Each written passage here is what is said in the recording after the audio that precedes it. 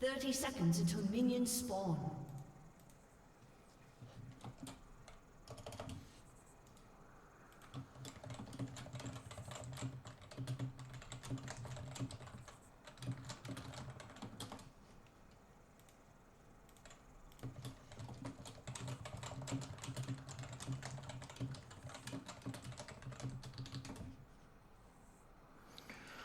Holy fucking shit, this is getting really fucking irritating. Okay, this is what's going on. The shit is fucked. The shit is completely fucked, okay?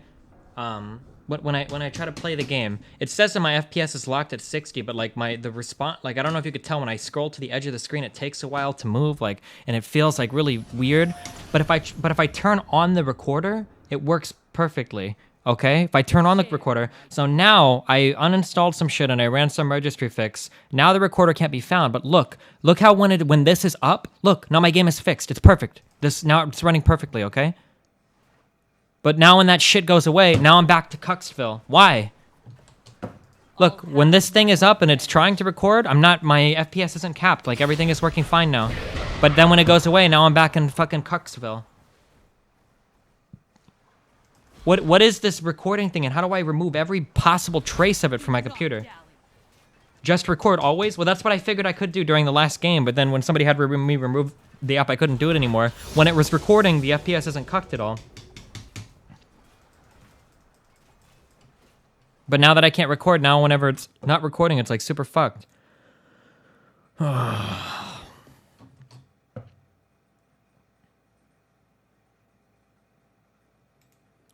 Contact Microsoft support and they'll remote and sort it out for you?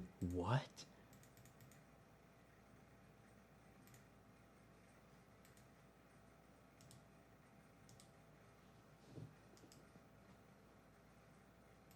I guess I'll try restart. I don't remember if I restarted since the registry update or not.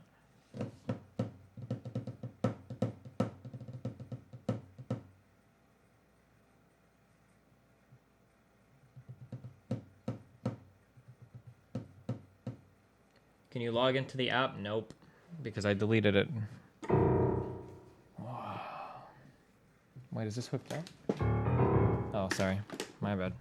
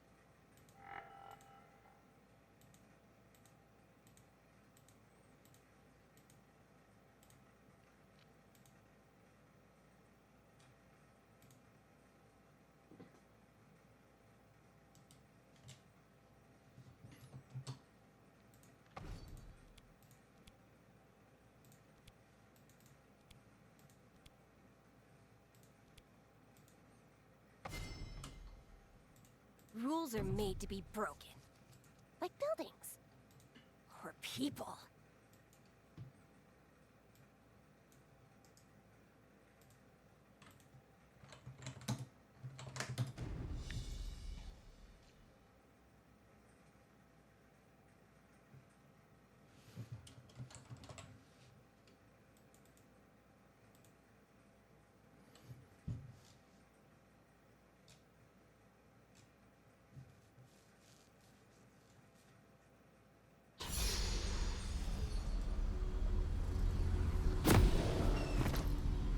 God damn it. Oh, wait. I'm crazy. Oh, no, wait. Are we good now?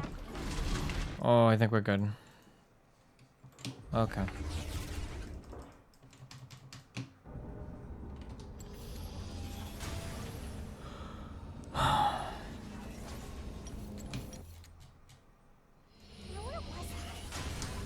Right, we can have it. Welcome to Summoner's Rift.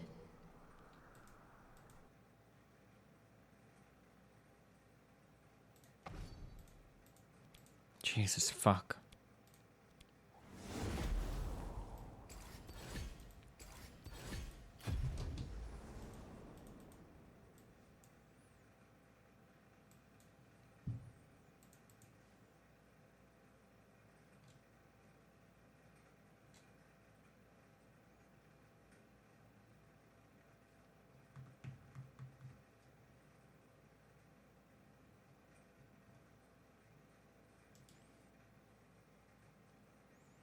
Why the fuck would Microsoft cuck you so fucking hard with an update like this? Holy shit.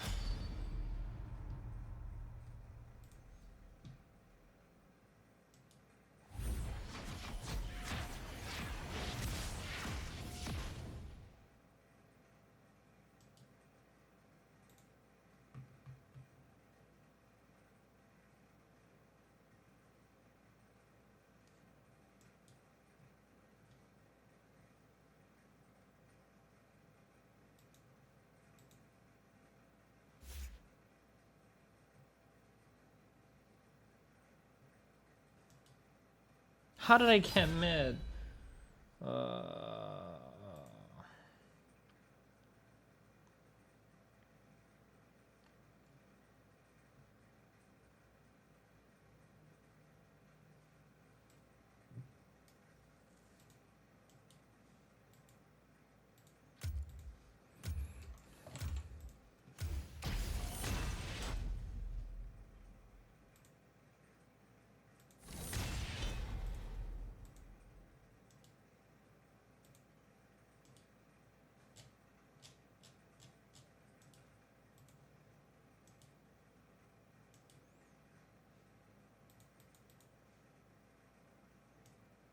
So what happened to Destiny's stream? Isn't it on right now?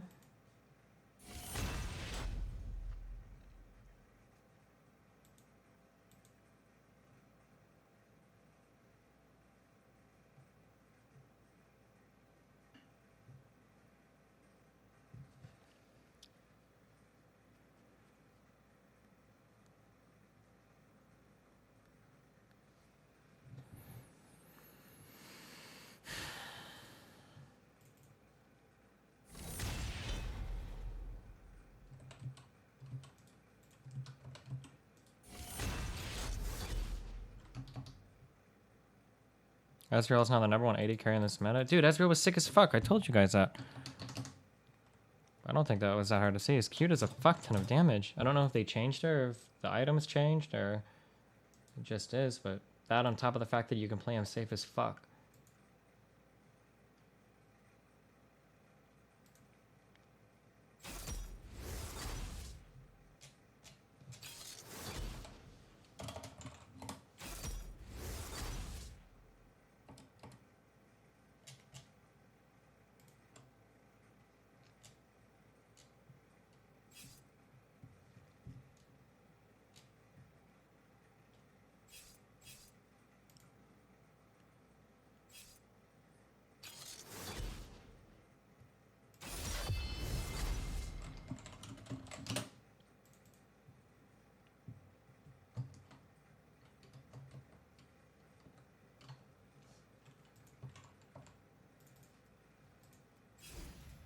Don't you trust me?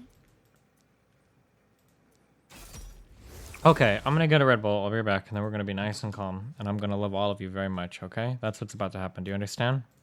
Do you believe me?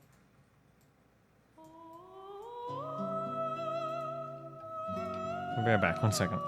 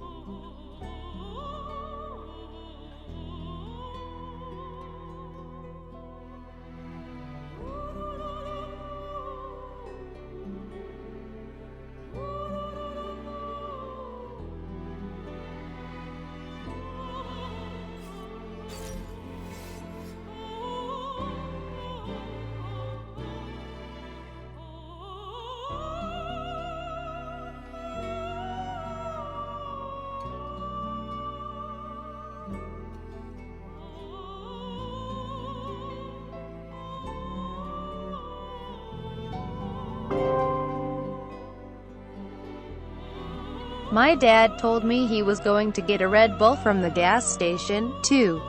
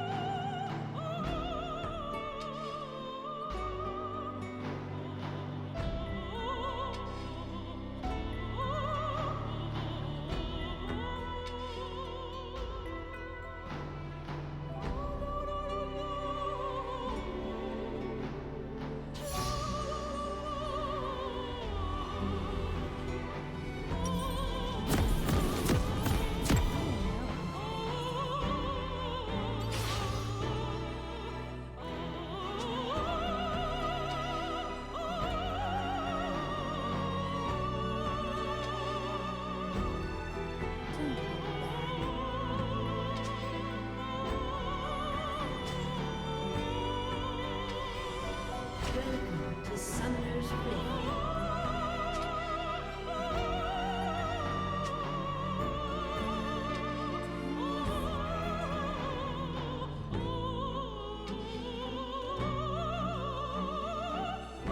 Seconds until minions spawn.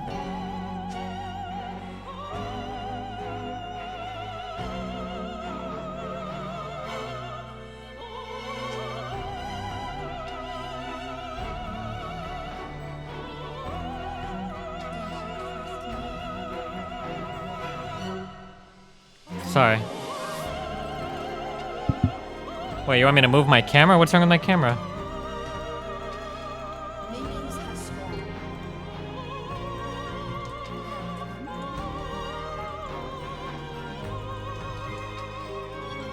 Oh my god, I know I'm getting cooked. Nice, man.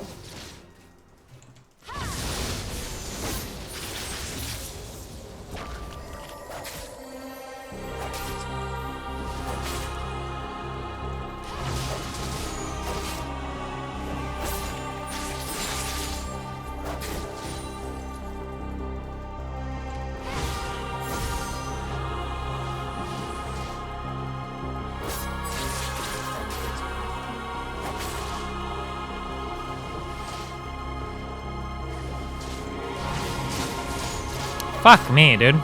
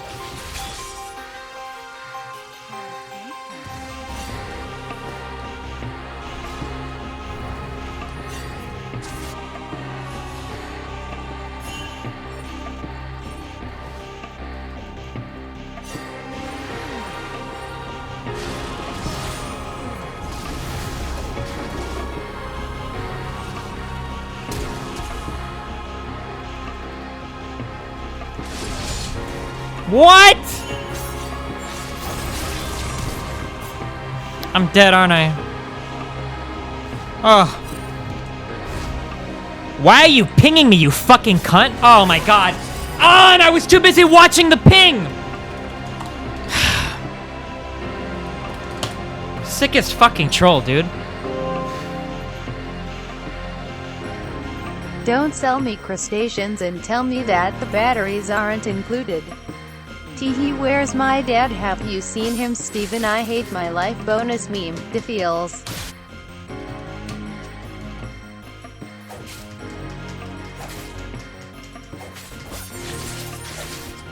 The Soraka fucking Q-sniped me. So he's probably just queued into the game to act like a fucking faggot. Why did I come back and play this fucking game? This is probably my last game, and I'll play the games tomorrow. I'm not in the mood to do this shit today.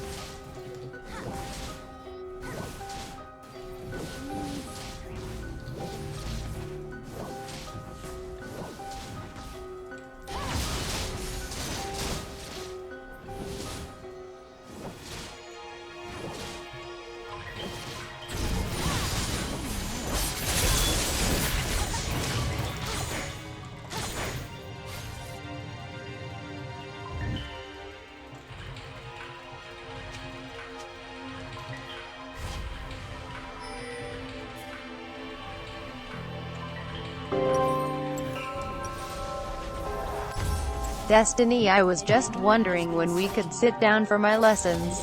Please respond. Also, my new job is going well. Oh, nice job, dude.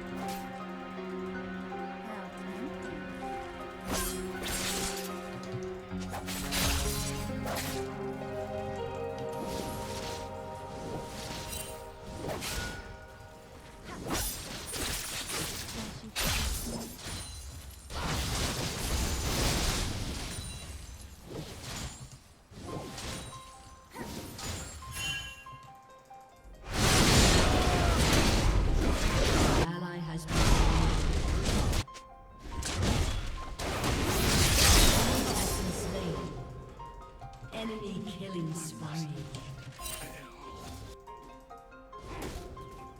I know what they desire.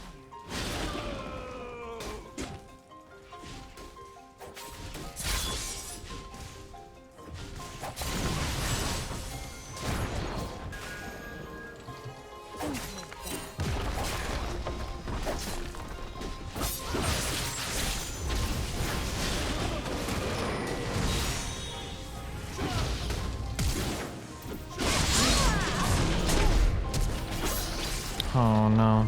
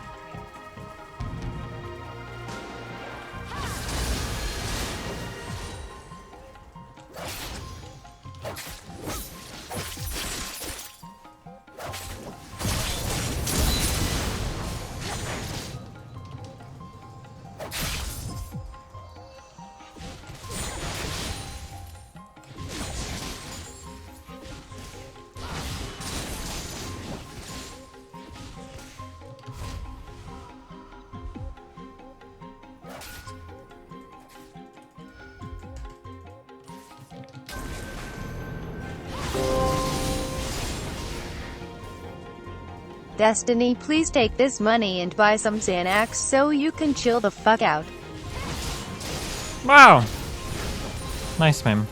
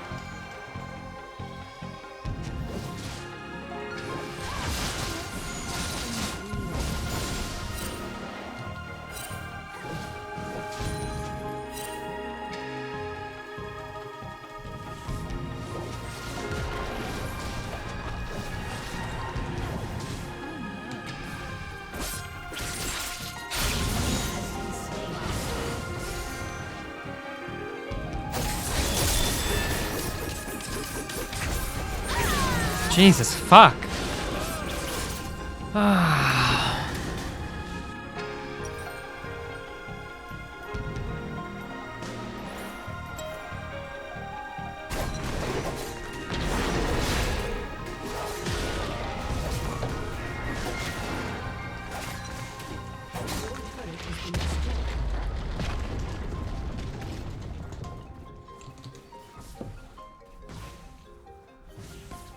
Don't you trust me?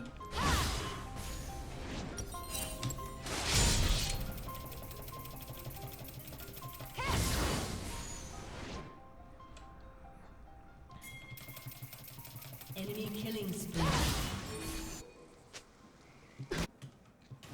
Shall we?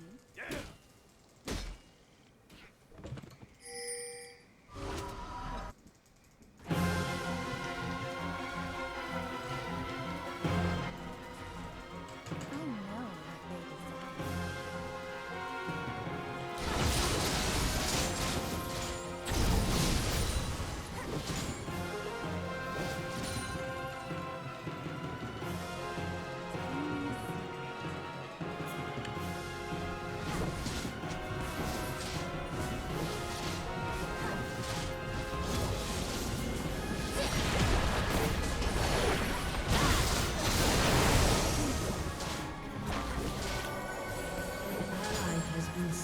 An enemy has been slain.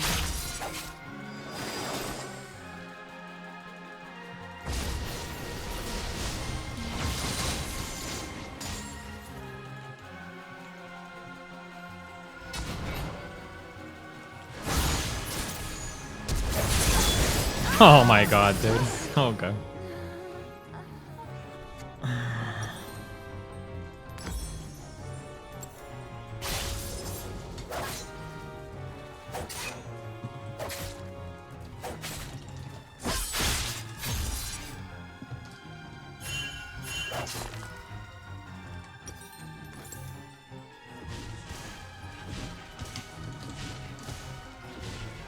If you mute people in this game, does it mute their pings as well? Or does it not? I was never actually sure of that.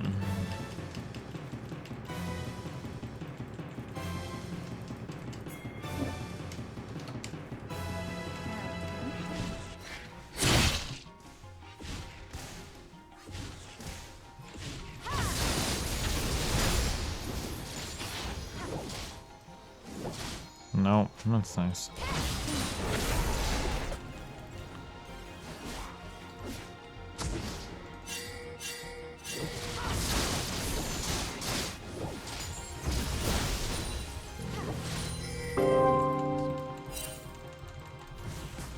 I'm sorry I misled you with the PowerShell command memes.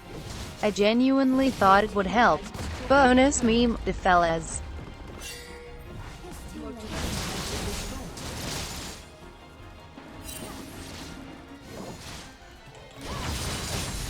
Nice, man.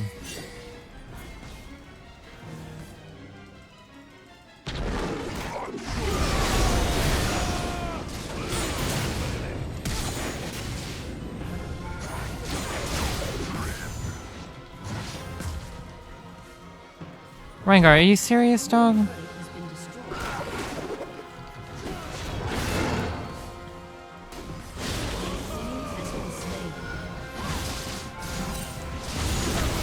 Oh my god.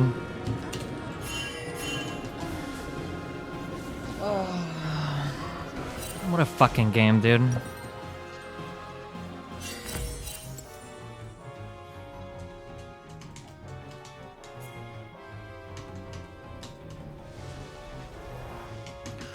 I'm really irritated because if Soraka wouldn't have fucking rage pinged me at the beginning of the game, I wouldn't have fed that first blood to Katarina, and it fucked my lane so hard. Like, I'm so fucking irritated that I let that fucking retard, like, divert my attention like that. It was so stupid.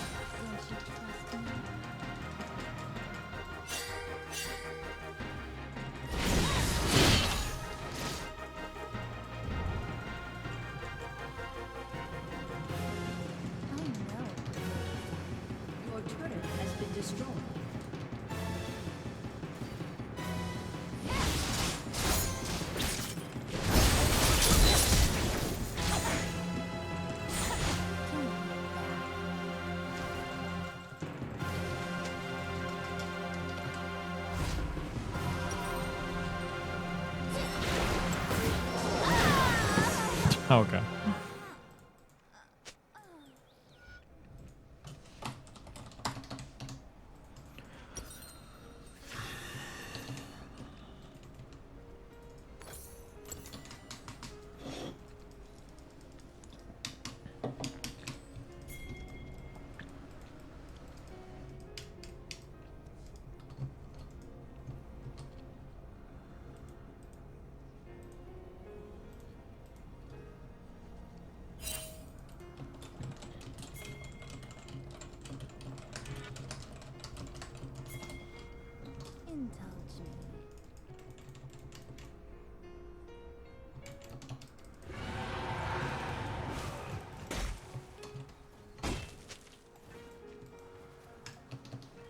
Killing spree.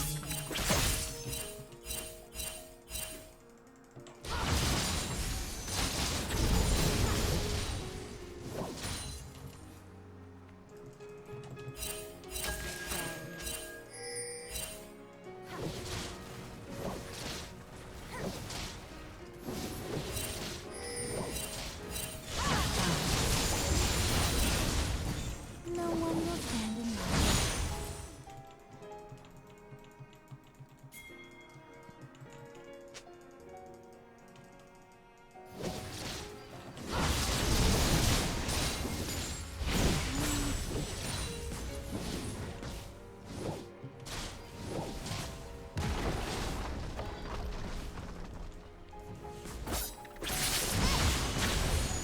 Nice.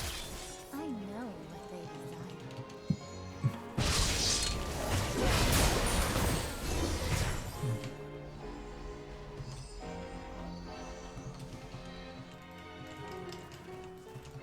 Tell me a secret.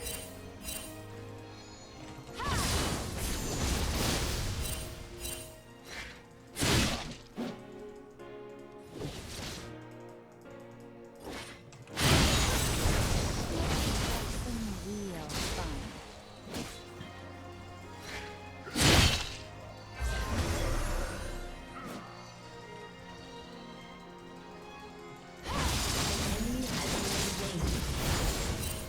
me. Has been slain.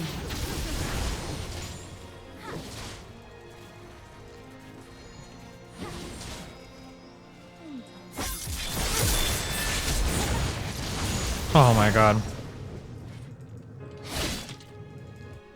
Shut down.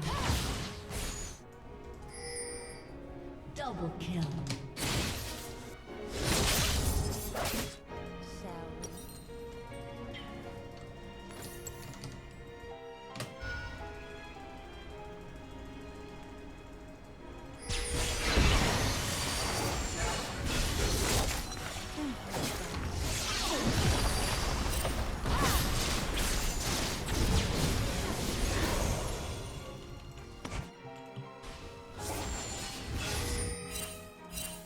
How tempting.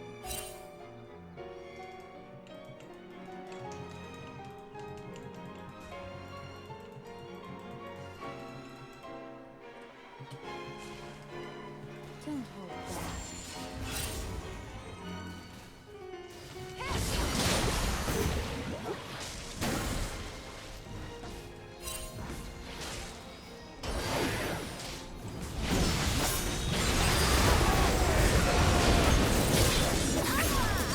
Godlike.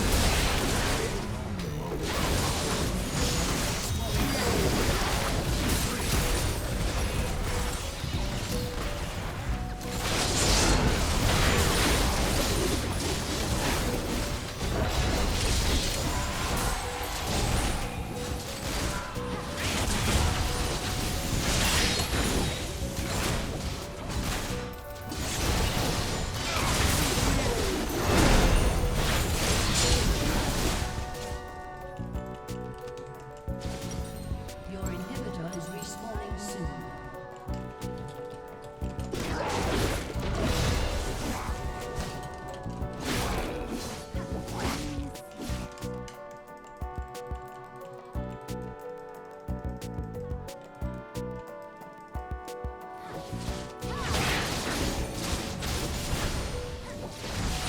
They've exhausted their youth.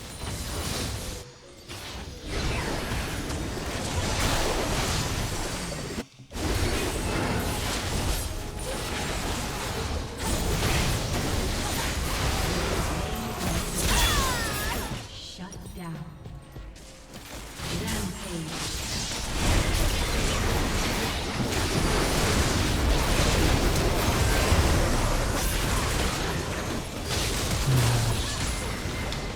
Hope the Soraka fucking kills himself. Holy shit.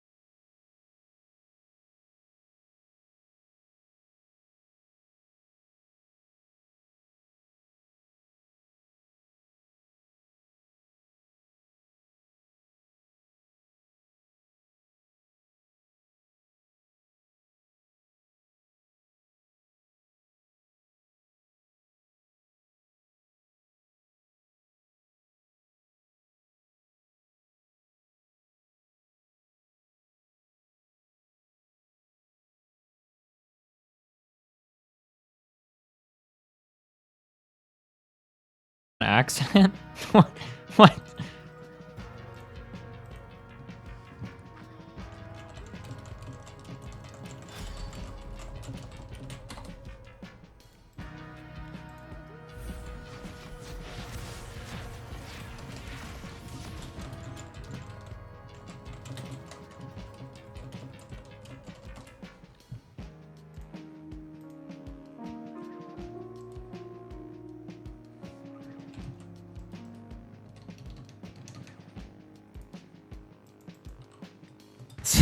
So this was an accident?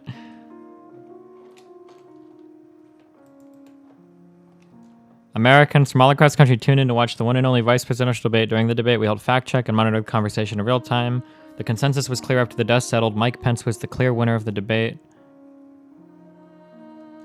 Was this supposed to be for today?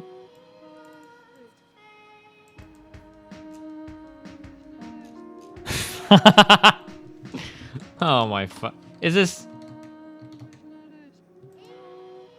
a mistake? I don't understand. That was the other day. Tonight is the presidential debate. Wait, what? No, the last one was the presidential debate.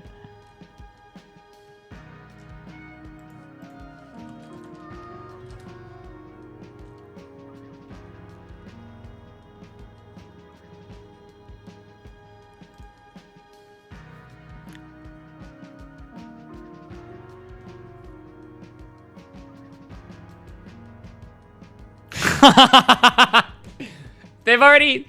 Who's in charge of this? This is probably... Do you think this is WordPress on the back end? Would you call this the back end or the front end for the people?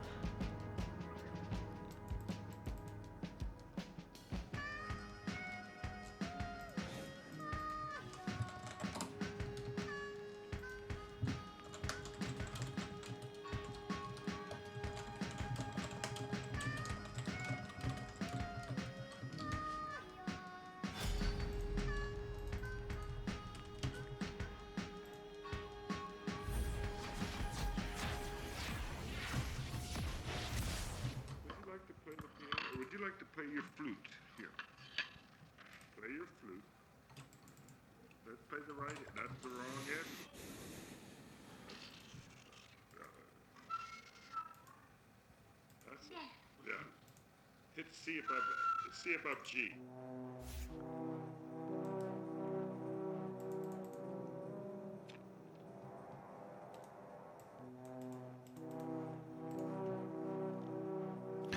Oh, I'm sorry. Okay. The one argument I had with that one dude inspired me to try to share my point of view, even though I... hold on. Okay.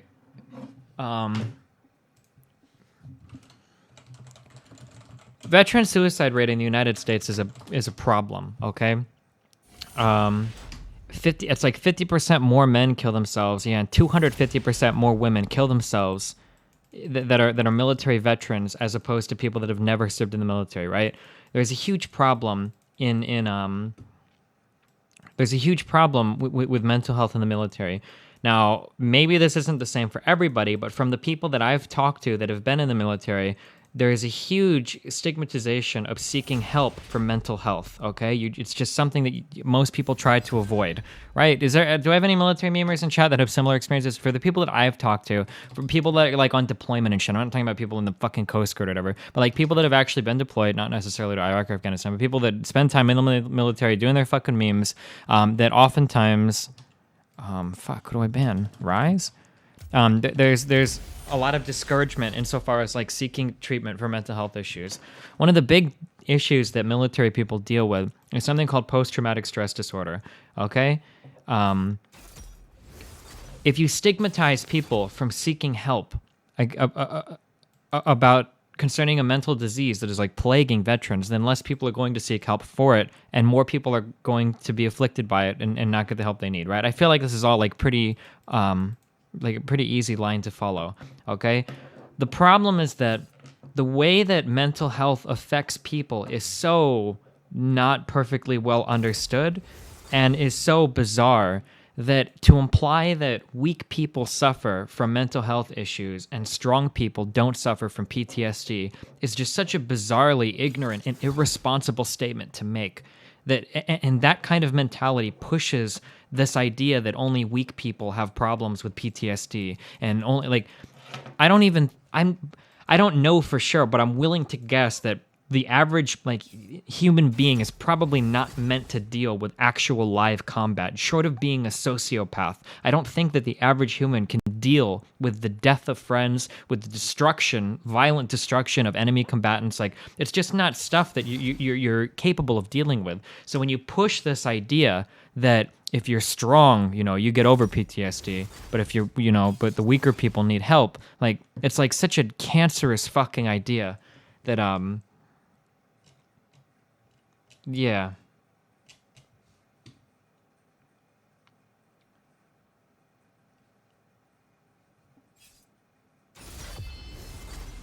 There are a lot of fucking people with fucking anime avatars that were all arguing and fighting with me, saying that Trump's statement was perfectly fine. And I was getting like, I was getting so fucking rustled last night. Holy shit.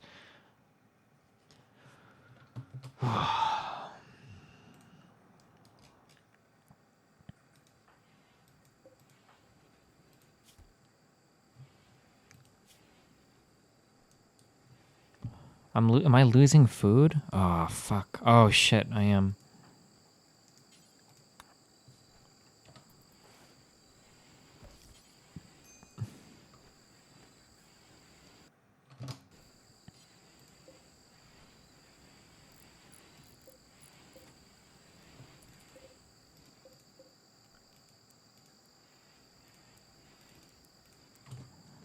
Hopefully 2 coolers is enough, do you think?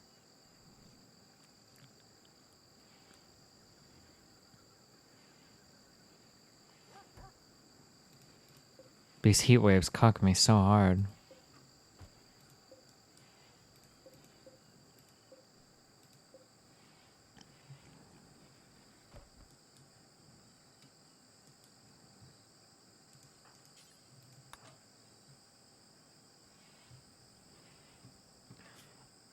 It'll sound like a Trump shill, but I don't think it was that bad. It sounded more like he was trying to pander to the people. Okay, listen to me, okay? When you are a leader, okay, we are talking about vying for the most prestigious and powerful position to have ever existed in the history of all of mankind. Do you understand that? That the President of the United States is almost inarguably the most powerful individual in the free world and has more influence and more capability to do good or bad than probably any individual at any point in history, affecting more people, right? So when you're vying for that position, you can't continue to use the excuse that you were misheard, that you misspoke, that you phrased something poorly. You understand that you can't get away with saying that ignorant kind of bullshit, right? That it doesn't work that way, right? You can't be like, well, like, especially when you consider that the President of the United States is the commander-in-chief of your military, that you can't make a statement. We could go and compare Trump's statements on PTSD to, say, like, Obama's statements on PTSD, right? Like, you can't just continue, and Trump does this over and over again. Well, I was, you know, I misspoke, and, you know, well, the media is misquoting me. Like, we can go and read the direct fucking quote, like, people misspeak sometimes. Yeah, but Trump isn't misspeaking sometimes. He consistently says stupid shit over and over and over again.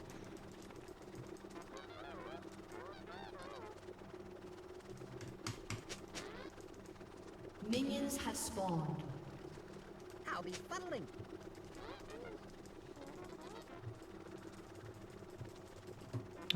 Who am I laning against? K-Dog. Alright. It's smaller than the diagram.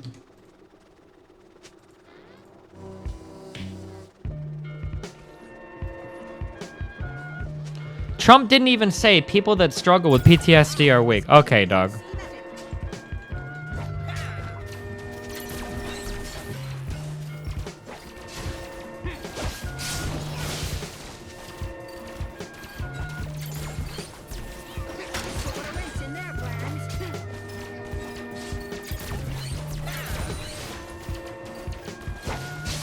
Pretty sure Trump's exact quote is something like, these guys in the military need help because they're not strong, you know, like you guys in here. I'm pretty sure that was like exactly his quote. But I mean, we can go and look it up after the game if you want.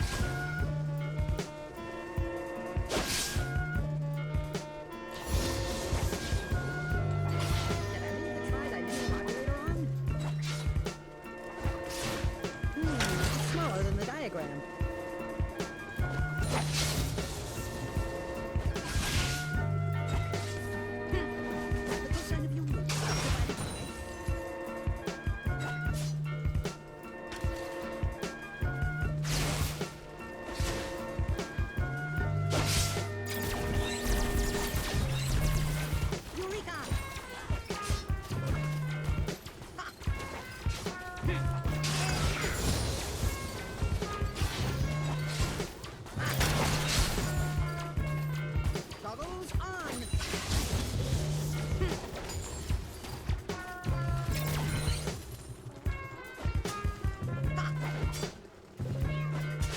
I don't fucking see it at all. I don't know how Destiny does. It's really confusing. Are you... Wait, about the Trump... I'll read it after, I guess. Maybe you guys... Maybe I might have a lot of English as second language people in chat, I guess, is possible.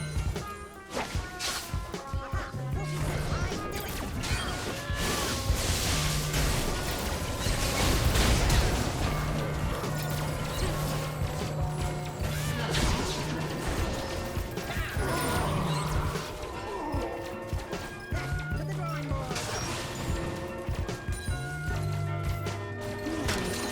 than the diagram.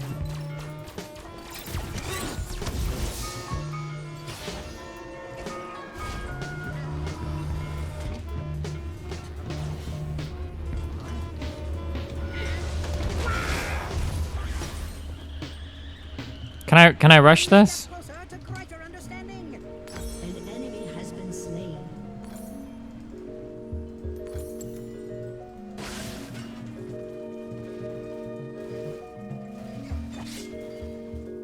Not enough variables. Not nearly enough dials.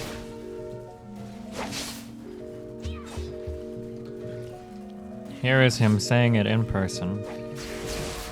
When you talk about the mental health problems, when people come back from war and combat, and they see things that maybe a lot of the folks in this room have seen many times over, and you're strong and you can handle it, but a lot of people can't handle it. And you're strong and you can handle it. Like... You realize what the implication there, right? Is that the guys in that room are real strong, so they can handle things like PTSD, and a lot of people aren't strong enough to handle it, right? Like, you see the... Is it really that much of a stretch? Every problem solved is another revealed.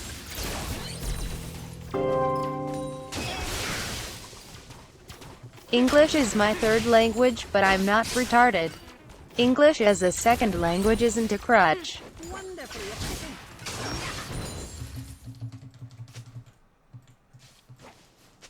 How did this guy, like, nuke, like, all of my fucking HP? Yes, hurry. I have important work to get back to.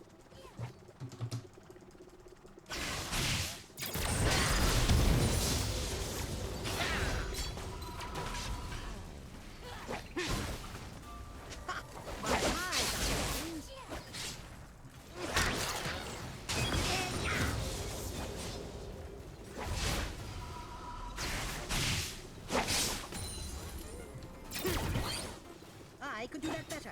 Just leave! Go! Leave! I'm fine. Oh my god. He's doing it, dude.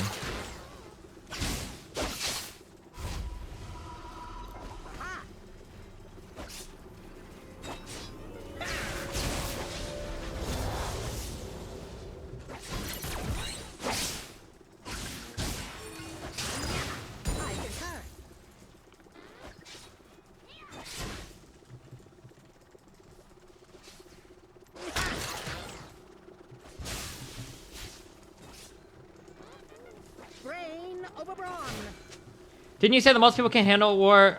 Is it that unreasonable to call the people that handled war and didn't get PTSD strong? Yeah. Never mind, dude. Maybe not. My bad. I don't know. Never mind. That guy that I argued with on Twitter is fucking retarded. Or on Skype. I changed my mind. These conversations are wasted on people, I think.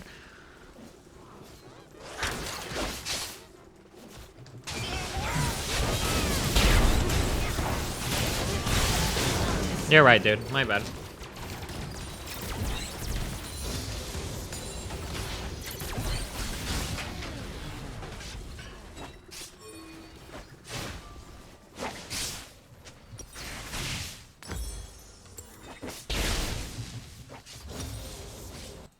Shouldn't have gotten close enough for him to ult me. I do love a good conundrum.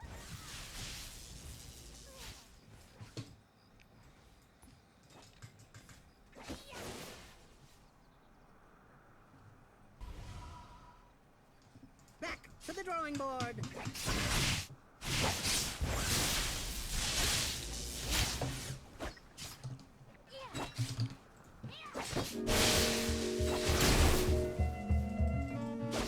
Not enough variables. Not nearly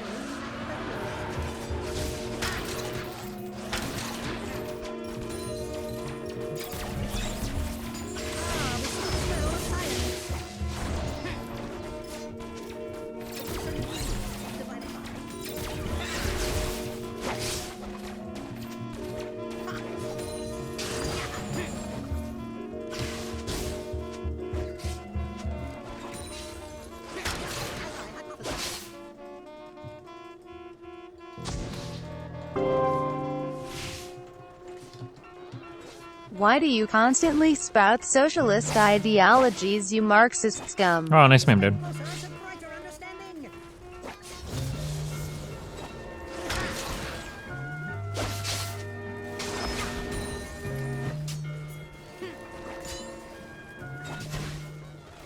Order, a never-ending cycle. Or is it?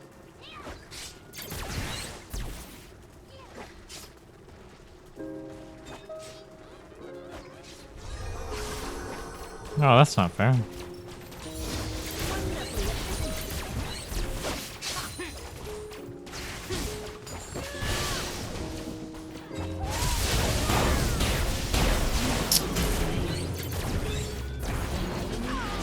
What an idiot. Why would he walk back to it? Has slain an enemy. Jesus Christ. At least his flash is down. Holy shit. Alright, no more of this bullshit.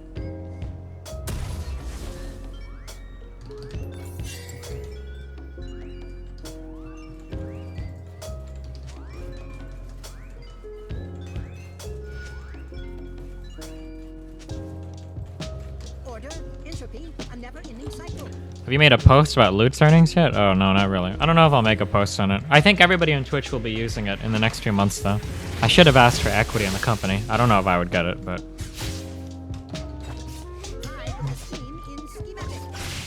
Maybe I should try to have that conversation. That could be like my big payout, dude. My big esports cash out.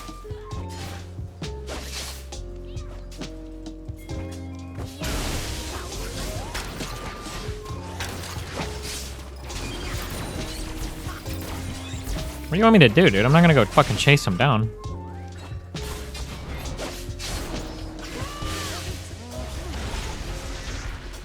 Fuck, this is such a retarded waste of my fucking time. Why did I let these fucking idiots ping me here? Fuck! It wasn't even worth the gold I lost. Oh, this guy's watching my stream. I'm sorry, my bad. Good job, guys.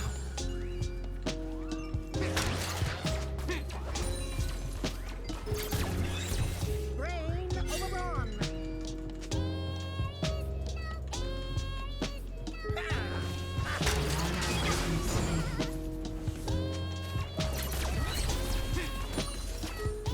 Back, you dirty ape! Back! Ah, the sweet smell of science. Ha! It's smaller than the diagram.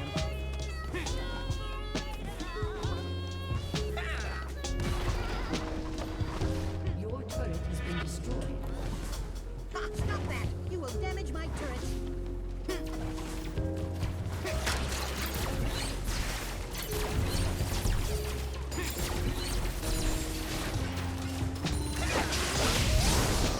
Every solved is another reveal.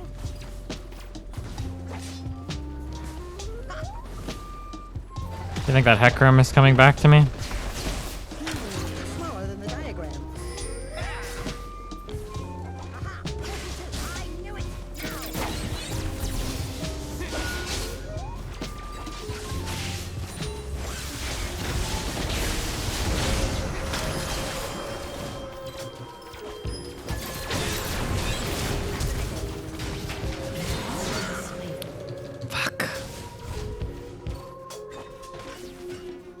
Fuck, not having vision in that bush. I didn't move close enough when I hourglassed.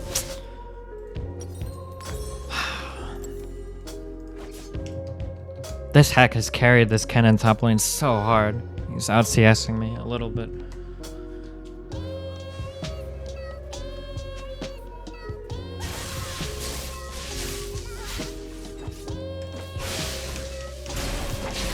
Has been slain. Let me fix that.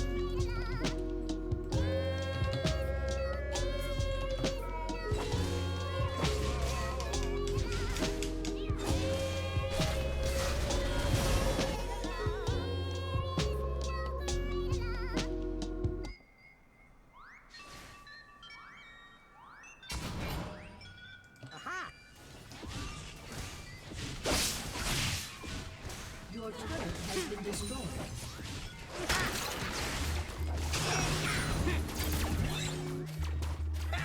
Did I try that mini modulator on?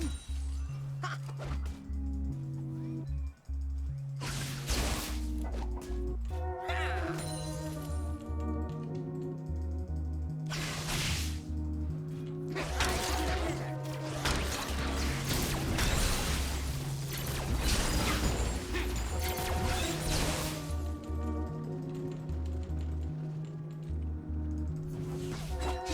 Very interesting.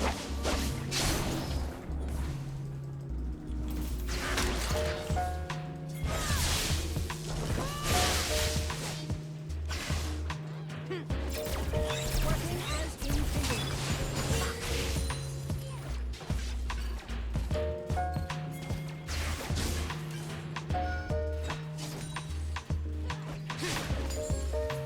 It's smaller than the diagram.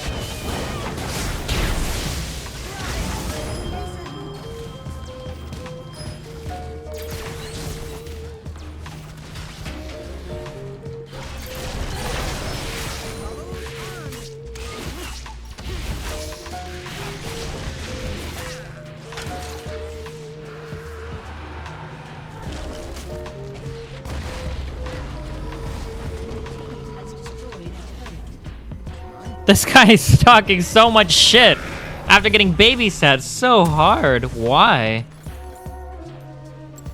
I concur.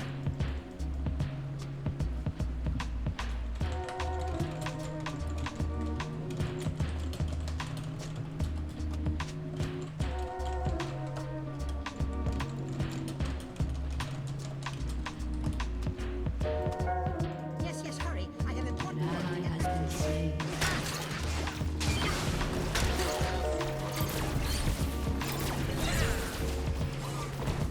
An enemy has been slain. Enemy double kill.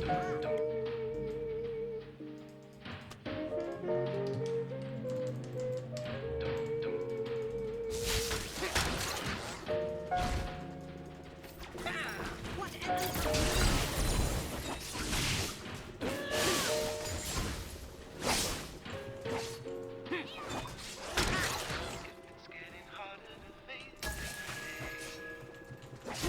very interesting.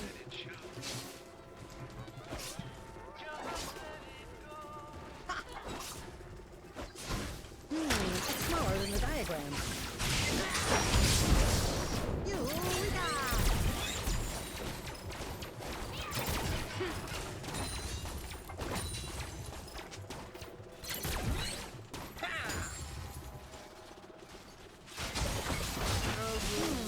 Fix that.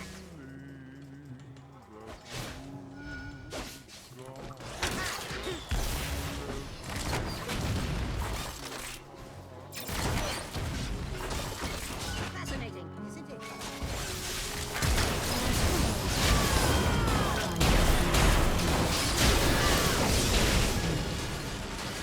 Fuck me, dude. Slain.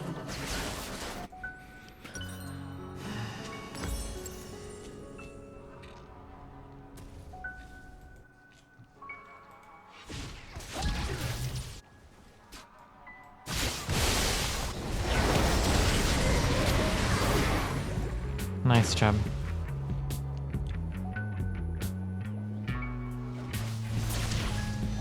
Turret has been destroyed. Deliver on board.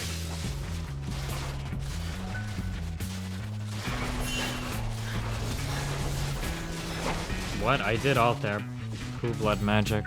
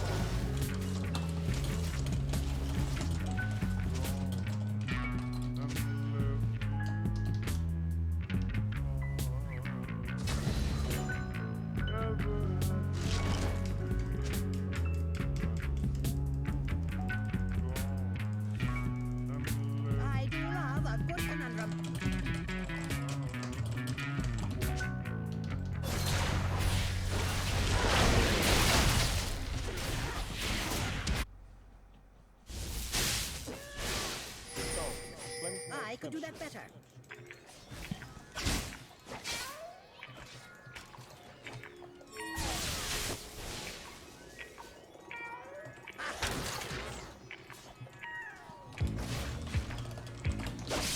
One step closer to greater understanding.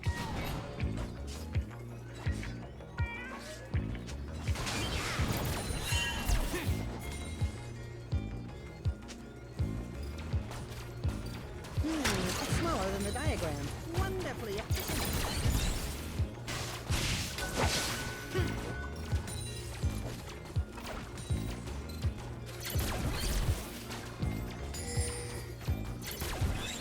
This behavior is highly inefficient.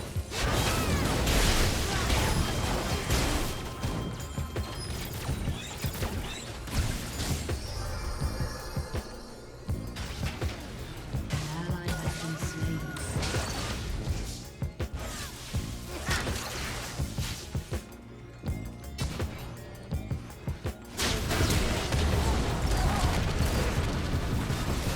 Ally has been slain.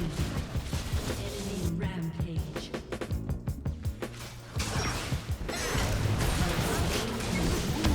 Smaller than the diagram.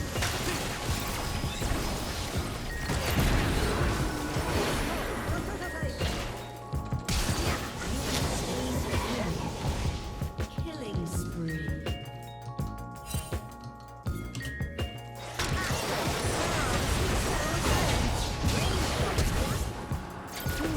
Smaller than the diagram. An enemy is on.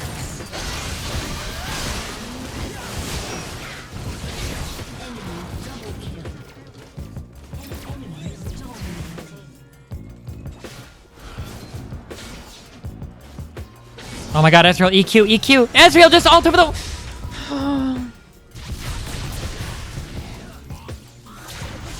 Thank you.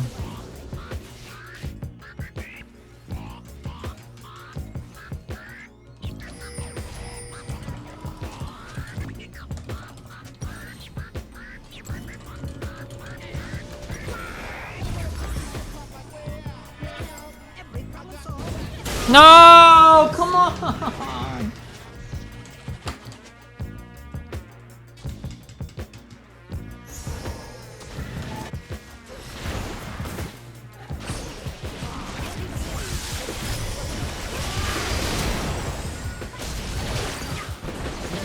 Has been slain.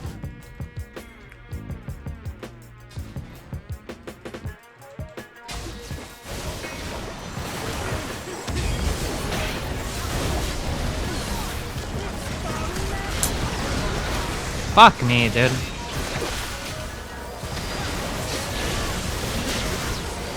Nice job, Nami.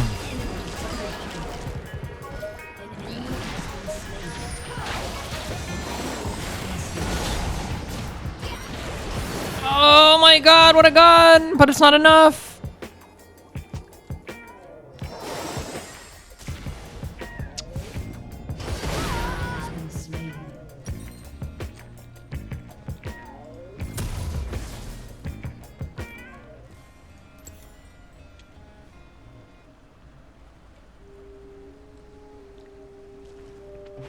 By my calculations,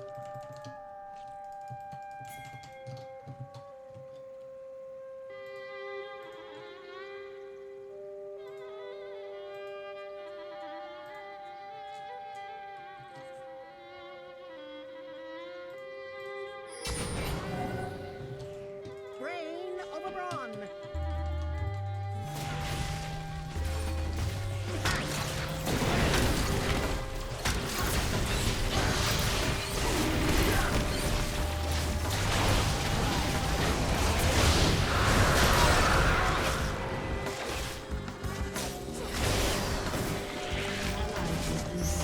Where? What?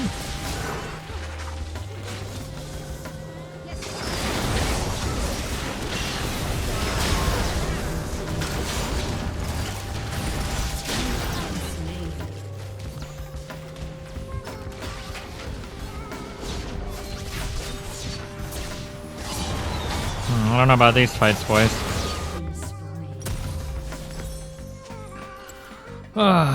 It's back to plat 4. Nice fucking memes.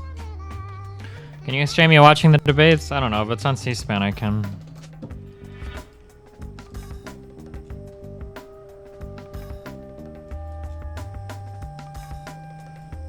Can you guys stop opening and closing the fucking doors? Holy shit.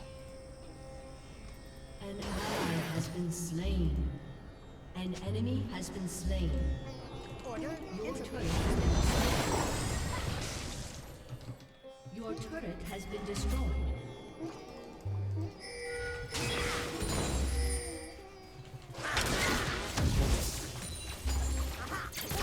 I knew it. Now, what was the question again?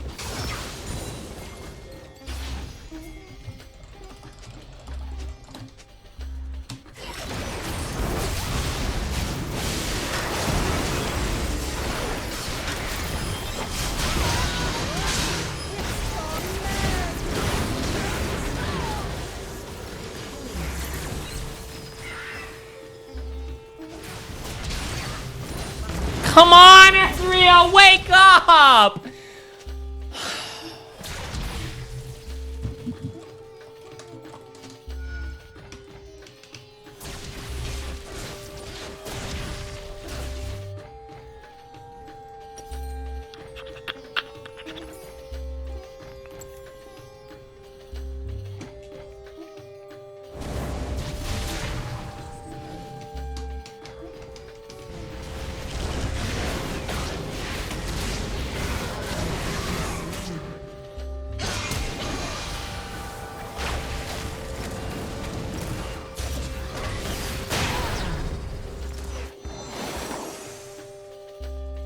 I concur.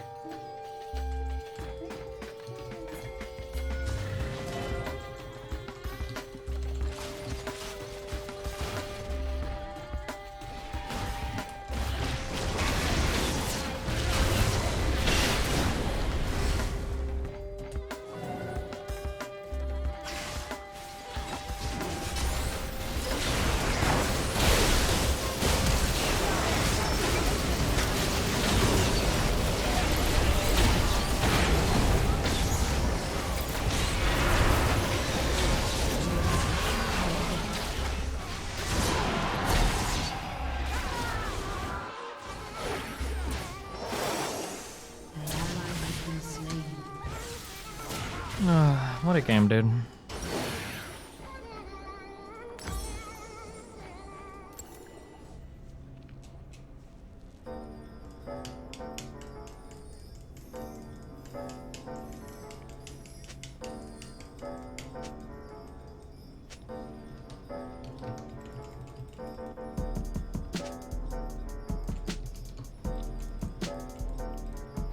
Just as I hypothesized.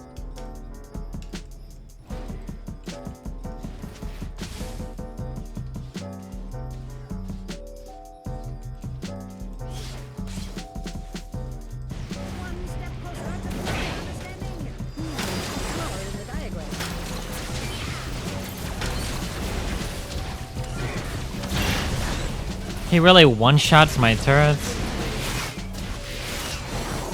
Nice meme, dude.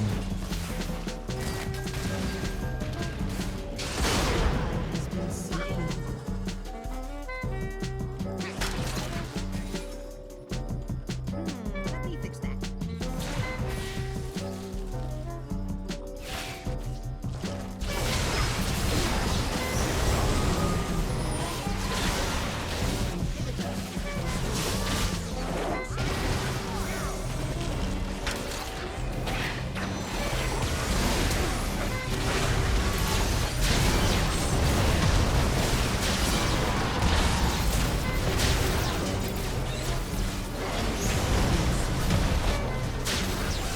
What a great set of games.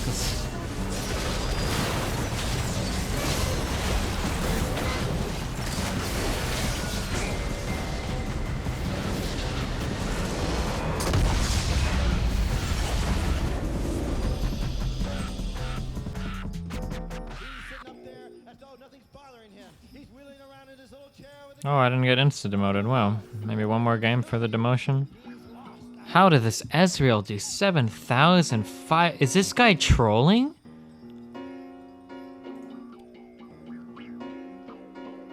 What the fuck?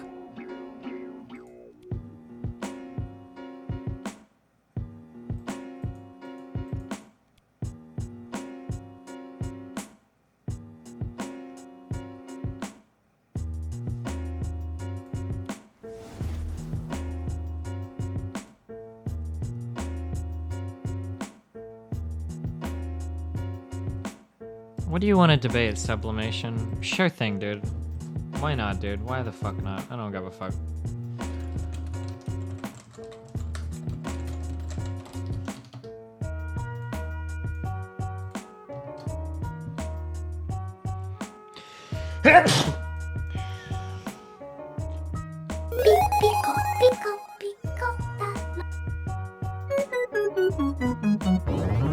PPAP.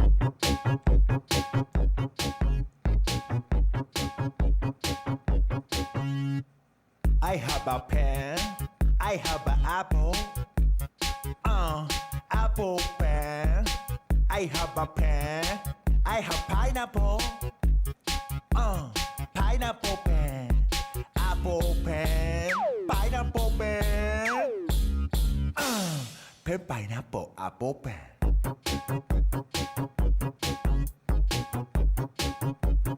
Pen pineapple apple pen.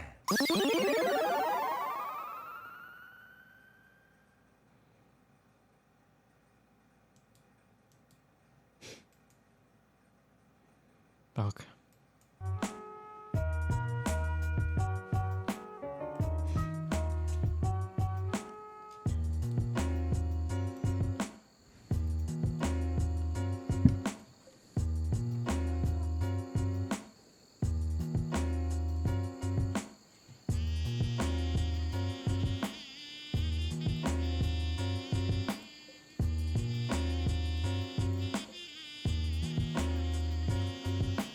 Do you think passive coolers are worth it?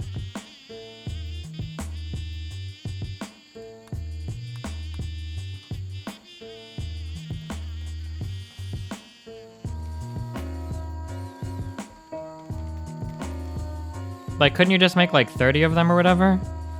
Like, wouldn't that be the shit? Oh, wait, Spike, you're done. You're gonna go garden, dude. We don't have time for you to sleep all day.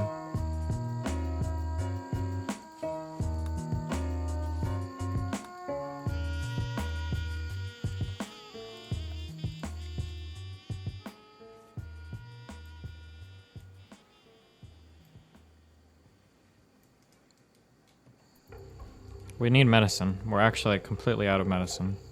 You're just gonna harvest one fucking thing? I hope you fucking commit suicide, you worthless fucking cuck.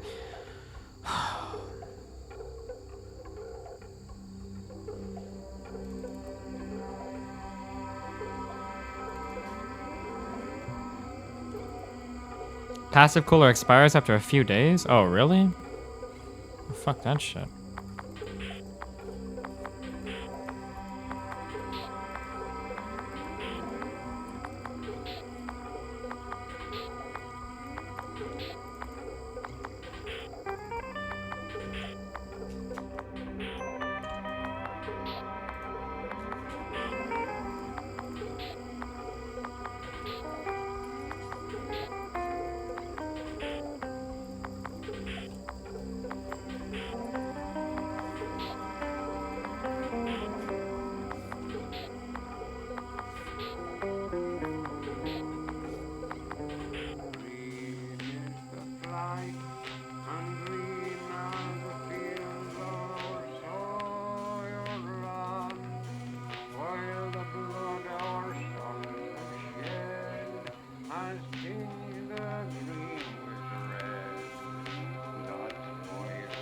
So how do you make real medicine in this game? Can you only buy it?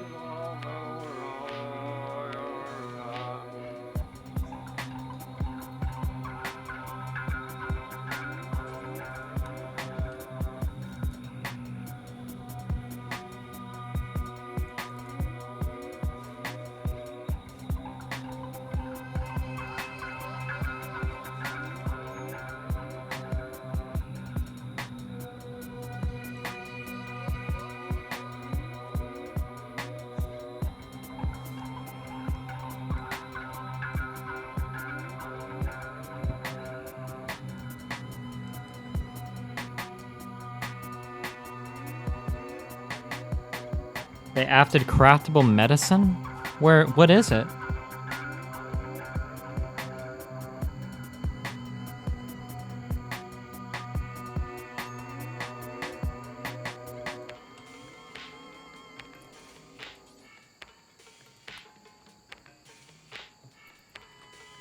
You have to get the medicine bench?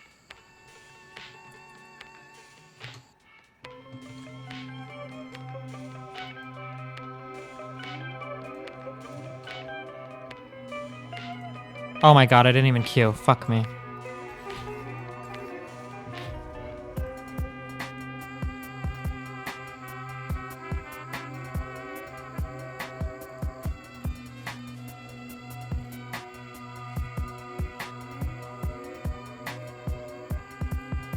Nutrient paste dispenser? Is that it?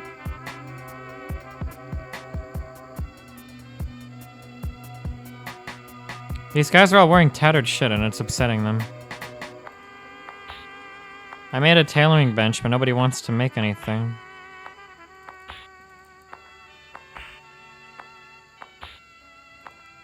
I guess that could be Jet's job, maybe? Am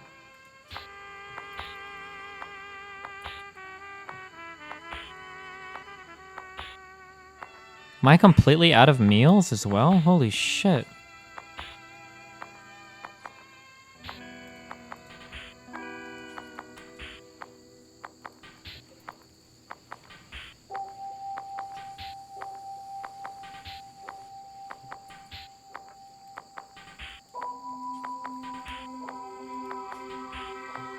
Oh no, I've got 11 simple meals left. Oh, I didn't see them on the battery here. They can get to those, right? There's not some weird cuck shit where they're not able to...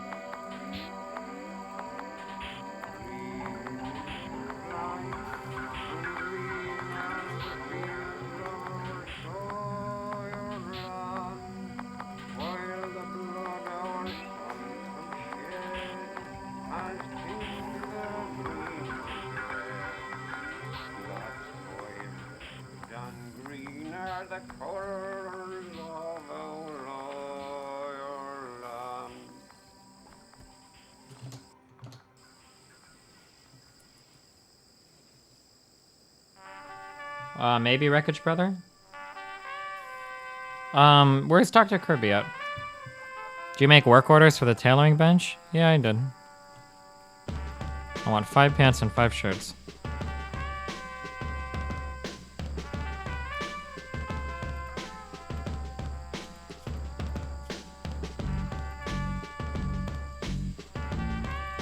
Oh my god, so much medicine now.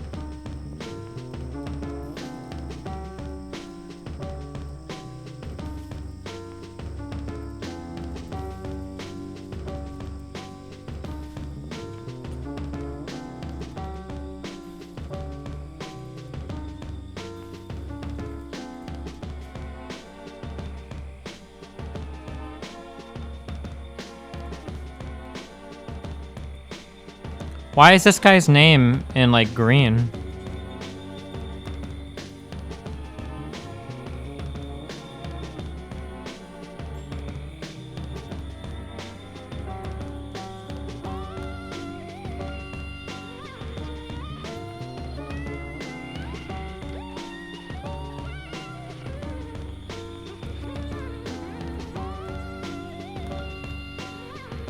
Weren't one of these guys easy to recruit? Yeah, this is 71% difficulty.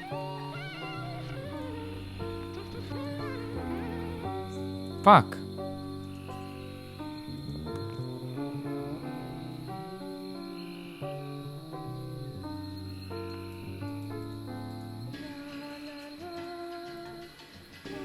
My workers fucking around isn't the problem. The problem is right now, literally every single fucking person has this sleeping sickness bullshit that takes 12 fucking months to get over.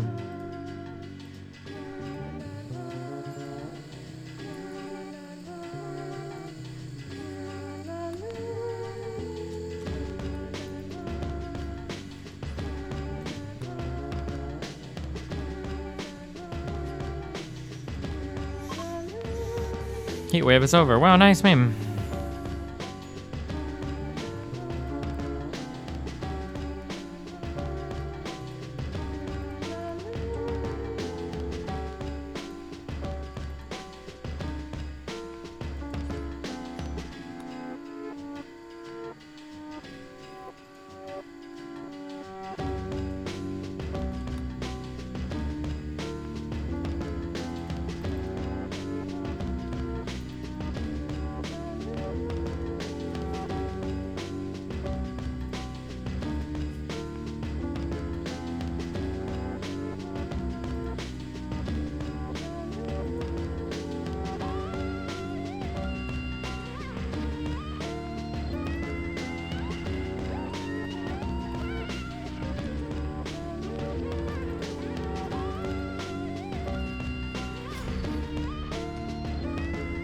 Get the comms console? You really think it'll help?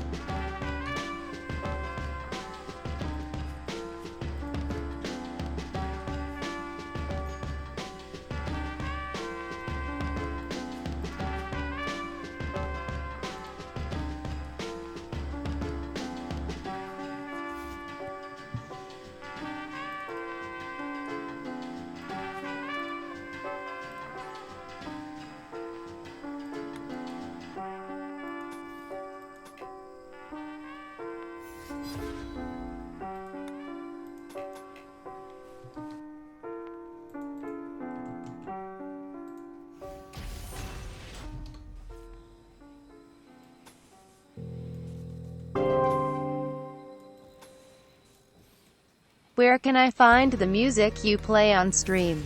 Shit is tight. If you believe, dog, you could find it anywhere. If you ask Chad, I'm sure you'll figure it out. I believe in you.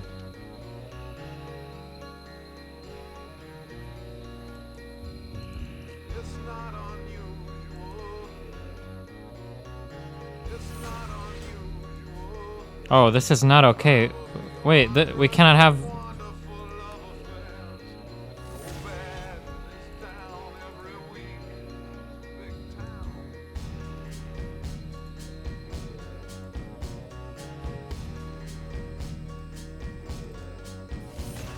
I haven't had any traders come by in so long. I have so much shit I would sell, too. Fuck this sleeping sickness, dude. I can't believe I got cucked by this shit again.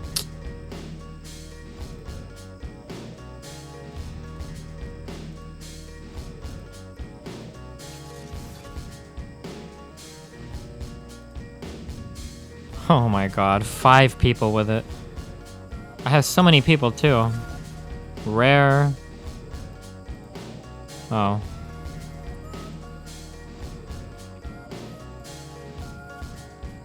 Do you think it's ever worth trying to tame this?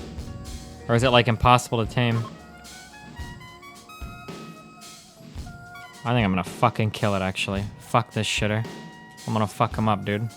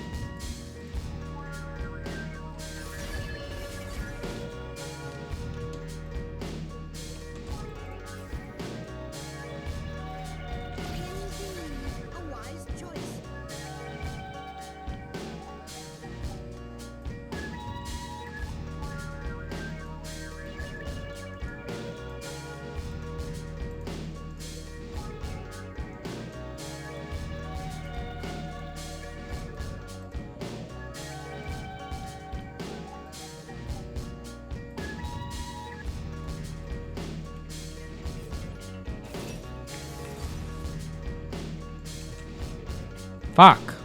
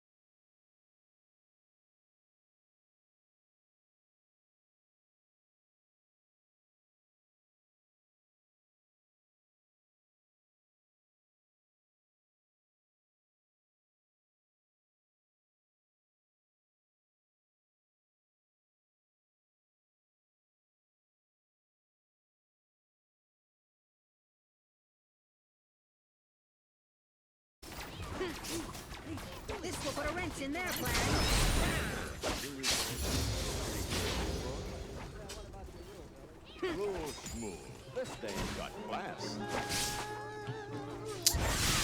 Oh, he's pushing. I think he could have froze me out of this lane really hard. Maybe he wants to be as well, I'm not sure. TP is better for lane than ignite? How is TP better for lane than ignite? Because you can get back quicker? I don't know, I like being able to kill bitches.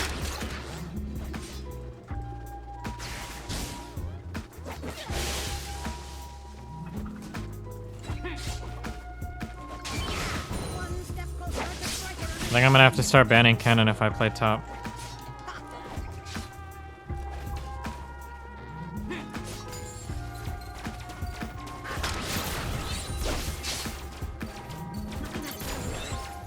Not nearly enough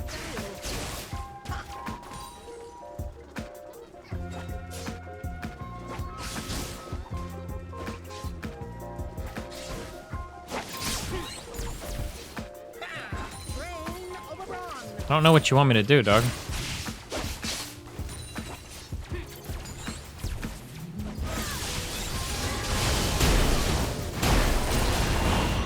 Fucking creeps, dude.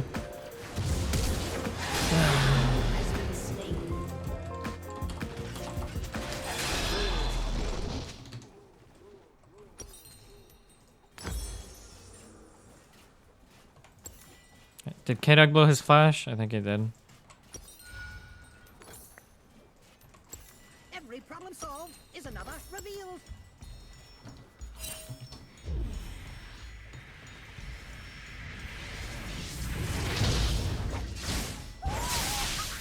TP is better for objective control, helping on other lanes, etc. Thanks, I had no idea, dude. So back to my original question. I said, how does TP help you in lane? I know what TP does, and I know that it helps for objective control and helping other lanes. Thank you, though, for that totally fucking random piece of information that for some reason you were compelled to type in a chat. Like, I didn't know.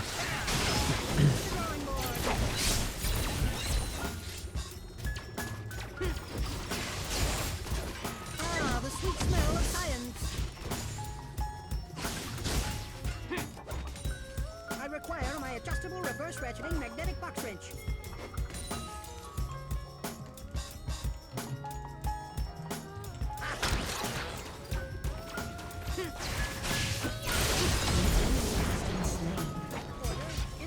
A never-ending cycle.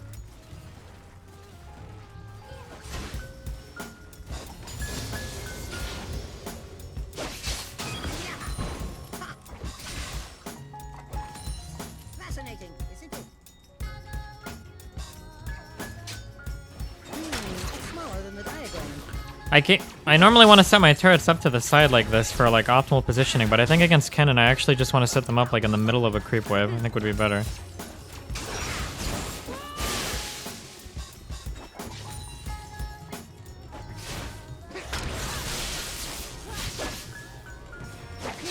Very interesting.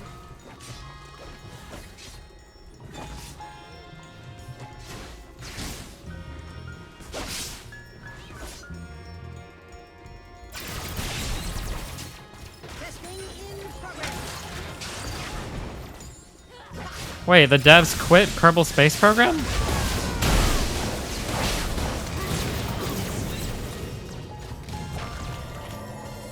Fuck me, dude.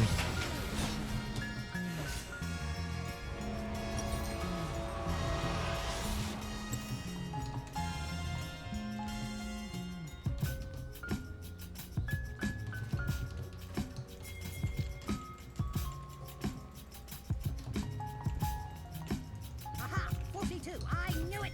Now. And what was the question again?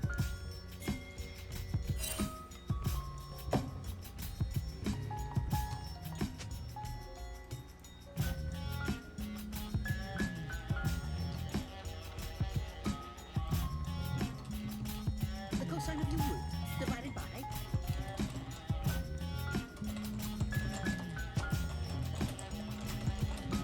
What? Dude, I ping this. I don't give a fuck if I die here. This calls for a prototype.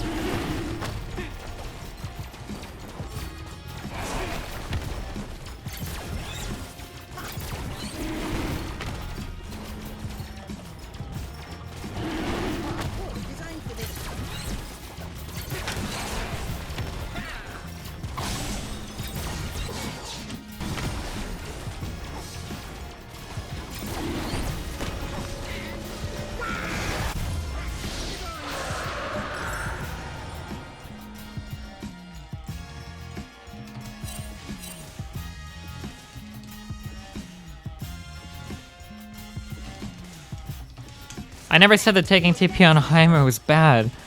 Oh my god. I went such a short fuse tonight, dude. Holy shit. Goggles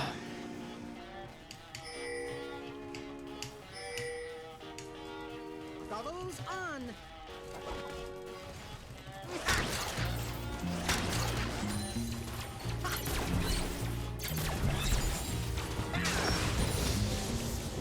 An enemy has been slain. Double kill. The Kennen DC'd? That's what he gets for playing Kennen, dude. I'll take my fair win today. Your team has destroyed a turret.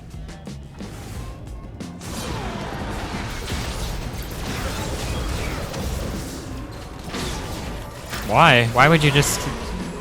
He's just tilted, I guess, maybe?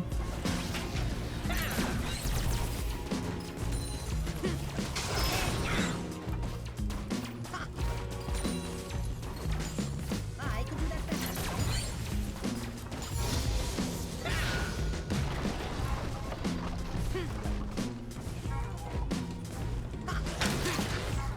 Oh my god, it's not in range. I mean, it kind of looks like it is. But... Oh wait, now it was? What?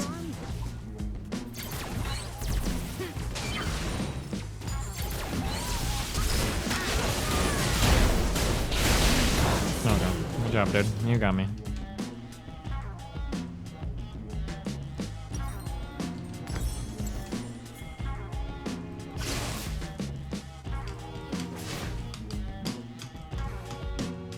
An enemy has been slain.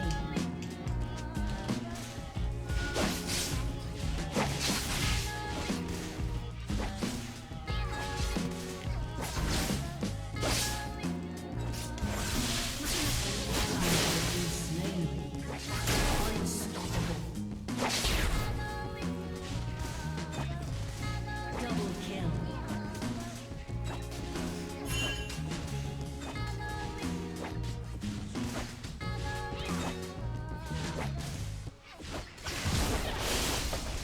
One step closer to greater understanding.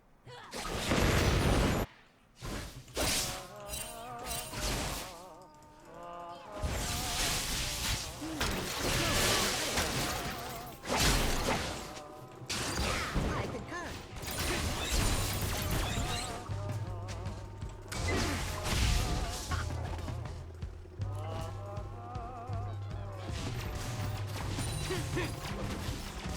Order entering a never-ending cycle.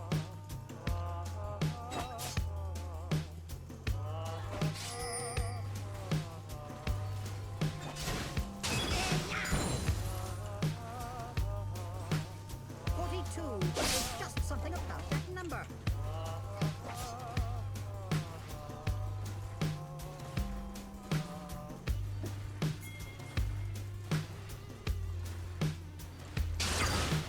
What an uncommon denominator. Godlike.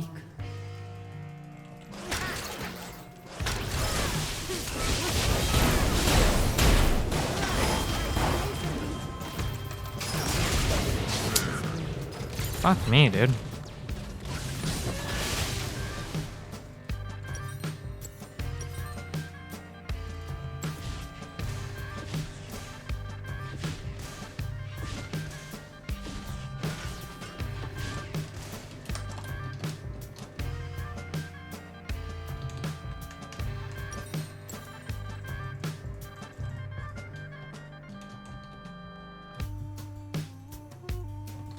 I do love a good conundrum.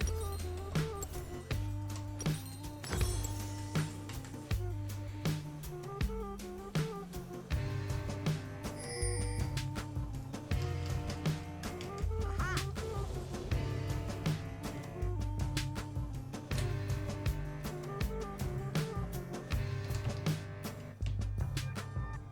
Yeah, Fox, welcome to my fucking life, dude. Holy shit. Win over bronze.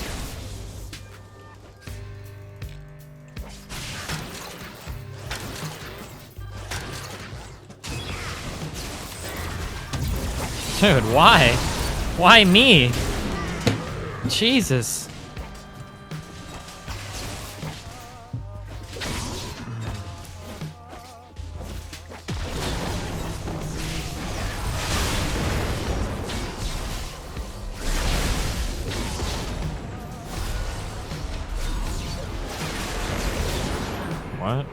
I don't know about that.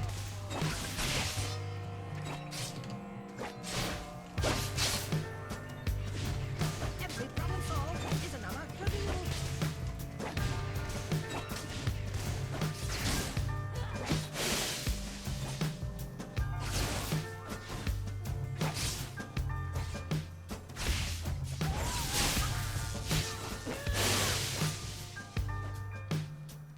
Wonderfully efficient.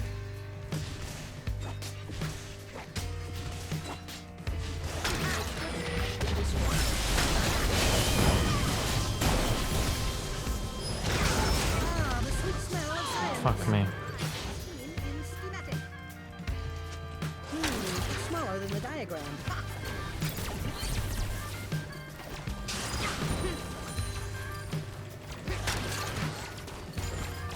Back to 38 rack.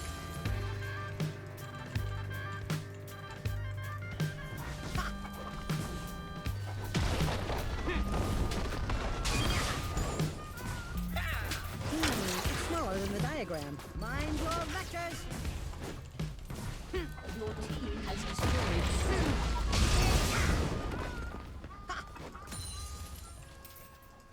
An enemy has been slain. Yes, yes, hurry. I have important work to get back to.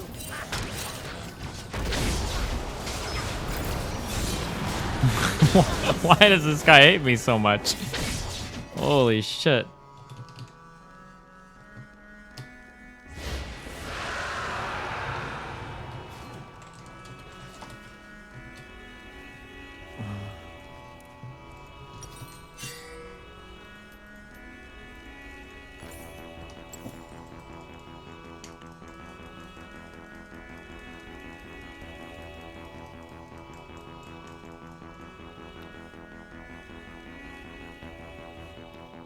By my calculations,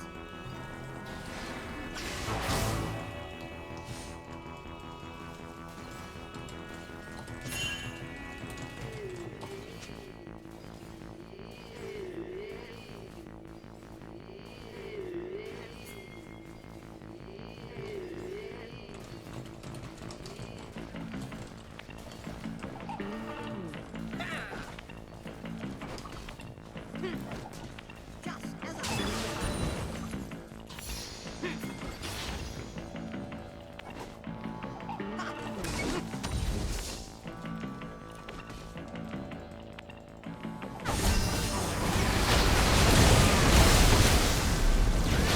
Has been slain.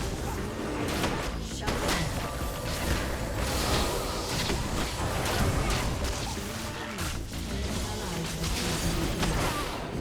You have slain an enemy.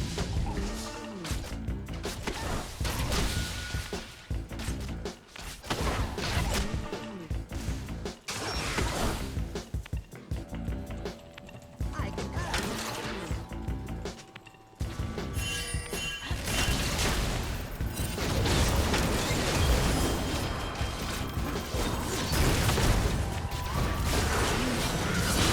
Fuck me, dude.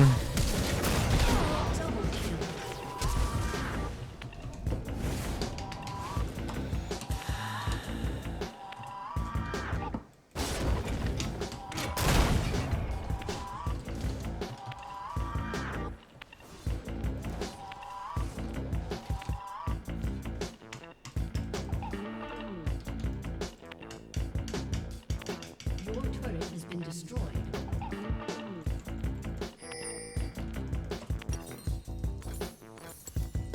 Just as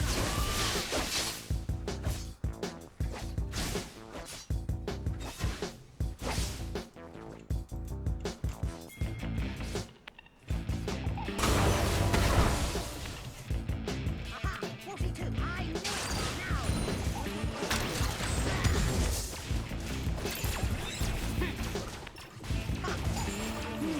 Smaller than the diagram.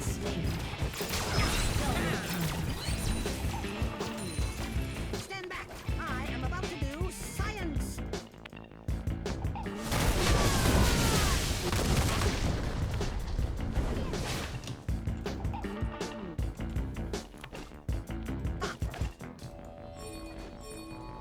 What an uncommon denominator.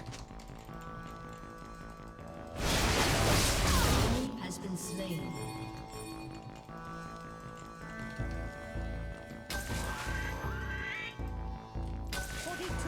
There's just something about that number.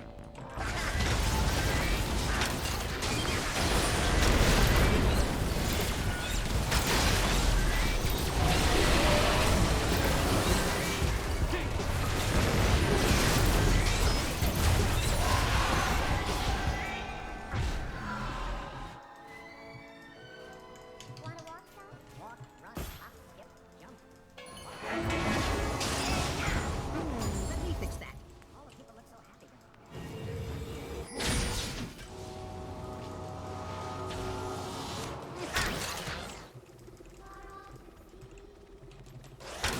Goggles on.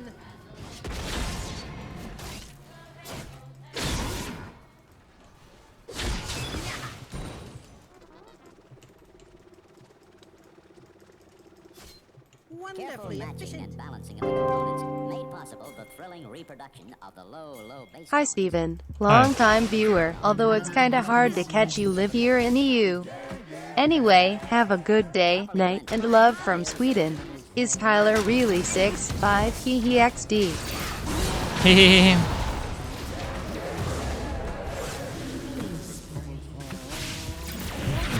Are you serious? Fuck me, dude.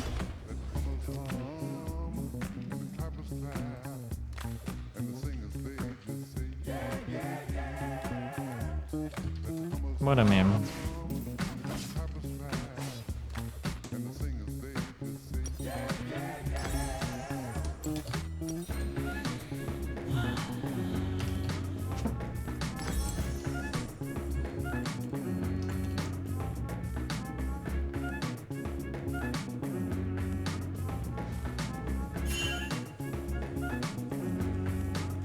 Shut down. I put this Enemy killing spree.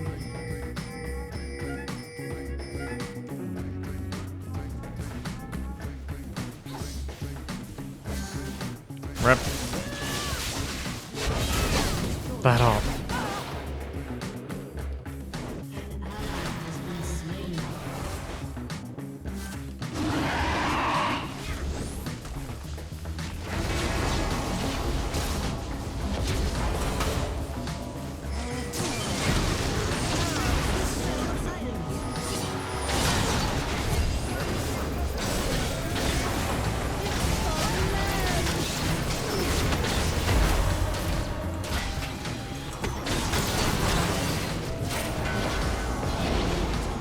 Nice meme.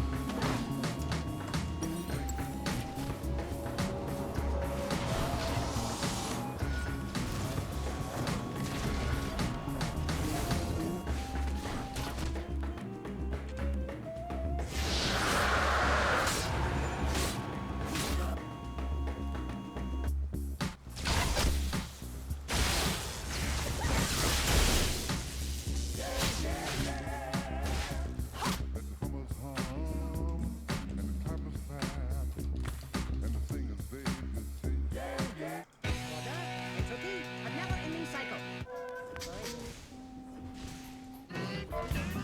Your turret has been destroyed.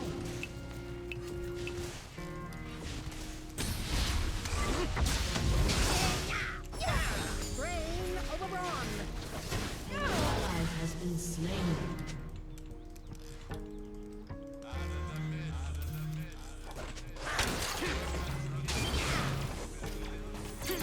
Yes, hurry. I have important work to get back to. Ha!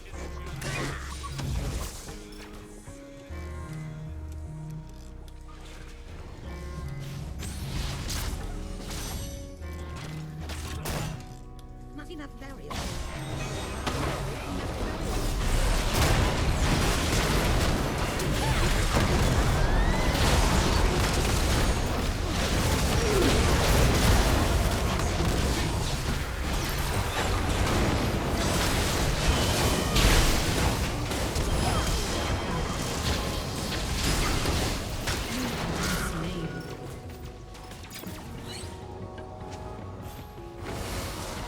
Oh god. An ally You has could do a bard. Oh, no you cannot. dominated.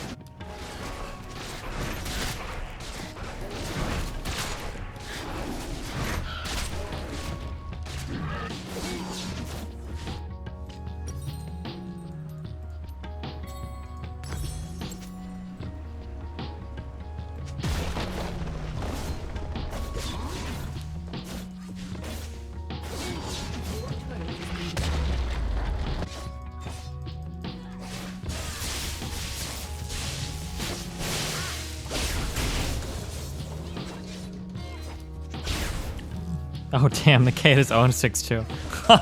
Oh shit. I thought I was the only one getting fucking wrecked.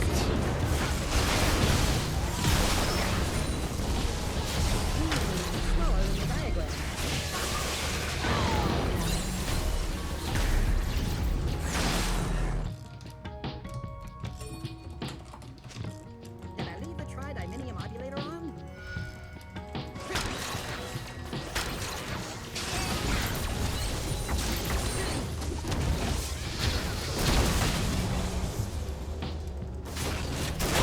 Drawing board.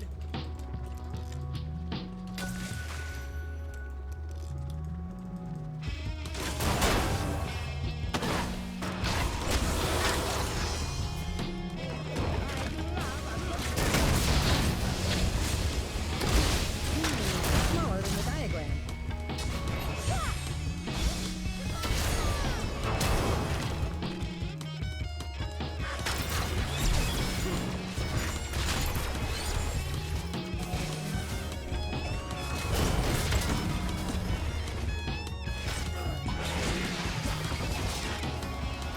I think that's better.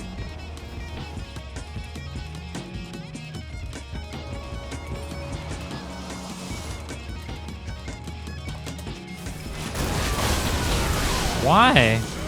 Never mind. Ally has been slain.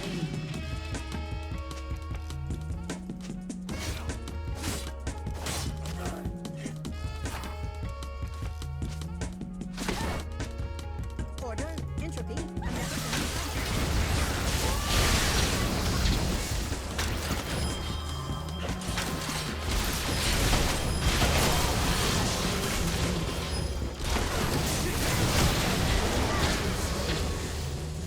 You have been slain.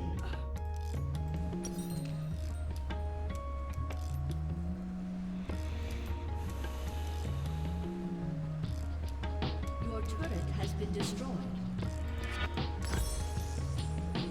An enemy.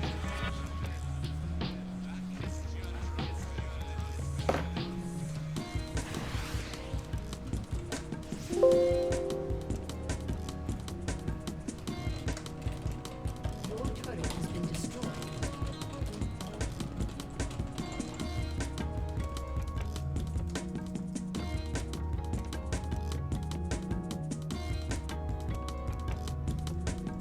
Did I leave the tri-diminium modulator on?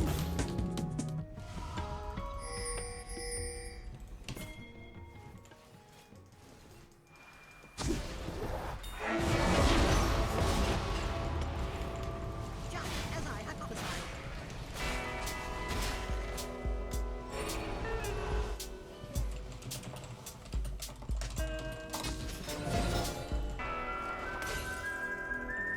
Not enough variables. Not nearly enough variables.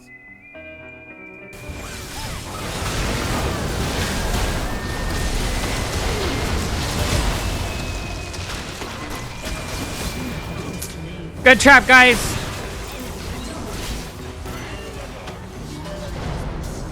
What a fucking game, dude.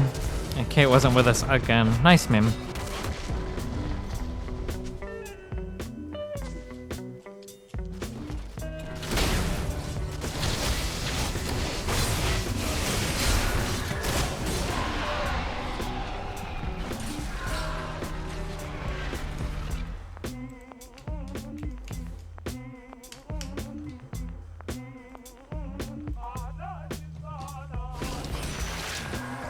$130 ATS at 30 minutes, dude. I'm so fucking good.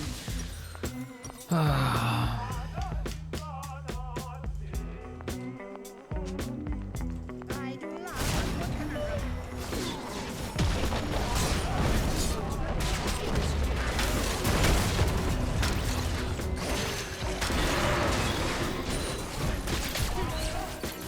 Every problem solved is another enemy.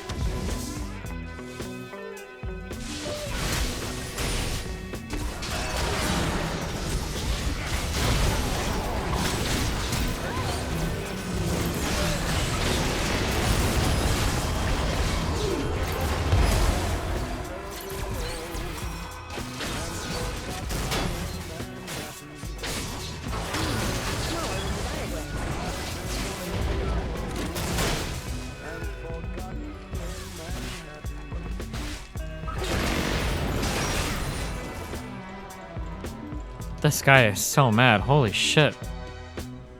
What an uncommon denominator.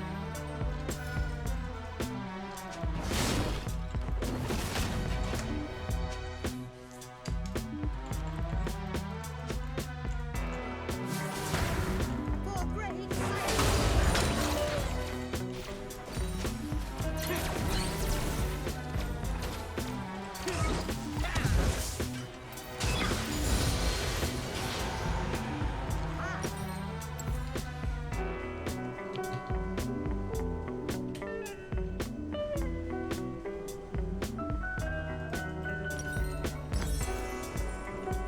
Yes, yes, hurry. I have important work to get back to.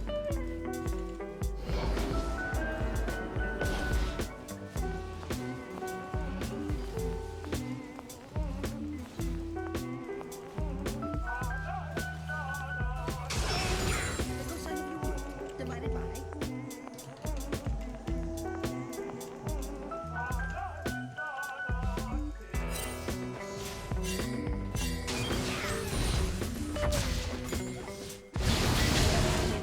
The never-ending cycle.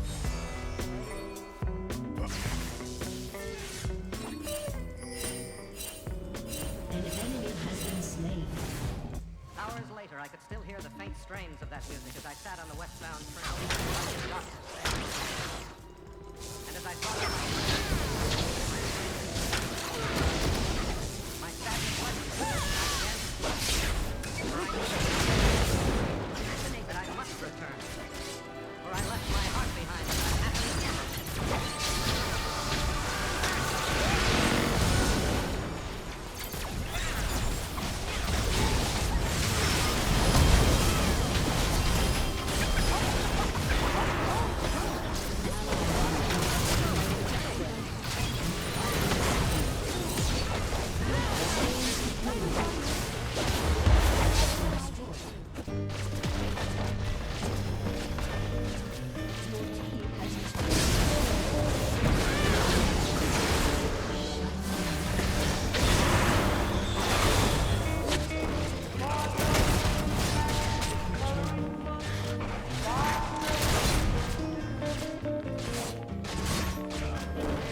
We gotta shoot the barrel!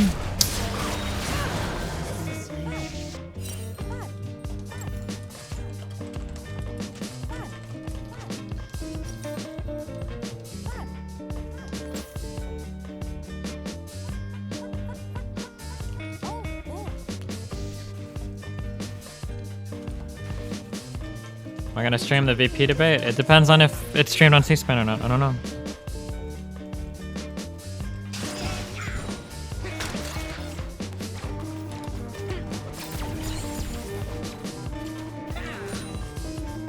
Very interesting.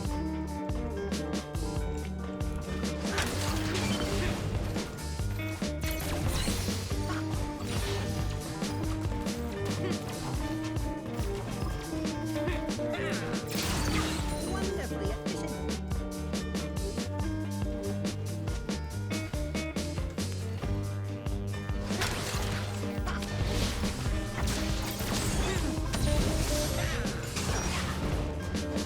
My,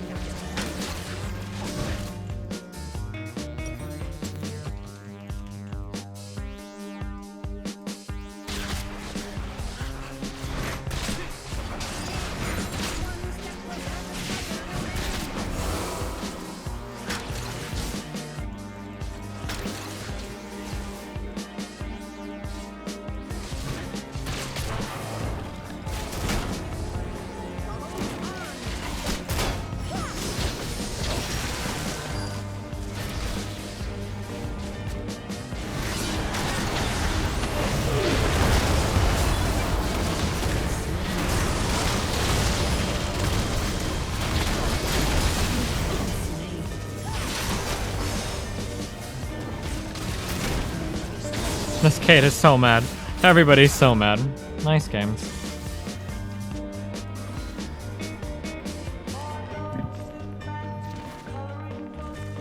Inhibitor has been destroyed.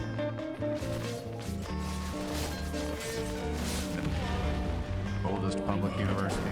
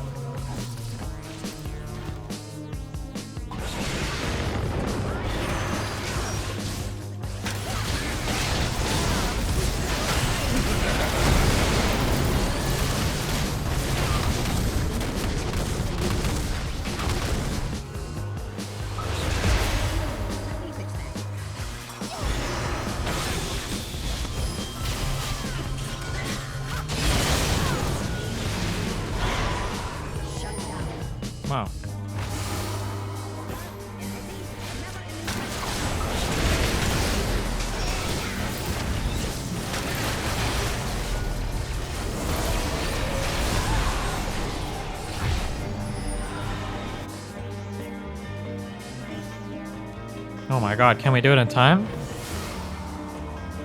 I wouldn't have dropped on my dudes. I didn't even realize this one was up.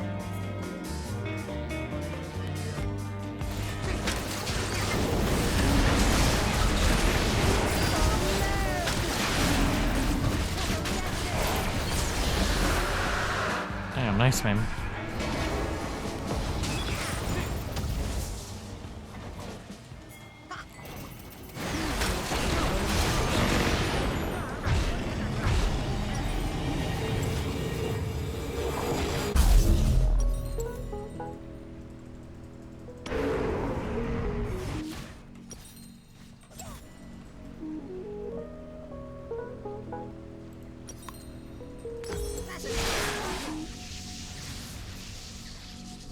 Fuck, I have something weird stuck in like my mouth.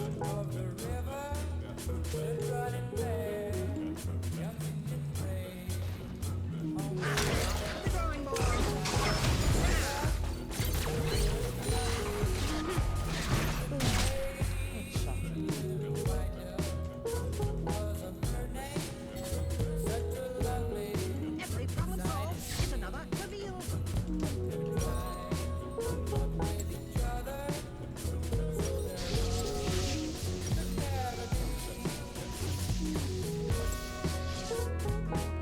Brain over brawn.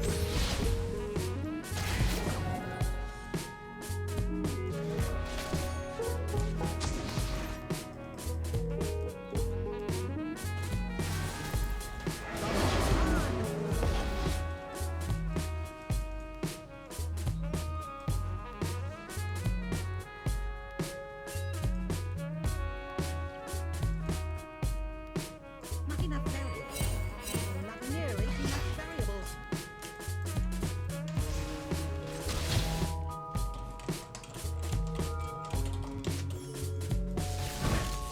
I want to know if you can help my husband. He has this terrible dream all the time where he's running.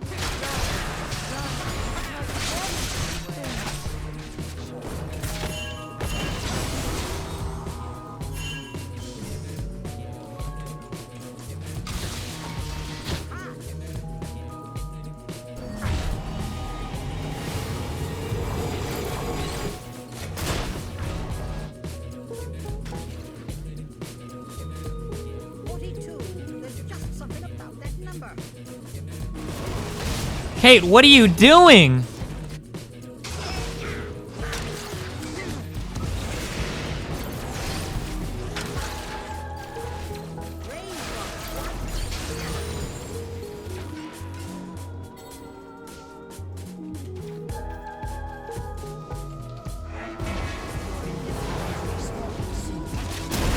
Don't be greedy. That was good. Good damage.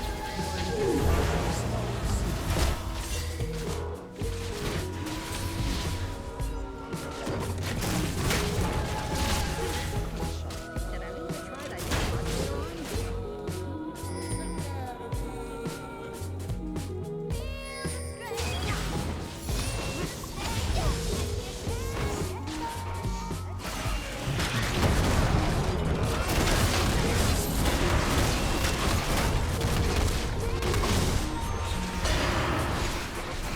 Oh no, I shouldn't have placed my turrets.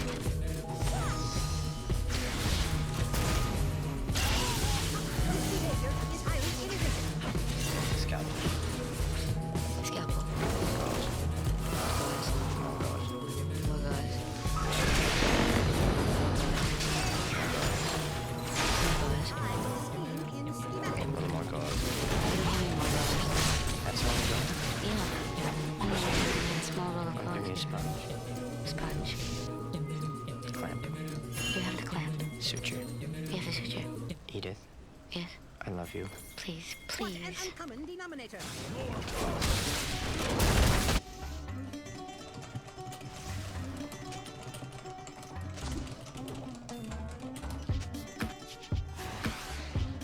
Order, entropy, a never-ending cycle.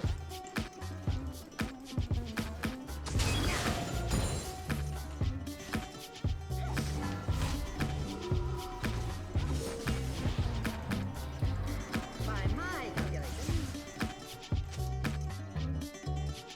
Kazakh's is 4,000 gold. He's 19-5. Holy shit.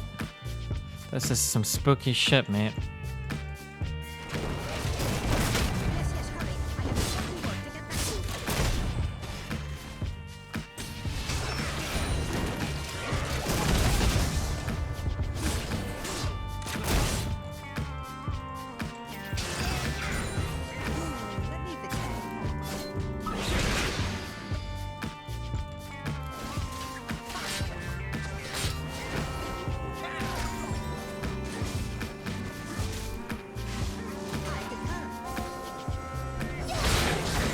Oh my god!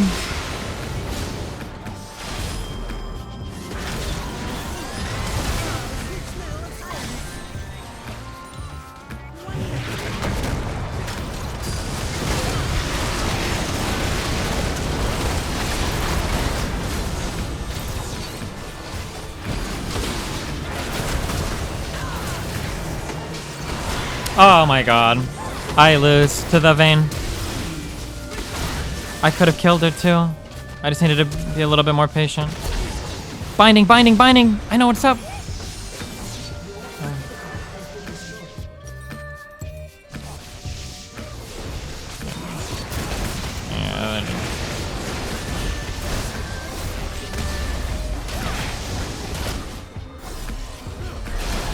Oh my god, this Kazakhs, dude.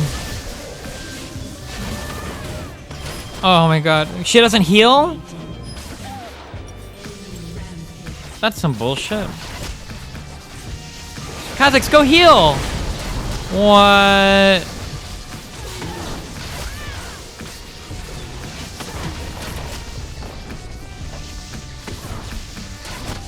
Yeah, I guess he gave up.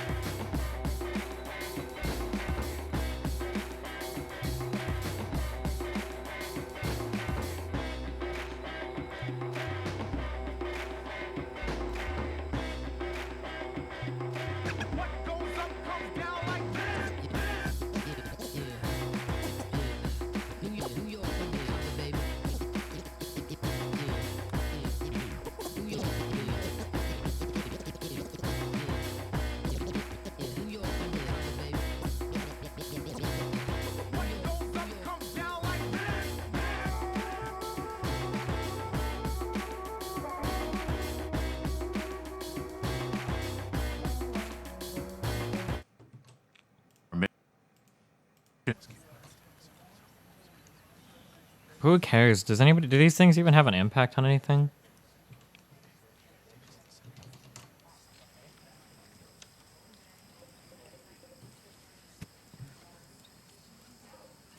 Oh, how much meat did I even get from the Thrombo dude? What kind of meat does it even count as?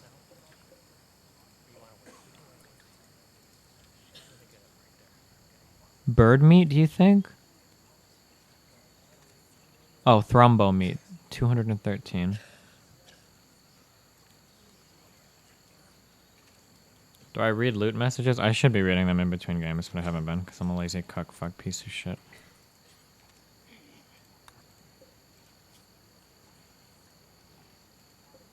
Starving? Why?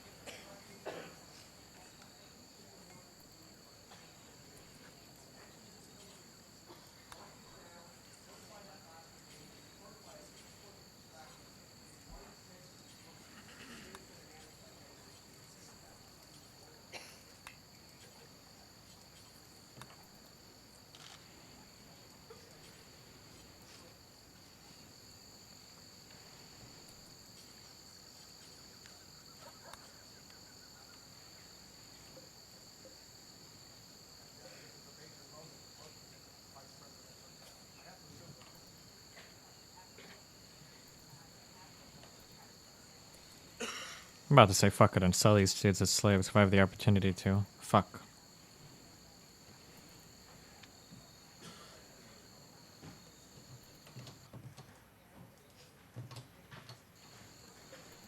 Less than a minute away, less than a minute away.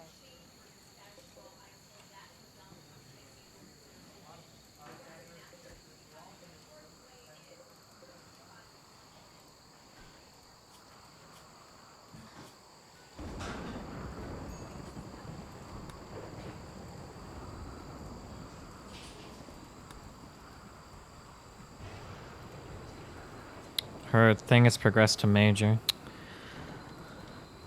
Rat Boys is at major too. Their immunities are in the 70%. Do you think they'll survive?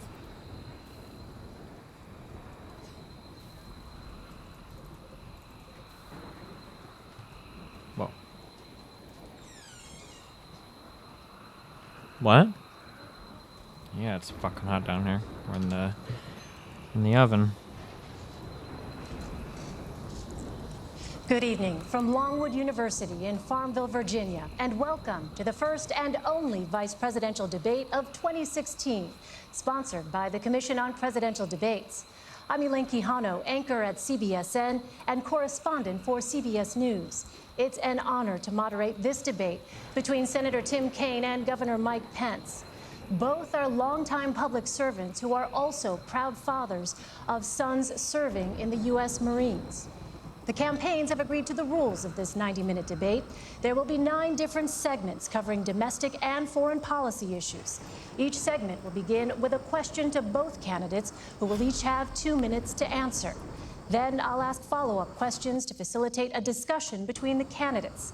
By coin toss, it's been determined that Senator Kaine will be first to answer the opening question. We have an enthusiastic audience tonight. They've agreed to only express that enthusiasm once at the end of the debate, and right now, as we welcome Governor Mike Pence and Senator Tim Kaine.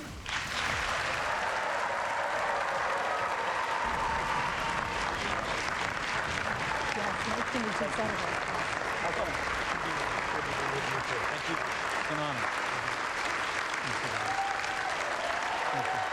Nice to meet you. Great to meet you. Thank you.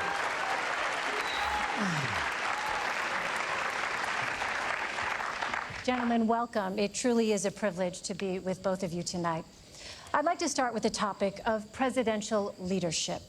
28 years ago, tomorrow night, Lloyd Bentsen said the vice presidential debate was not about the qualifications for the vice presidency, but about how, if tragedy should occur, the vice president has to step in without any margin for error, without time for preparation, to take over the responsibility for the biggest job in the world. What about your qualities, your skills, and your temperament equip you to step into that role at a moment's notice? Senator Kaine. Elaine, thank you for being here tonight. And Governor Pence, welcome. It is so great to be back at Longwood University in Farmville, Virginia. This is a very special place.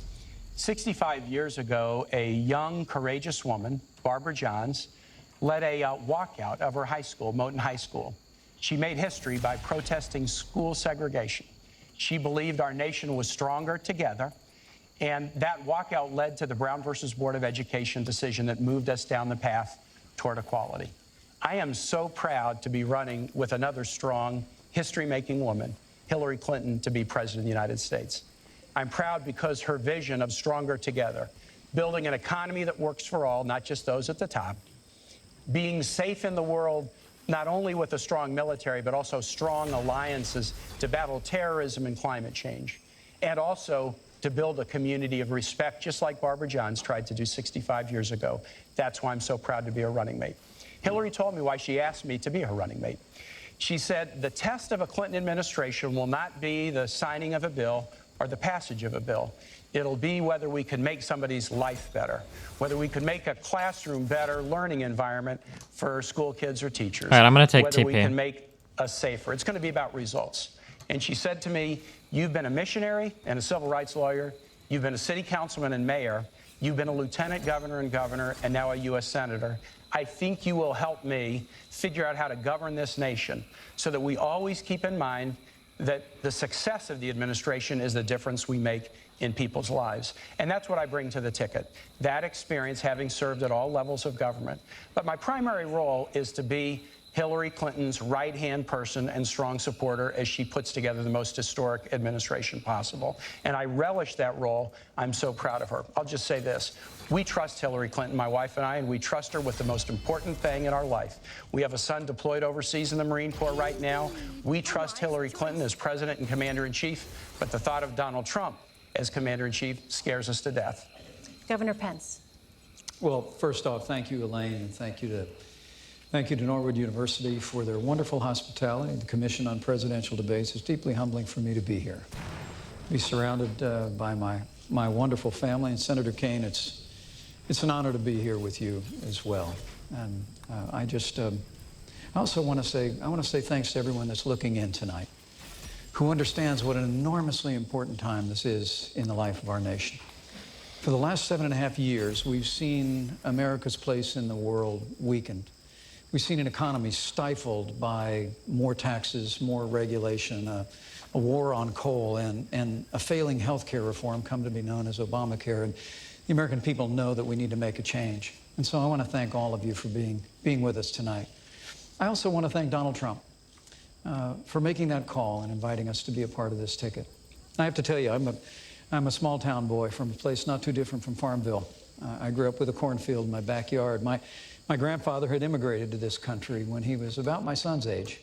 My mom and dad built everything that matters in a small town in southern Indiana. They built a family and a good name and a business, and they raised a family. And I dreamed someday of representing my hometown in Washington, D.C., but honestly, Elaine, I never imagined I'd have the opportunity to be governor of the state that I love, let alone be sitting at a table like this in this kind of a position. So to answer your question, I would say I would hope that if the responsibility ever fell to me in this role, that I would meet it with the way that I'm going to meet the responsibility should I be elected Vice President of the United States.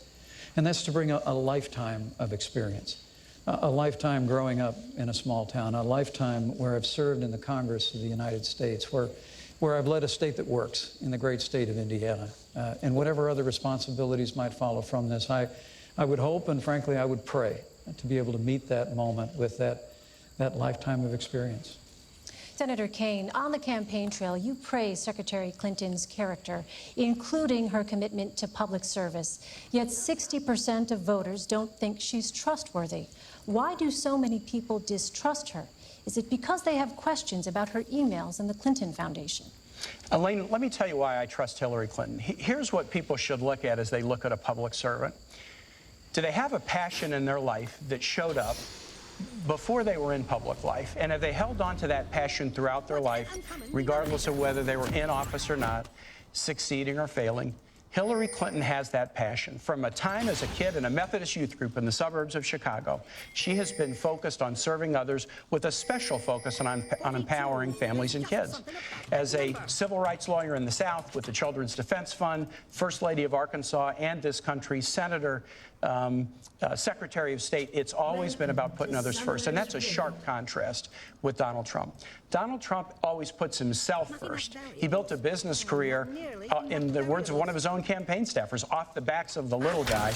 And as a candidate, he started his campaign with a speech where he called Mexicans rapists and criminals, and he has pursued the discredited and really outrageous lie that President Obama wasn't born in the United States. It is so painful to suggest that we go back to think about these days where an African American could not be a citizen of the United States. And I can't imagine how Governor Pence can defend the insult-driven, selfish, me-first style of Donald Trump. Governor Pence, let me ask you, you have said Donald Trump is, quote, thoughtful, compassionate, and steady. Yet 67% of voters feel he is a risky choice. And 65% he didn't answer the question at all. does not have the right kind of temperament to be president. Why do so many Americans think Mr. Trump is simply too erratic? Well, let me say first and foremost that Senator, you and Hillary Clinton would know a lot about an insult-driven campaign. It really is remarkable. At a time when literally, in the wake of Hillary Clinton's tenure as Secretary of State, where she was the architect of the Obama administration's foreign policy, we see entire portions of the world, particularly the wider Middle East, literally spinning out of control. What does this have to do with anything? Oh my God. These memes, dude. Foreign policy and the weak foreign policy that Hillary Clinton helped lead in this administration and create. The newly emboldened the aggression of Russia, whether it was in Ukraine or now their heavy-handed approach. Their heavy-handed approach. You both have said Vladimir Putin is a Gentlemen, better we're going to leader get to than Russia in just a moment, but I do want to get back to... Oh, these interruptions. Elaine, thank you, Senator. Have praised Vladimir Putin as a great leader. How can they defend Senator, we do have that coming up here. But in the meantime, the questions were Senator, about I must have hit a nerve here because at a time of great challenge in the life of this nation, where we've weakened America's place in the world, stifled America's economy, the campaign of Hillary Clinton and Tim Kaine has been an avalanche of insults. Look, to get to your question about trustworthiness, Donald Trump has built a business through hard times and through good times. He's brought an extraordinary business acumen. He's employed tens of thousands of people in this country. And paid a few taxes and lost $1 billion a year. But why the disconnect with your running mates? But there's a reason why people question the trustworthiness of Hillary Clinton, and that's because they're paying attention. I mean, the reality is when she was Secretary of State, Senator, come on. She had a Clinton Foundation accepting contributions from foreign governments. You are Donald Trump's apprentice. Fuck me, dude. Let me talk. I should have flashed the fucking cue. Fuck. Well, I think, isn't this a discussion? This is our open discussion. Let's talk about the state of let me interrupt you and finish my sentence if I can. The Clinton Foundation accepted foreign contributions from foreign governments and foreign donors while she was Secretary of State. Okay, now I can weigh. She had a private server. I get to weigh in. That was discovered. I did wait. That pay-to-play process out of the reach of Governor Pence doesn't think the world's going so well, and he, is going to say it's everybody's fault. Do you? Let me tell you this: when Hillary Clinton became Secretary of State, Governor Pence, do you know that Osama bin Laden was alive? Yes. Do you know that we had 175,000 troops deployed in the battlefield in Iraq and Afghanistan? Do you know that Iran was racing toward a nuclear weapon and Russia was expanding its stockpile? Under Secretary Clinton's leadership, she was part of the national team, public safety team, that went after and revived the dormant hunt against bin Laden and wiped him off the face of the earth. She worked to deal with the Russians to reduce their chemical weapons stockpile. She worked a tough negotiation with nations around the world to eliminate the Iranian nuclear weapons program without firing a shot. Eliminate the Iranian nuclear weapons Absolutely, without firing a shot. And instead of 175,000 American troops deployed overseas, we now have 15,000. Right, and these are very, very. And Iraq has been overrun by ISIS. Because Hillary Clinton failed to renegotiate. More American troops. Hillary Clinton failed to renegotiate a status of forces agreement. No, that is incorrect. And so we removed all of our troops from Iraq, and ISIS was able to be conjured up in that vacuum but I'd like to correct and overrun vast areas of Iraq. President Bush said we would leave Iraq at the end of 2011. And Elaine, Iraq didn't want our troops to stay, and they wouldn't give us the protection for our troops. And guess what? If a nation where our troops are serving does not want us to stay, we're not going to stay without them being protected. It was a failure of the Secretary of State. If Governor Pence wants to put more troops back in Iraq, that's good. Why do we have to move on if this is a debate? If they have a disagreement here, why do we have to move on? Partisan committee for a responsible federal budget. Neither of your economic plans will reduce the growing $19 trillion gross national debt. In fact, your plans would add even more to it. Both of you were governors who balanced state budgets. Are you concerned that adding more to the debt could be disastrous for the country? Governor Pence. I think the fact that under this past administration, of which Hillary Clinton was a part, we've almost doubled the national debt, is atrocious. I mean, I'm very proud of the fact that I come from a state that works. The state of Indiana has. This is our first time moderating? No, that sounds like what all the fucking moderators would do. Why, if we have a disagreement over a point here, like why would we stop the disagreement here to move on to the next fucking whatever random bullshit question? When Senator Kane was governor here in Virginia, he actually tried to raise taxes by about $4 billion. He left his state about $2 billion in the hole. The state of Indiana, we've cut unemployment in half. Unemployment doubled when he was governor. But I think he's a very fitting running mate for Hillary Clinton. Because in the wake of a season where American families are struggling beneath the country, under the weight of higher taxes and Obamacare and the war on coal and the stifling avalanche of regulation coming out of this administration, Hillary Clinton and Tim Kaine want more of the same. It really is remarkable that they actually are advocating a Bad Leeson. KS so hard. What a shitter. Oh my god. We're unsuccessful. But $1 trillion in tax increases, more regulation, more of the same war on coal, and more of Obamacare that now even former President Bill Clinton calls Obamacare a crazy plan. But Hillary Clinton and Tim Kaine want to. Can you really not hear the debate over the game sounds? I feel like I can hear it just fine. I can't tell if people are retarded or not. Can you really not hear? Just thinks Obamacare is a good start. Look, Donald Trump and I have a plan to get this economy moving again. Just the way that it worked in the 1980s, just the way it worked in the 1960s. And that is by lowering taxes across the board for working families, small businesses, and family farms, ending the war on coal that is hurting jobs and hurting this economy, even here in Virginia, repealing Obamacare, lock, stock, and barrel, and repealing all of the executive orders that Barack Obama has signed that are stifling economic growth in this economy. We can get America moving again. Put on top of that the kind of trade deal that'll put the American worker first, and you've got a prescription for real growth. And when you get the economy growing, Elaine, that's when you can deal with the national debt. When we get back to 3.5% to 4% growth, with Donald Trump's plan will do, then we're going to have the resources to meet our nation's needs at home and abroad, and we're going to have the ability to bring down the national debt. Senator King. Elaine, on the economy, there's a fundamental choice for the American electorate. Do you want a you're hired president in Hillary Clinton, or do you want a you're fired president in Donald Trump? I think that's not such a hard choice. Hillary and I have a plan that's on the table that's a you're hired plan.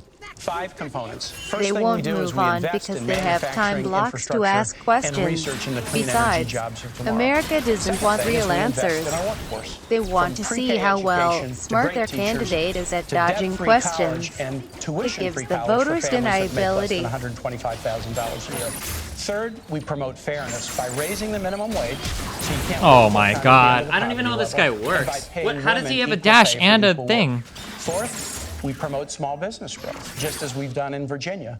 To make it easier to start and grow small businesses, I thought he Hillary only and I had one each grew dash. up in small business families. My dad, who ran an iron working and welding shop, is here tonight. And fifth, we have a tax plan that targets tax relief to middle-class individuals and small businesses and ask those at the very top who've benefited as we've come out of recession to pay more. The Trump plan is a different plan. It's a you're fired plan, and there's 2 key elements to it. First, Donald Trump said wages are too high. Small dash both and then a Donald Trump teleport. and Oh, Mike nice. Pence think we ought Okay. to eliminate the federal minimum wage. Mike Pence, when he was in Congress, voted against raising the minimum wage above $5.15. And he has been a one-man bulwark against minimum wage increases in Indiana. The second component of the plan is massive tax breaks for the very top. Trillions of dollars of tax breaks for people just like Donald Trump. The problem with this, Elaine, is that's exactly what we did 10 years ago, and it's put the economy into the deepest recession since the 1930s. Independent analysts say the Clinton plan would grow the economy by 10.5 million jobs. The Trump plan would cost 3.5 million jobs. And Donald Trump, why would he do this? Because his tax plan basically helps him, and if he ever met his promise, and he gave his tax returns to the American public like he said he would, we would see just how much his economic plan is really a Trump first plan. On that point, Governor Pence, recently the New York Times released part of Mr. Trump's 1995 tax return and reported that he could have avoided paying federal income taxes for years. Yesterday, Mr. Trump said he brilliantly used the laws to pay as little tax as legally possible. Does that seem fair to you? Well, first, let me say I appreciated the "you're hired, you're fired" thing, Senator. You used that a whole lot, and I think your running mate used a lot of pre-done lines. Look, what you all just heard out there is more taxes, $2 trillion in more spending, more deficits, more debt, more government. And if you think that's all working, then you look at the other side of the table. I mean, the truth of the matter is the policies of this administration, which Hillary Clinton and Senator King want to continue, have run this economy into a ditch. We're in the slowest economic recovery since the Great Depression. Fuck me, dude. More people living in poverty today. Ah, so bad. Barack Obama, with Hillary Clinton at his side, and the poverty stepped level into the Oval and the median Office. income We have the lowest improved dramatically between 20.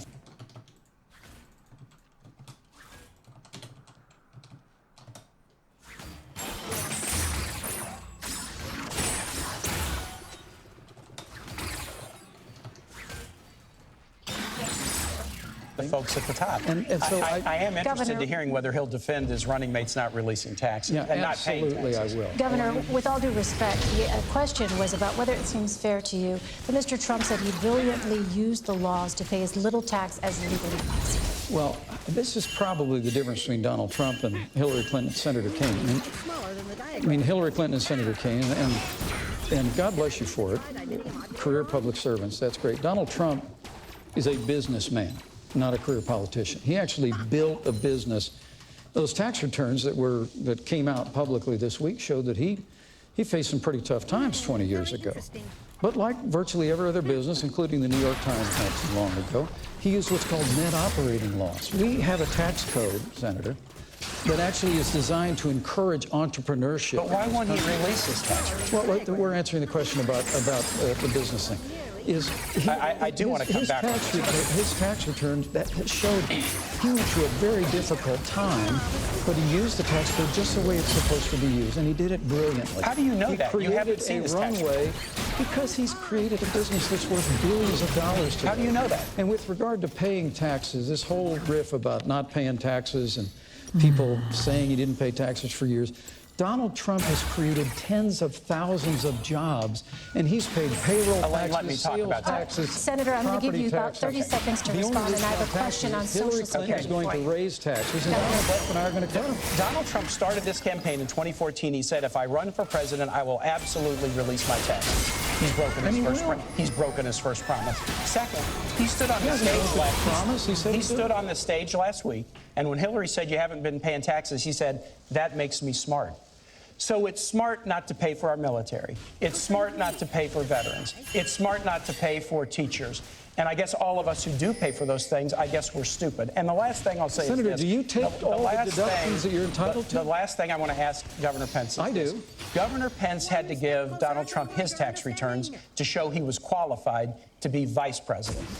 Donald Trump must give the American public his tax returns to show that he's qualified to be president, and he's breaking his promise. Elaine, I have to respond to this. You get very little time. I'll be very respectful. Governor. Look, Donald Trump has filed over 100 pages of financial disclosure, which is what the law requires. But he said he would release his tax returns. People can review that, and he's going.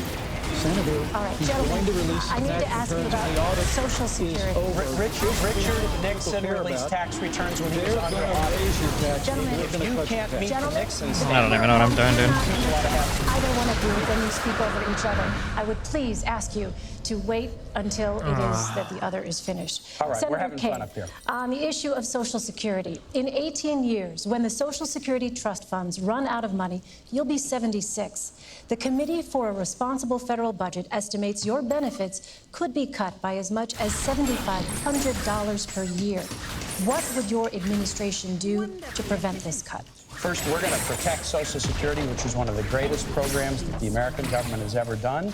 It happened at a time when you had worked your whole life, raising your kids, working, being a little league coach or a Sunday school teacher, and then you would retire into poverty. And Social Security has enabled people to retire with dignity and overwhelmingly not be in poverty. We have to keep it solvent, and we will keep it solvent. And we'll look for strategies like adjusting the payroll tax cap upward in order to do that. Here's what Hillary and I will not do, and I want to make this very plain. We will never, ever engage in a risky scheme to privatize Social Security. Donald Trump wrote a book, and he said Social Security is a Ponzi scheme, and privatization would be good for all of us. And when Congressman Pence was in Congress, he was the chief cheerleader for the privatization of Social Security. Even after President Bush stopped pushing for it, Congressman Pence kept pushing for it. We're going to stand up against efforts to privatize Social Security, and we'll look for ways to keep it solvent going forward, focusing primarily on the payroll tax cap. Governor Pence, I'll give you an opportunity to respond. Well, thanks, Elaine. There they go again. Okay. All Donald Trump and I have said about Social Security is we're going to meet our obligations real soon. Go read the book. We've said we're going to meet the obligations of Medicare. That's what this campaign is really about, Senator. And I get this is the old scare tactic that they roll out, scare but you the have seniors. a voting record, Governor. And I get all of that. I just, look, there's a question that you asked a little bit earlier. I can't believe that you won't defend your own voting record. I have to go back to. Well, look, you're running with Hillary Clinton, who wants to raise taxes by $1 trillion, increase spending by $2 trillion. And you say you're going to keep the promises of Social Security. Donald Trump and I are going to cut taxes.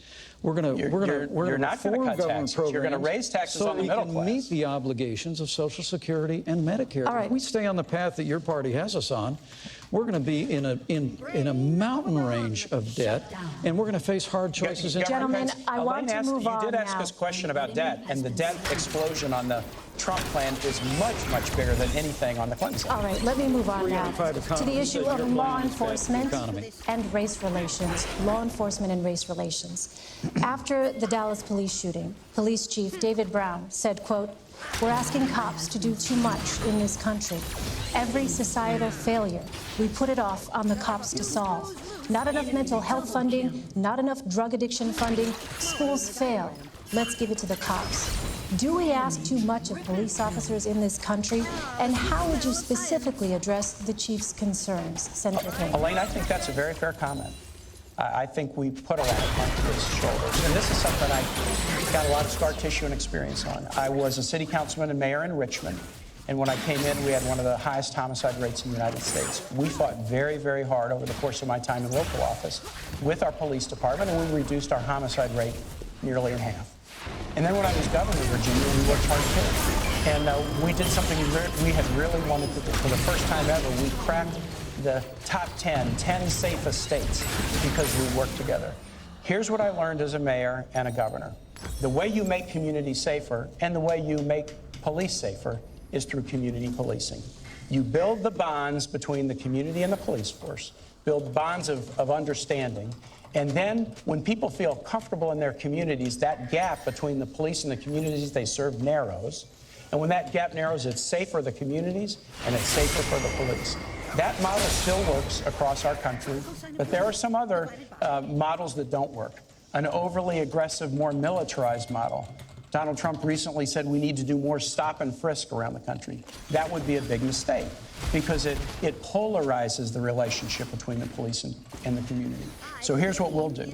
We'll focus on community policing.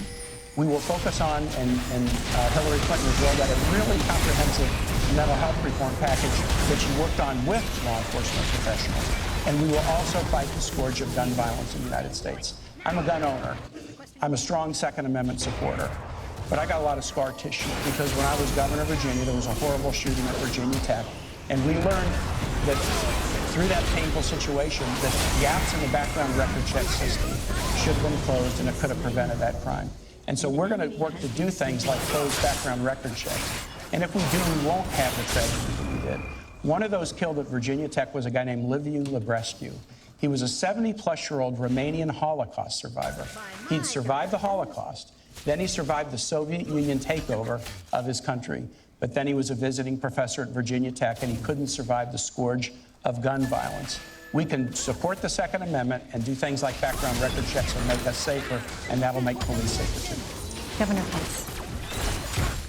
You know, my uncle was a cop, a career cop, on the beat in downtown Chicago.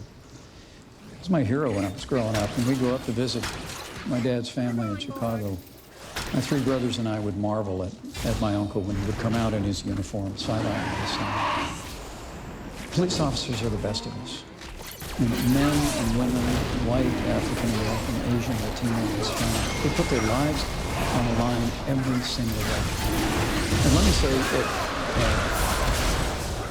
at the risk of agreeing with you, community policing is a great idea.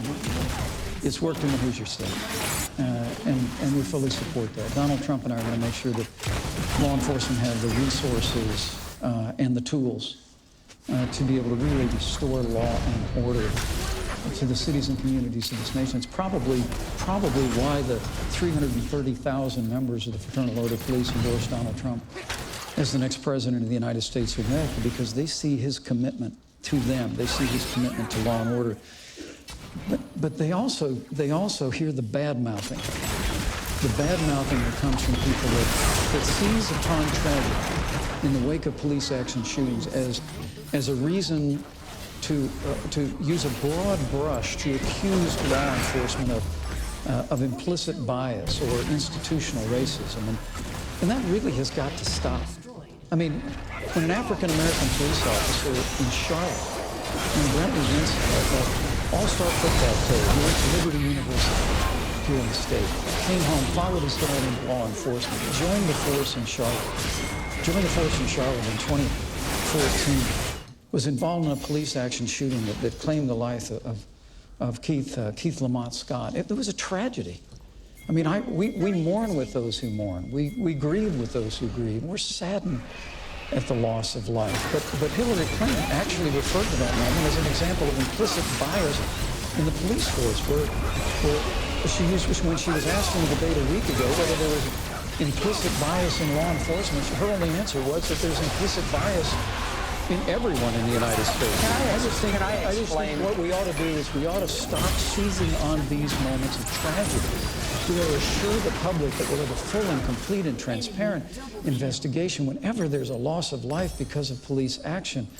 But Senator, please, enough of this seeking every opportunity to demean law enforcement broadly by making the accusation of implicit bias every time tragedy. Elaine, people shouldn't be afraid to bring up issues of bias in law enforcement.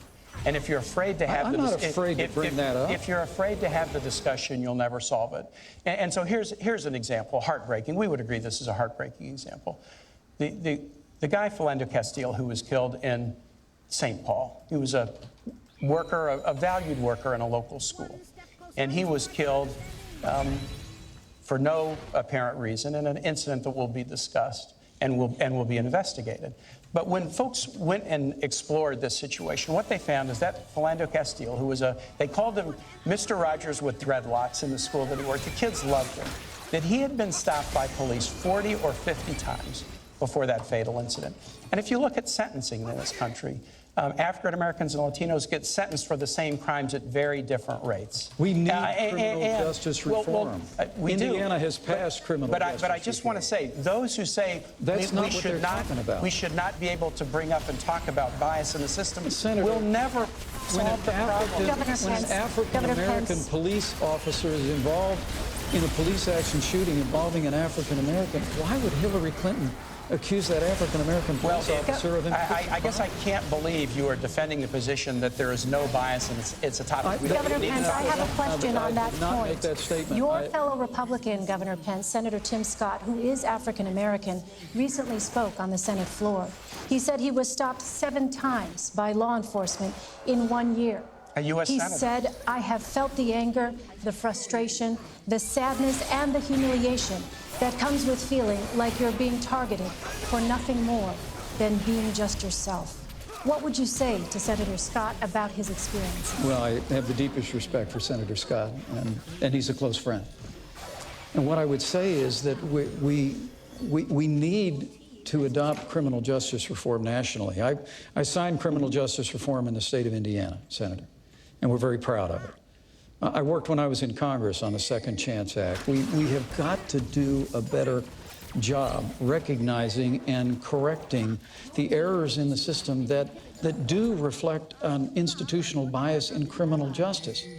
But what Donald Trump and I are saying is, let's not have the reflex of assuming the worst of men and women in law enforcement. We truly do believe that law enforcement is not a force for racism or division in our country. Scott, Governor? Law enforcement in this country is a force for good. They truly are people that put their lives on the line every single day.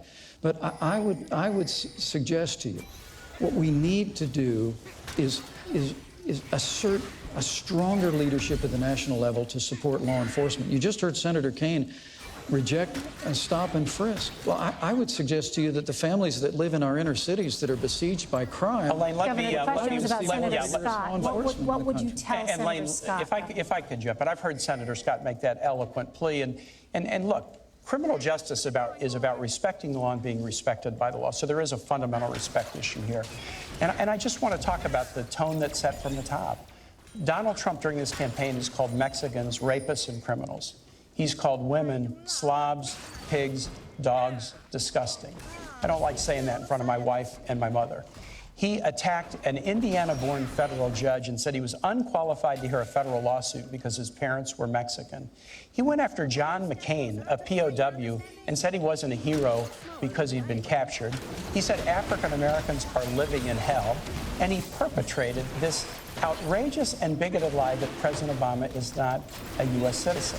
If you want to have a society where people are respected and respect laws, you can't have somebody at the top who demeans every group that he talks about. And I cannot believe that Governor Pence will defend the insult-driven campaign that Donald Trump has run. All right, I want to turn to our next segment now, immigration.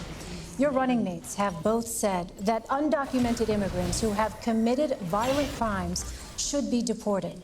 What would you tell the millions of undocumented immigrants who have not committed violent crimes? Governor Pence. Donald Trump's laid out a plan to end illegal immigration once and for all in this country. We've been talking it to death for 20 years. Hillary Clinton and Tim Kaine want to continue the policies of open borders, amnesty, catch and release, sanctuary cities, all the things that are driving wages down in this country, Senator, and also too often, with criminal aliens in the country, it's bringing heartbreak. But Donald Trump has a plan that he laid out in Arizona that will deal systematically with illegal immigration, beginning with border security, internal enforcement. It's probably why, for the first time in the history of Immigrations and Customs Enforcement, their union actually endorsed Donald Trump as the next president of the United States, because they know they need help to enforce the laws of this country. And Donald Trump has laid out a priority to remove criminal aliens, remove people that have overstayed their visas. And once we have accomplished all of that, which will strengthen our economy, strengthen the rule of law in the country, and make our communities safer once the criminal aliens are out, then we'll deal with those that remain. But I have to tell you, I was listening to the avalanche of insults coming out of Senator Kaine a minute ago. These were Donald. He says, hold on a second, it's my Governor. time, Senator. It is, in fact, the governor's time. I apologize. This is your 2 minutes. Thanks, I forgive you. He says ours is an insult-driven campaign. Did you all just hear that? Ours is an insult-driven campaign. I mean, to be honest with you, if Donald Trump had said all the things that you said he said in the way you said he said them, he still wouldn't have a fraction of the insults that Hillary Clinton level when she said that half of our supporters were a basket of deplorables. She said they were irredeemable. They were not American. I mean, it's extraordinary. And then she laid one after another ism on millions of Americans who believe that we can have a stronger America at home and abroad, who believe we can get this economy moving again, who believe that we can end illegal immigration once and for all. So, Senator, this insult-driven campaign, I mean, that's small potatoes compared to Hillary Clinton calling half of Donald Trump's supporters a basket of deplorables. Hillary Clinton said something on the campaign trail, and the very next day she said, you know what, I shouldn't have said that. She said she shouldn't have said half. Governor, this is Senator Kane's 2 minutes, please. Yeah, that's right. So now we're even. Yeah. Look for Donald Trump apologizing to John McCain for saying he wasn't a hero. Did Donald Trump apologize for calling women slobs, pigs, dogs, disgusting? She apologized for saying... Governor, it is his 2 minutes, please. Did Donald Trump apologize for taking after somebody in a Twitter war and making fun of her weight? Did he apologize for saying African Americans are living in hell? Did he apologize for saying President Obama was not even a citizen of the United States? You will look in vain to see Donald Trump ever taking responsibility for anybody and apologizing. Immigration. There's 2 plans on the table. Hillary and I believe in comprehensive immigration reform. Donald Trump believes in deportation nation. You got to pick your choice.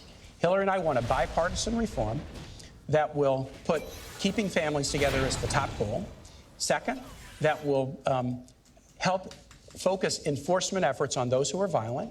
Third, that will do more border control. And fourth, that will provide a path to citizenship for those who work hard, pay taxes, play by the rules, and take criminal background record checks. That's our proposal. Donald Trump proposes to deport 16 million people, 11 million who are here without documents. And both Donald Trump and Mike Pence want to get rid of birthright citizenship. So if you're born here, but your parents don't have documents, they want to eliminate that. That's another 4.5 million people. These guys, and Donald Trump has said it, deportation force. They want to go house to house, school to school, business to business, and kick out 16 million people. And I cannot believe that Governor Pence would sit here and defend his running mate's claim that we should create a deportation force so that they'll all be gone. Senator, we have a deportation force. It's called Immigrations and Customs Enforcement. And the Union for Immigrations and Customs Enforcement, for the first time in their history, endorsed Donald Trump to be the next president of the United States. So you like the 16 million deportation plan? Senator, that's nonsense. Look, what you just heard is they have a plan for open borders, amnesty. Our plan is like Ronald Reagan's plan from 1986. They call it comprehensive immigration reform on Capitol Hill. We all know the routine. It's amnesty. And you heard one of the last things he mentioned was border security. That's how Washington always plays it. No, so Governor, we're going to do this, for border security 3 years ago, and Governor Pence was against it. Governor, Mr. Ronald Trump Reagan has said a nation without borders is not a nation. Donald Trump is committed to restoring the borders of this nation, so, Governor, securing our how nation. would these millions of undocumented immigrants leave? Would they be forcibly removed? Well, I think Donald Trump laid out a series of priorities that doesn't end with border security. It begins with border security.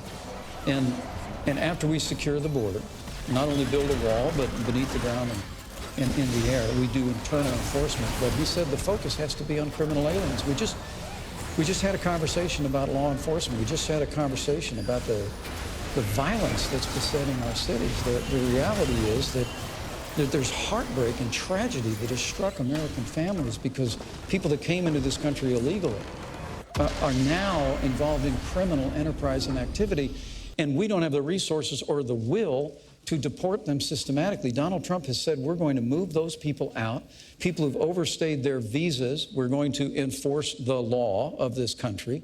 We're going to strengthen immigrations and customs enforcements with more resources and more personnel to be able to do that. And then Donald Trump has made it clear, once we've done all of those things, that we're going to reform the immigration system that we have where people can come into this country.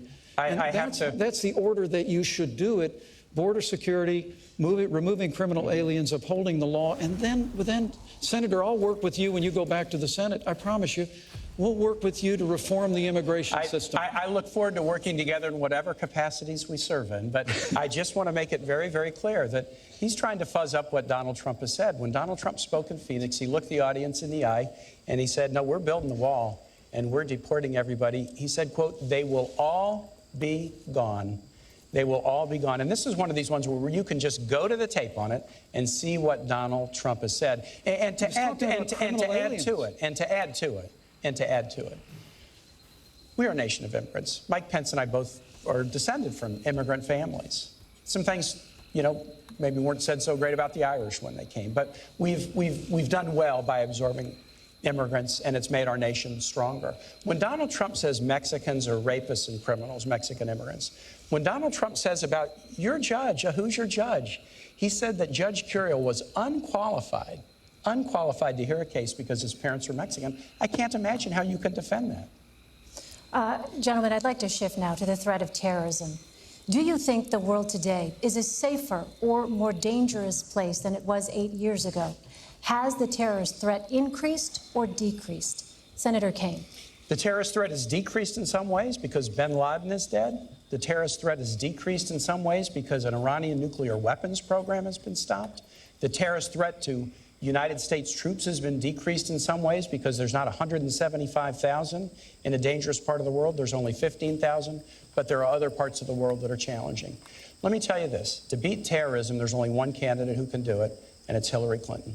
Remember, Hillary Clinton was the senator from New York on 9/11. She was there at the World Trade Center when they were still searching for victims and survivors. That seared onto her the need to beat terrorism.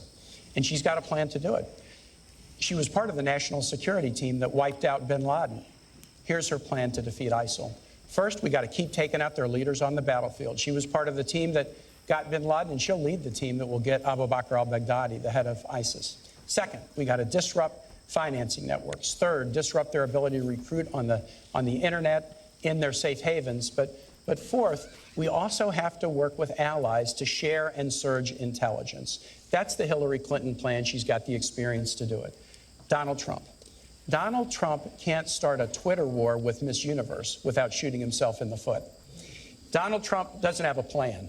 He said, I have a secret plan. And then he said, I know more than all the generals about ISIL. And then he said, I'm going to call the generals to help me figure out a plan. And finally, he said, I'm going to fire all the generals. He doesn't have a plan. But he does have dangerous ideas. Here's four.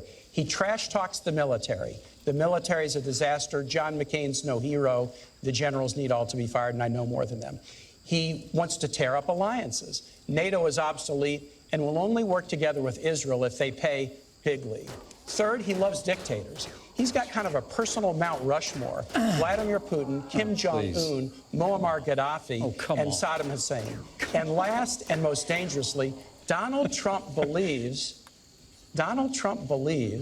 that the world will be safer if more nations have nuclear weapons. He said Saudi Arabia should get them, Japan should get them, Korea should get them. And when he was confronted with this and told, wait a minute, terrorists could get those. Proliferation could lead to nuclear war. Here's what Donald Trump said, and I quote, go ahead, folks, enjoy yourselves. I'd love to hear Governor Pence tell me what's so enjoyable or comical about nuclear war. Governor Pence. Did you work on that one a long time? Because that had a lot of really creative lines in it. Well, I'm going to see if you can defend any of it. Look, I can defend. I can make it very clear to the American people. After traveling millions of miles as our Secretary of State, after being the architect of the foreign policy of this administration, America is less safe today than it was the day that Barack Obama became President of the United States. It's absolutely inarguable. We've weakened America's place in the world. It's been a combination of factors, but mostly it's been a lack of leadership. I mean, I will give you, and I was in Washington, D.C. on 9/11. I saw the clouds of smoke rise from the Pentagon. I was in Virginia, where the Pentagon's located. I know you were.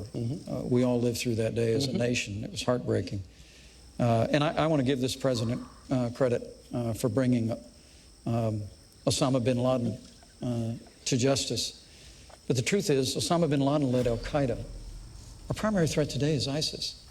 And because Hillary Clinton failed to renegotiate a status of forces agreement that would have allowed some American combat troops to remain in Iraq and secure the hard-fought gains the American soldier had won by 2009, ISIS was able to be literally conjured up out of the desert, and it's overrun vast areas that the American soldier had won in Operation Iraqi Freedom. My heart breaks for the likes of Lance Corporal Scott Zubowski.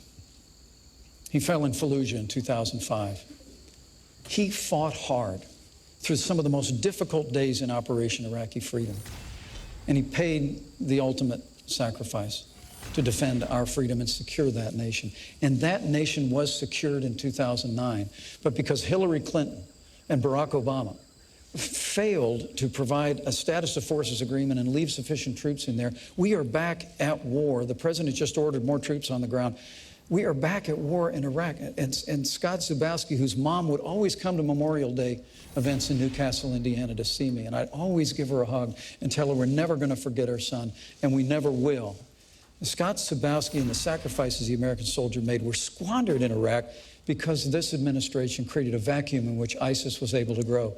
And a reference to the Iranian deal that Hillary Clinton initiated, $150 billion stopping a to the nuclear radical weapons mullahs program in without Iran. firing a shot. You didn't stop the nuclear weapons Yes, we program. did. You Even the Israeli military says it stopped. guaranteed that Iran will someday become a nuclear power because there's no limitations once the period of time of the treaty comes off. Governor Pence, Mr. Trump has proposed extreme vetting of immigrants from parts of the world that export terrorism.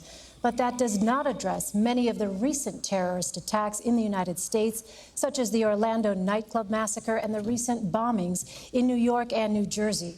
Those were homegrown, committed by U.S. citizens and legal residents. What specific tools would you use to prevent those kinds of attacks? Well, I think it's a great question, Elaine. But it really does begin with us reforming our immigration system and putting the interests, particularly the safety and security of the American people first. I mean, Donald Trump has called for extreme vetting for people coming in to this country so that we don't bring people into the United States who are hostile to our Bill of Rights freedoms, who are hostile to the American way of life. But also, Donald Trump and I are committed to suspending the Syrian refugee program and programs and immigration from areas of the world that have been compromised by terrorism. Hillary Clinton and Tim Kaine want to increase the Syrian refugee program by 500. Elaine, I want to tell you about our plan. Homegrown. Yeah.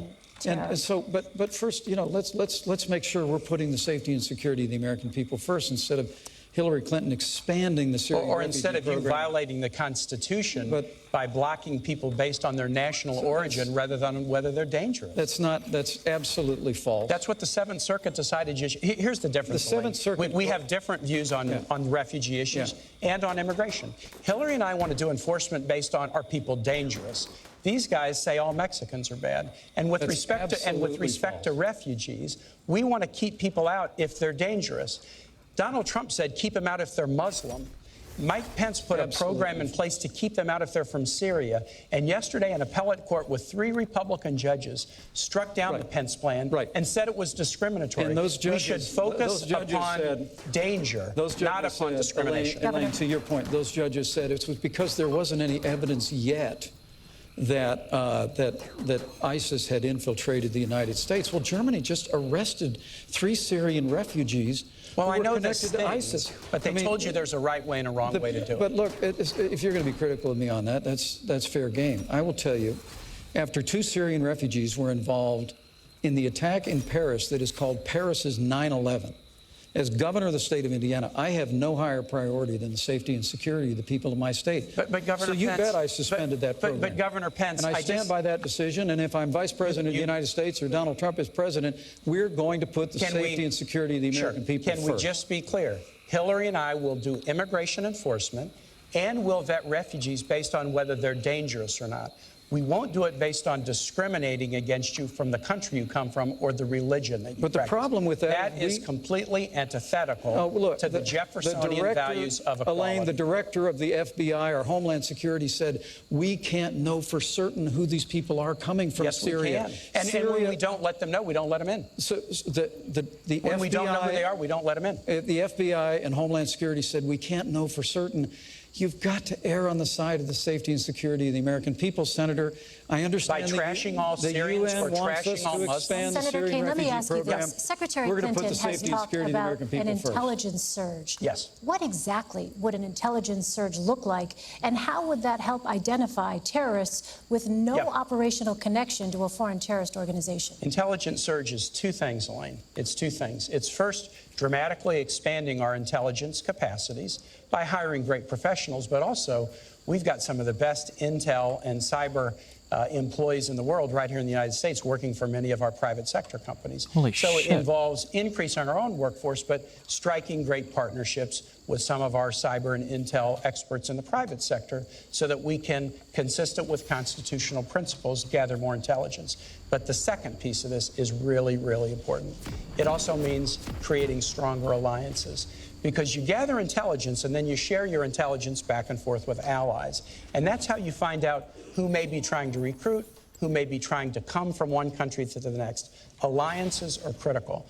That's why Donald Trump's claim that he wants to, that NATO is obsolete and that we need to get rid of NATO is so dangerous. It's not his plan. Well, he said NATO is obsolete.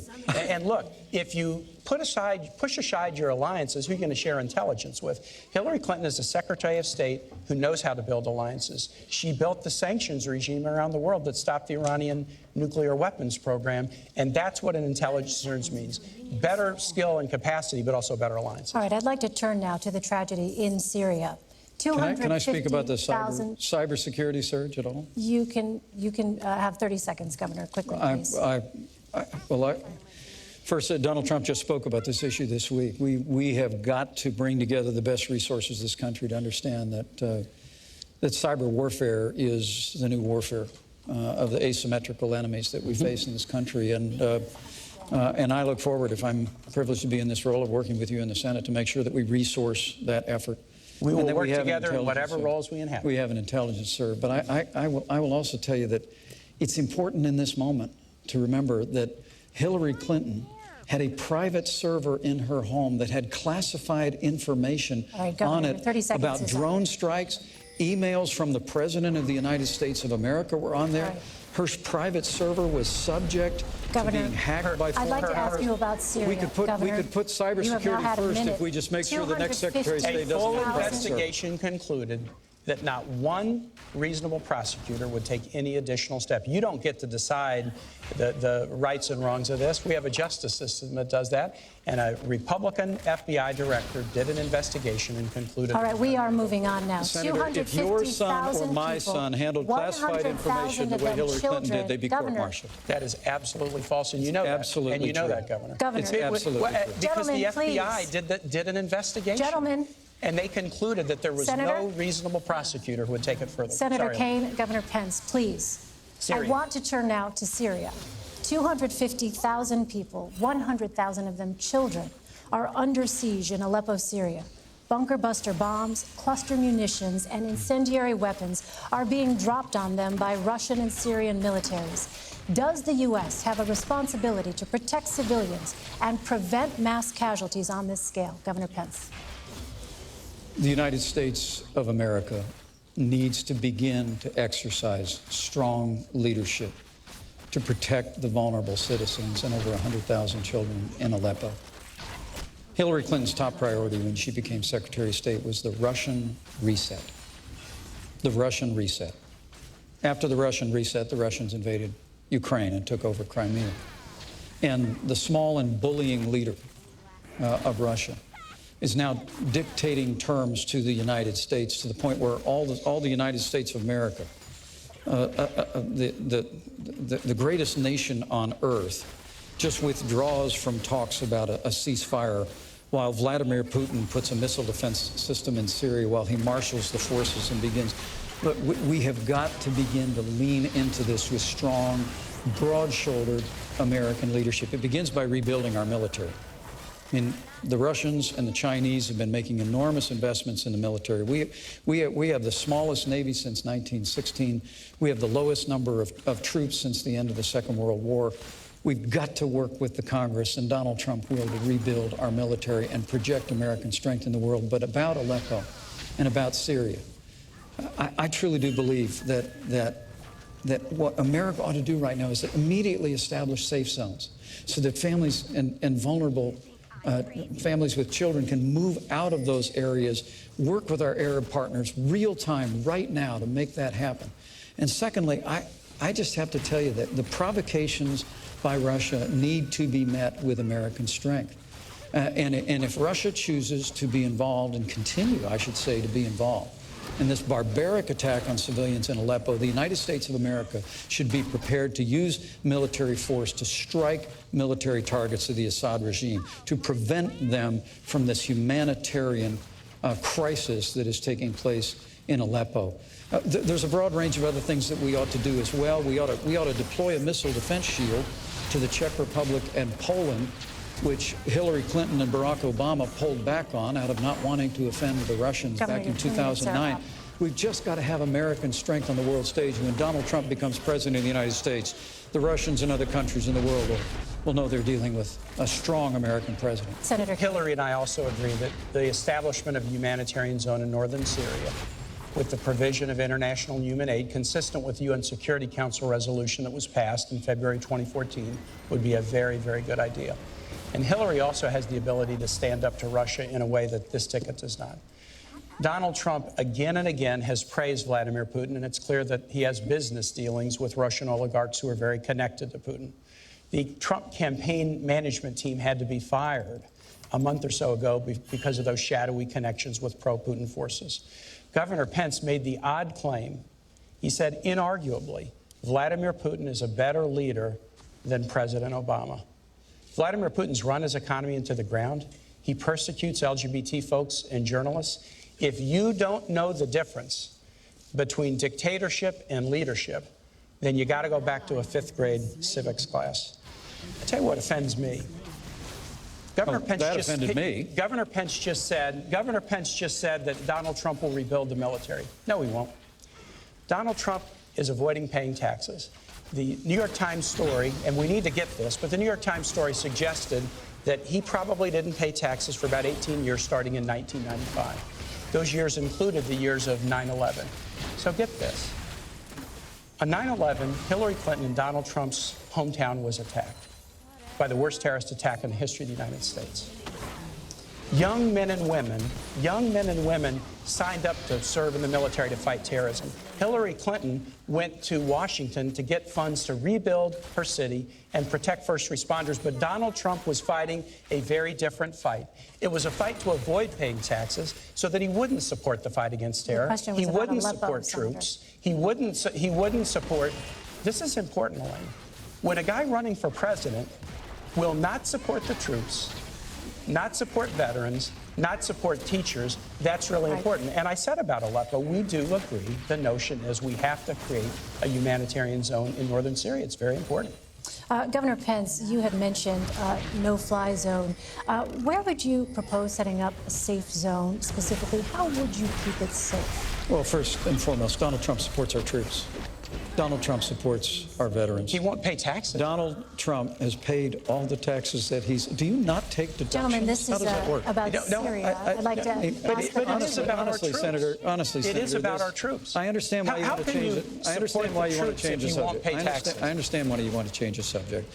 And let me be very clear on this Russian thing. The larger question here... Do you think Donald Trump is smart to not pay taxes? What we're dealing with is the, you know, there's an old proverb that says the Russian bear never dies, it just hibernates. And the truth of the matter is the weak and feckless foreign policy of Hillary Clinton and Barack Obama has awakened an aggression in Russia that first appeared a few years ago with their move in Georgia, now their move into Crimea, now their move into the wider Middle East, and all the while, all we do is fold our arms and say we're not having talks anymore. To answer your question, we just need American strength. We need to marshal the resources of our allies in the region, and in the immediate, we need to act now to get people out of harm's way. And exactly how would those safe zones work? How would they remain safe? The safe zones would have to be, as the senator said, there's already a framework for this that's been recognized by the international community. But the United States of America needs to be prepared to work with our allies in the region to create a route for safe passage and then to protect people in those areas, including with a no-fly zone. But look, this is very tough stuff. I served on the Foreign Affairs Committee for a decade. I traveled in and out of that region for 10 years. I saw what the American soldier won in Operation Iraqi Freedom, and to see the weak and feckless leadership that Hillary Clinton was the architect of in the foreign policy of the Obama administration. Let me come back and talk deeply about, troubling to me. That will all let me change talk about the day the Donald things Trump that Governor becomes Pence president of the doesn't United want to States. acknowledge, Elaine. He doesn't want to acknowledge that we stopped the Iranian nuclear weapons program. He doesn't want to acknowledge that Hillary was part of the team that got bin Laden. He doesn't want to acknowledge that it's a good thing, not a bad thing. That it's a good thing, not a bad thing, that we're down from 175,000 troops deployed overseas to 15,000. But let me tell you what will really make the Middle East dangerous. Donald Trump's idea that more nations should get nuclear weapons. Saudi Arabia, Japan, South Korea. Ronald Reagan said something really interesting about nuclear proliferation back in the 1980s. He said the problem with nuclear proliferation is that some fool or maniac could trigger a catastrophic event. And I think that's who Governor Pence's running mate is, exactly who President Reagan warned us about. Senator, that was even beneath you and Hillary Clinton, and that's pretty low. But do you think we should have more nuclear weapons in the world will make us safer? Senator, Ronald Reagan also said nuclear war should never be fought because it can never be won. And the United States of America needs to make investments in modernizing our nuclear force for both deterrence and Trump's claim that more nations should get to our allies. But let me go back to this Iran thing. I mean, he keeps saying that that Hillary Clinton, who started the deal with the Iranians, prevented Iran from getting a nuclear weapon. That's what the Israeli head of the Joint Chiefs of Staff is saying right now. Well, that's not what Israel thinks. Gadi Eisenkot, you can go check it. You wouldn't necessarily know that. I know you boycotted Prime Minister Netanyahu's speech. No, I visited him in his office. I visited him in his office. You boycotted the speech. The point is, what this so-called Iran deal did was essentially guarantee. I mean, when I was in Congress, I fought hard on a bipartisan basis with Republican and Democrat members to move forward the toughest sanctions, literally in the history of the United States against Iran. And then Hillary used them. We were bringing them to heel, but the goal was always that we would only lift the sanctions if Iran permanently renounced their nuclear ambitions. Let me just mention. They have not, Elaine, let me finish a sentence. They have not renounced their nuclear ambitions, and when the deal's period runs out, there's no limitation on them obtaining weapons. That and the fact that they got $1.7 billion in a ransom payment. We need to talk about Russia very quickly, though, Senator, to the American people. 6 times tonight, I have said to Governor Pence, I can't imagine how you can defend your running mate's position on one issue after the next. And in all 6 cases, he's refused to defend his running mate's. No, don't put words in my mouth. All right. If he's going to do that, you got to give him time. And yet, he is asking everybody to vote for somebody that he cannot defend. And I just think that should be underlined. All right, gentlemen, let's talk about Russia. I'm very happy to defend Donald Trump. I will give you an opportunity to do that. I'll take them one at a time. More nations should get nuclear weapons. Don't try to defend that. Well, he never said that, all right. Senator. And he has absolutely said it. Saudi Arabia, South Korea, Japan. Gentlemen, Russia.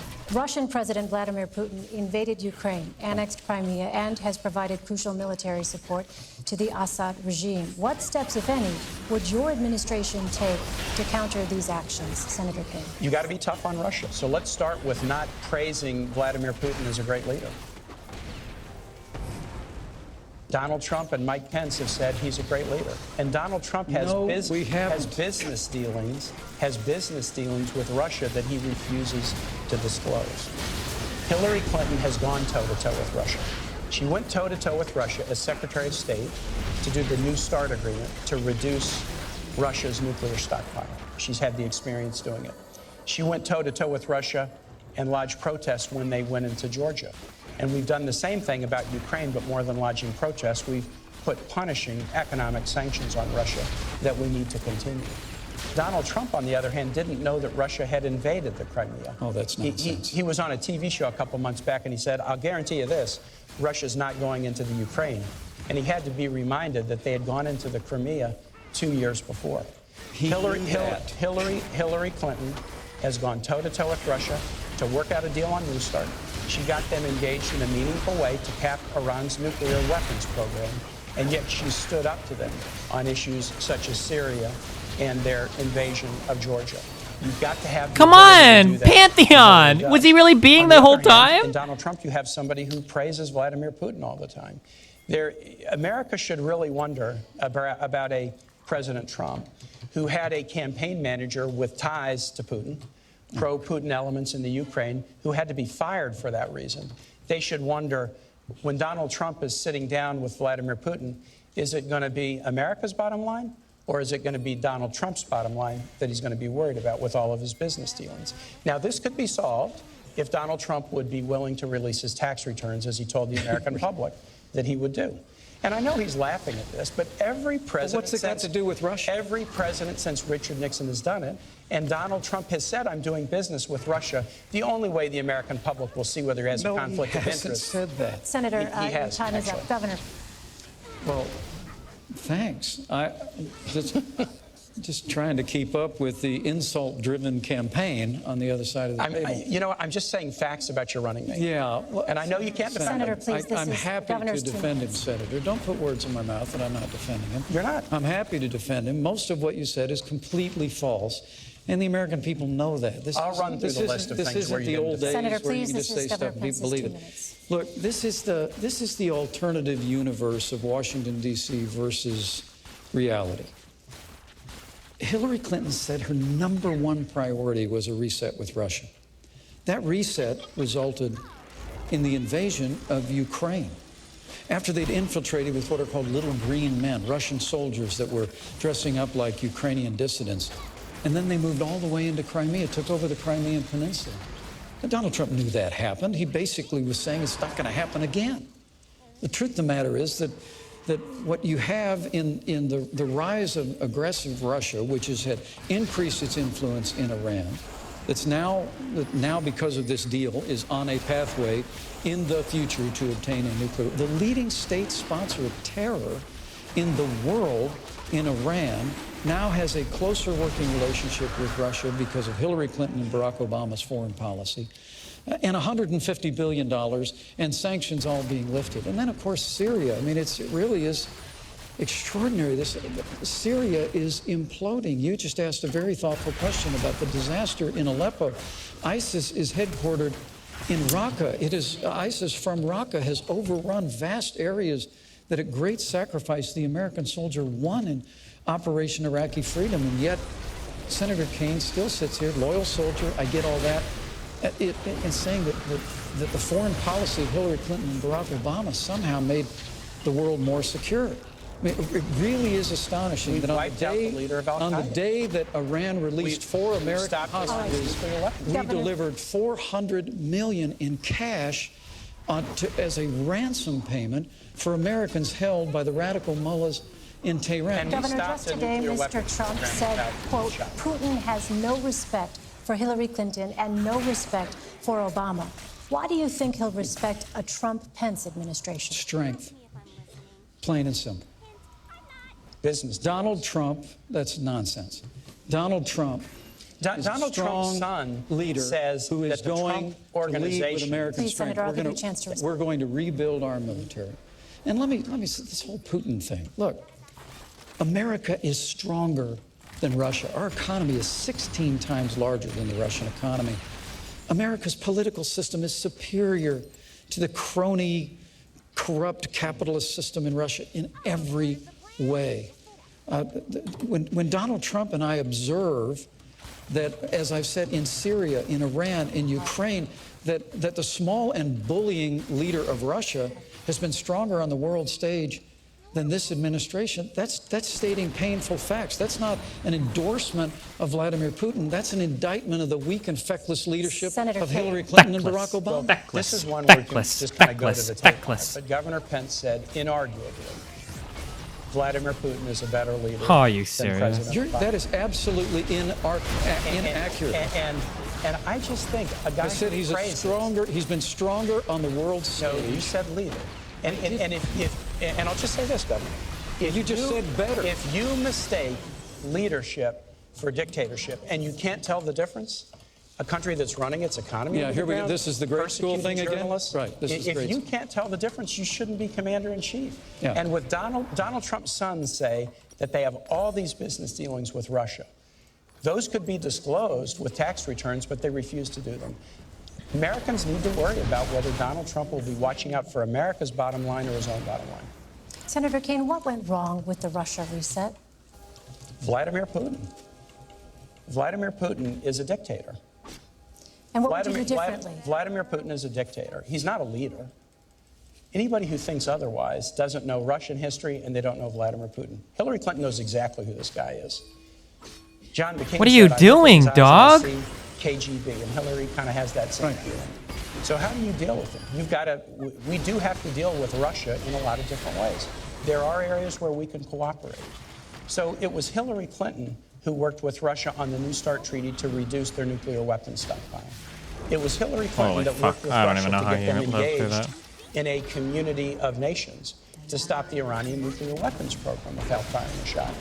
She's not going around praising Vladimir Putin as a great guy, but she knows how to sit down at a table and negotiate tough deals.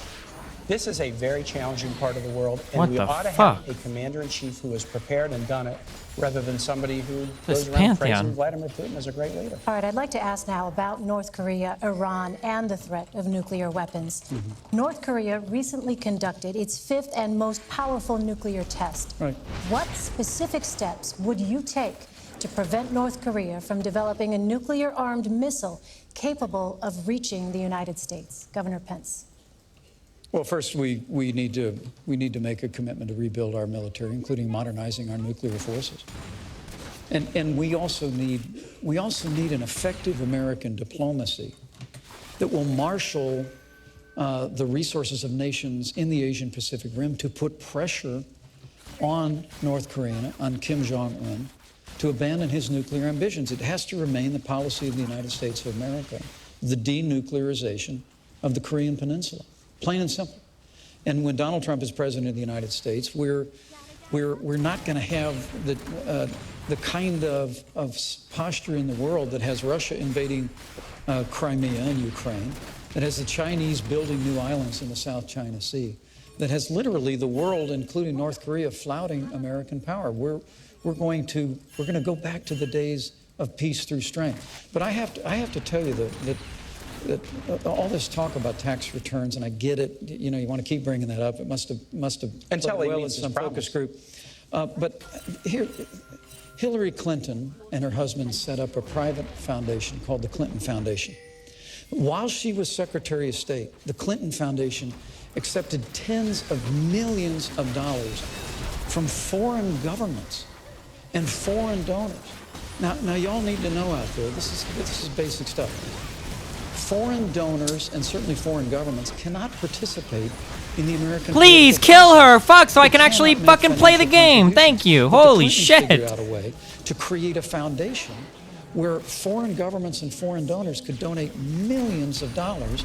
And then we found, thanks to the good work of the Associated Press, that more than half of her private meetings when she was Secretary of State were given to major donors of the Clinton Foundation. When you talk about all these baseless rumors about Russia and the rest, Hillary Clinton, you asked the trustworthy question at the very beginning. The reason the American people don't trust Hillary Clinton is because they are looking at the pay-to-play politics that she operated with the Clinton Foundation through a private server while she's Secretary of State.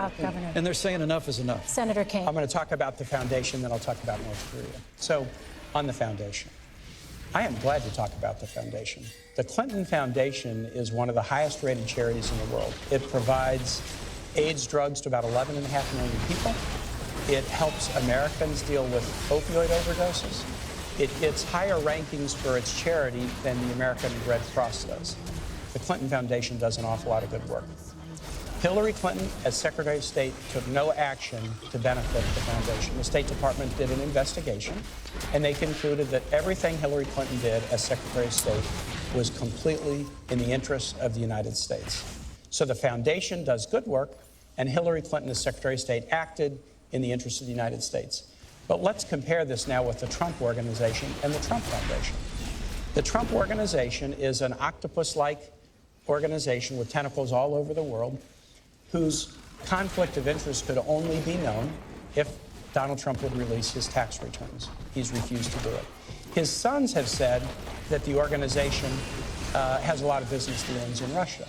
And remember, the Trump Organization is not a nonprofit. It's putting money into Donald Trump's pockets and into the pockets of his children, whereas the Clinton Foundation is a nonprofit, and no Clinton family member draws any salary. The Trump Foundation is a nonprofit. In addition, Donald Trump has a foundation. The foundation was just fined for illegally contributing foundation dollars to a political campaign of a Florida Attorney General. They made an illegal contribution, and then they tried to hide it by disguising it as somebody else. And the person they donated to was somebody whose office was charged with investigating Trump University. This is the difference between a foundation that does good work and a Secretary of State who acted in accord with American interests, and somebody who is conflicted in doing work around the world and won't share with the American public what he's doing and what those conflicts are. Governor, I will give you 30 seconds to respond because I know you want to, but again, I would remind you both this was about North Korea. Thank you. Thank you. The Trump Foundation is a private family foundation. They give virtually every cent in the Trump Foundation to charitable causes. Political less than 10 cents on the dollar in the Clinton Foundation has gone to charitable causes. $20,000 portrait of Donald Trump? Less than 10 cents on the dollar, the Clinton Foundation has gone to charitable causes. 90%. It has been a platform for the Clintons to travel the world, to have staff. But honestly, Senator, we would know a lot more about it if Hillary Clinton would just turn over the 33,000 emails that she refused to Senator Kane, in her private server. If you We'd have a had much better picture of what the intelligence, Clinton Foundation was doing. Senator Kane, if you had intelligence that North Korea was about to launch a missile, a nuclear-armed missile capable of reaching the United States, would you take preemptive action?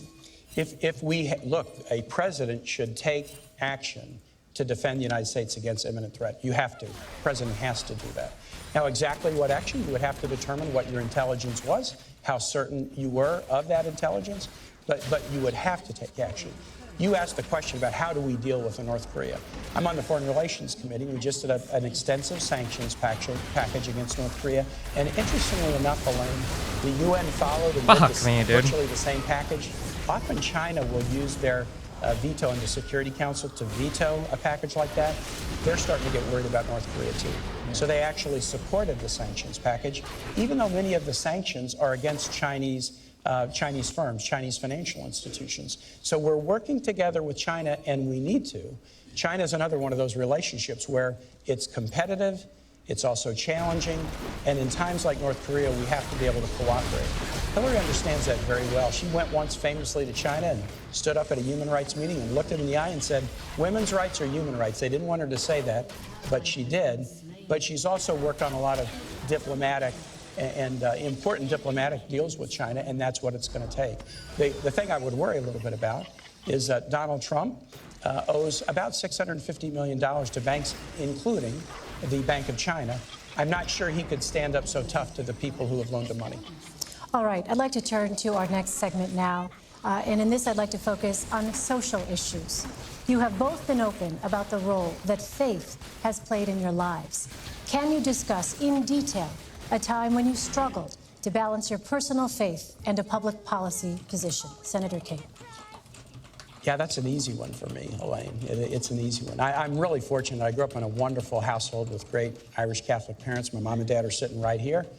I was educated by Jesuits at Rockhurst High School in Kansas City, my 40th reunions in 10 days. And I worked with Jesuit missionaries in Honduras now nearly 35 years ago, and they were the heroes of my life. I try to practice my religion in a very devout way and follow the teachings of my church in my own personal life.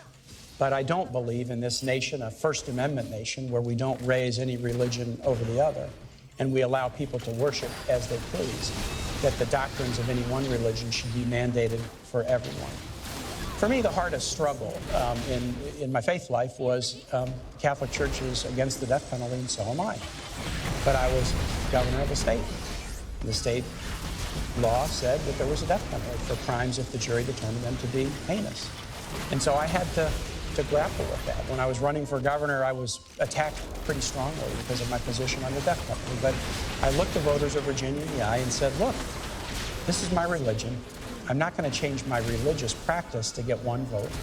But I know how to take an oath and uphold the law. Fuck and me. If you elect me, I will uphold the law. And I was elected, and I did. it was very, very difficult to allow executions to go forward, but in circumstances where I didn't feel like there was a case for clemency, I told Virginia voters I would uphold the law, and I did.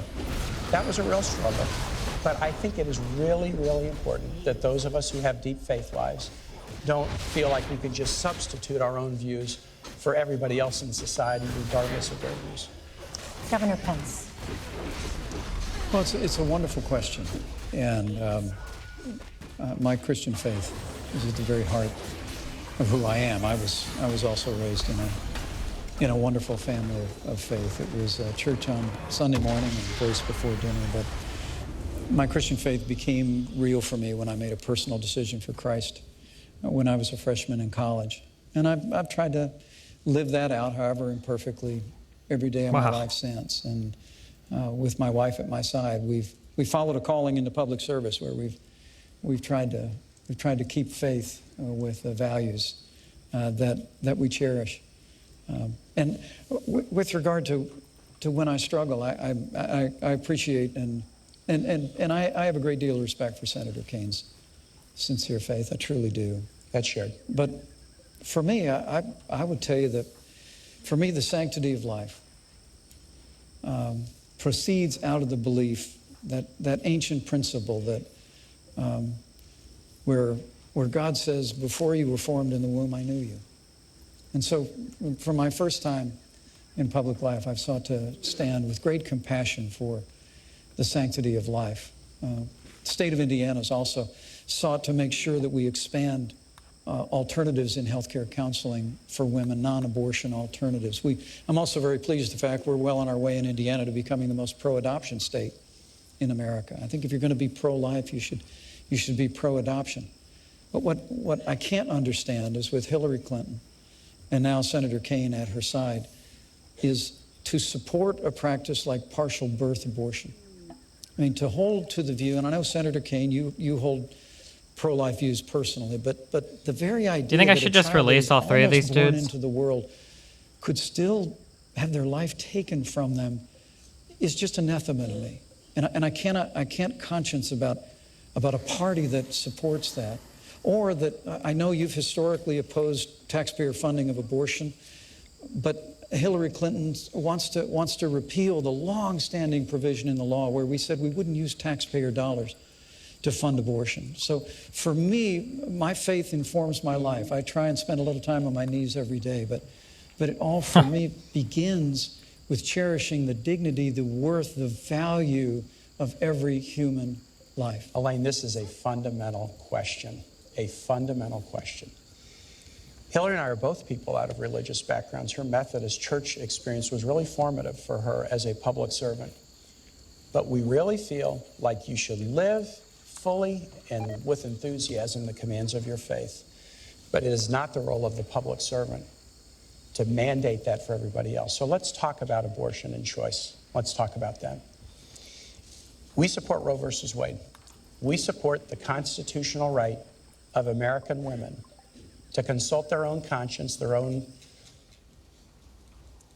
supportive partner, their own minister, but then make their own decision about pregnancy. That's something we trust American women to do that. And we don't think Jesus Christ that women should be punished, as Donald Trump said they should, for making the decision to have an abortion. Governor Pence wants to repeal Roe versus Wade. He said he wants to put it on the ash heap of history. And we have some young people in the audience who weren't even born when Roe was decided. This is pretty important. Before Roe versus Wade, states could pass criminal laws to do just that, to punish women if they made the choice to terminate a pregnancy. I think you should live your moral values. But the last thing, the very last thing that government should do is have laws that would punish women who make reproductive choices. And that is the fundamental difference between a Clinton-Kane ticket and a Trump-Pence ticket that wants to punish women who make that choice. It's really not. Donald Trump and I would never support legislation that punished women who made the heartbreaking choice to end a pregnancy. Then why did Donald Trump say that? We just never would. Why did he say that? Well, look, he's not a polished politician like you and Hillary Clinton. And so, you know, well, I things would don't admit always that's not come a out polished exactly the thought. way he means well, them. But can I'm I say telling you what other great policy of our line from the administration would great be. line from the Gospel of Matthew. From the fullness of the heart, the mouth speaks. Yeah. When Donald Trump says women should be punished, or Mexicans are rapists and criminals, I'm telling or you. John McCain's not a hero, he is showing you who he is. Senator, you whipped out that Mexican thing again. Look. Can you defend it? There are criminal aliens in this country, Tim, who have come into this country illegally, who are perpetrating violence and taking American lives. You want to use a big tar brush against Mexicans? He also said, and many of them are good people. You keep leaving that out of your quote. And if you want me to go there, I'll go there. But there is a choice here, and it is a choice on life. I couldn't be more proud to be standing with Donald Trump, who's standing for the right to life. It's a principle that Senator Kaine, and I'm very gentle about this because I really do respect you, it's a principle that you embrace. And I've appreciated the fact that you've supported the Hyde Amendment, which bans the use of taxpayer funding for abortion in the past, but that's not Hillary Clinton's view. People need to understand we can come together as a nation. We can create a culture of life. More and more young people today are embracing life because we know we're better for it. We can, like Mother Teresa said at that famous National Prayer Breakfast. This is important. Let's welcome the children into our world. There are so many families around the country who can't have children. We could improve adoption so that families that can't have children can adopt more readily those children. Why don't you trust women to make this choice for themselves? We can encourage people to support life. Of course we can, but why don't you trust women?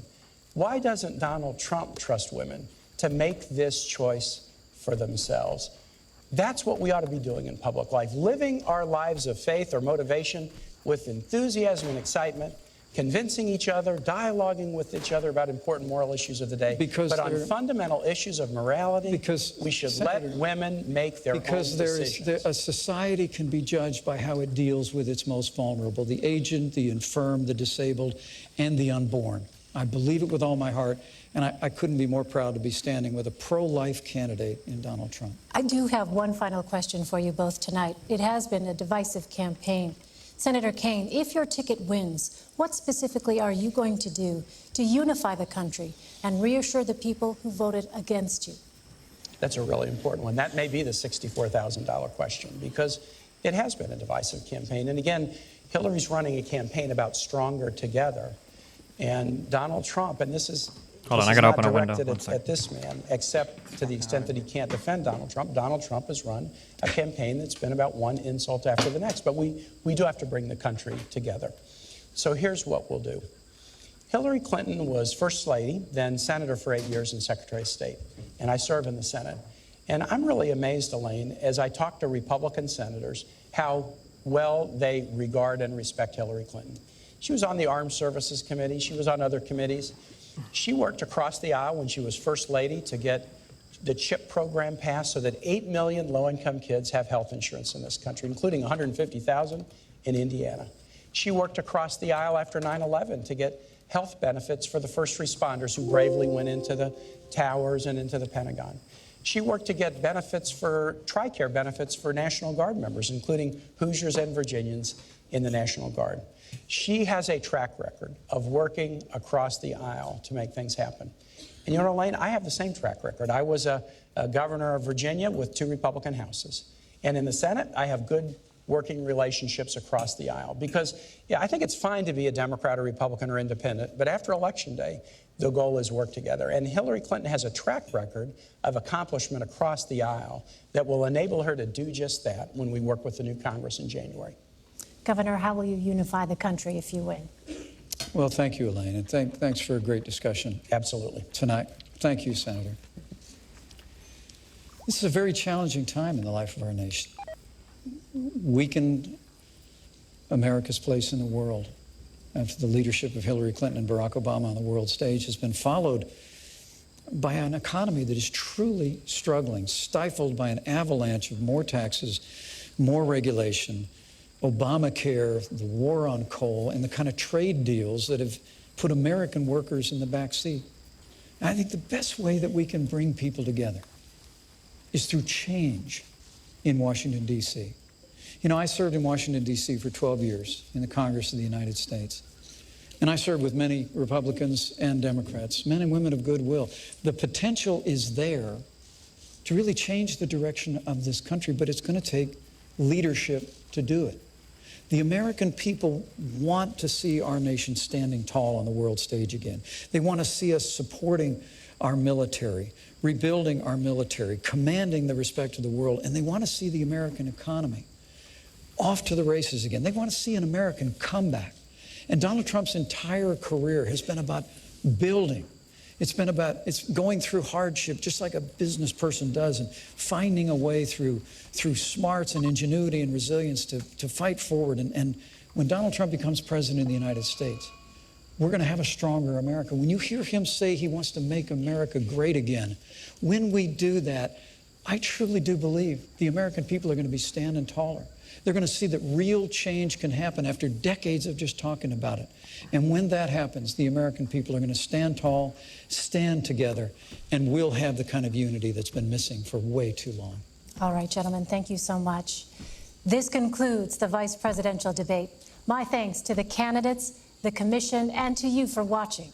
Please tune in this Sunday for the second presidential debate at Washington University in St. Louis, and the final debate on October 19th at the University of Nevada, Las Vegas.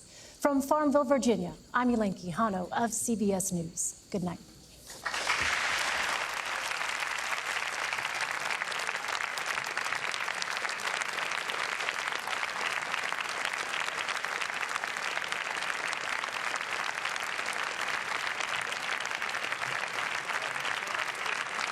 What a fucking meme, dude.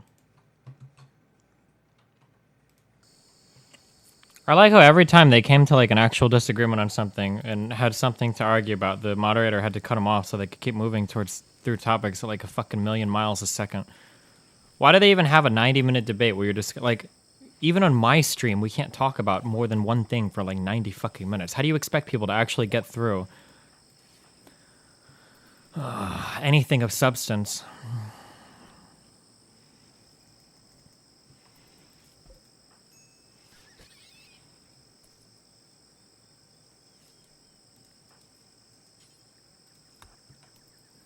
This sleeping sickness is cucking me so hard. I think my run is gonna die, dude. I'm starting to feel like my run is dying. A group of travelers. Oh my god, finally. Do they want to trade? A veterinarian named whatever calls him right. He's being chased by pirates. He begs for safety. Yeah, hell yeah. This is the most people I've ever had on my team before. Holy shit.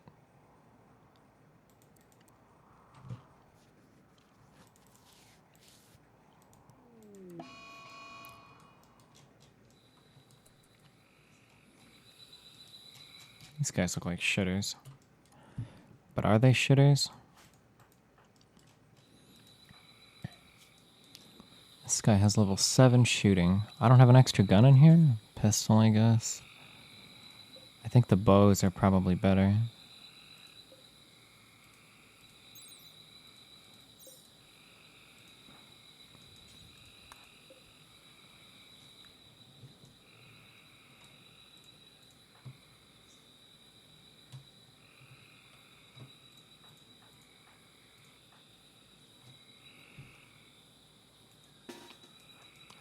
Why not rush the hospital beds? I don't know. From everything I've read, it doesn't seem like the hospital beds honestly help that much. Maybe they actually do? I don't know. Relationship. Wait, did I just get 2 simultaneous raids? Are you kidding me?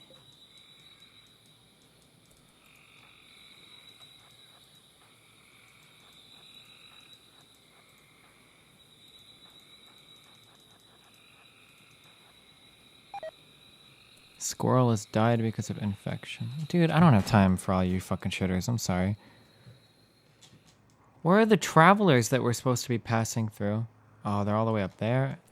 They're shitters. They're not going to be able to help at all.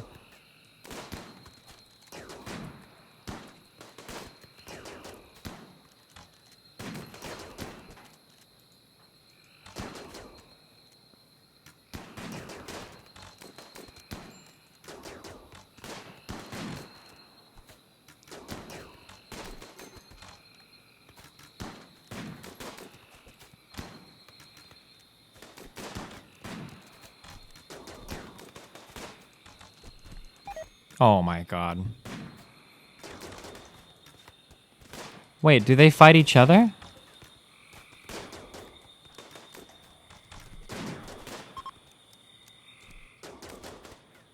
Okay, some are fleeing.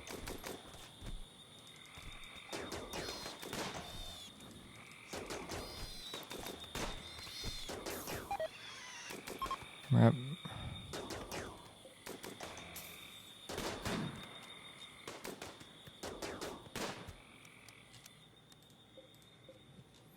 Alright.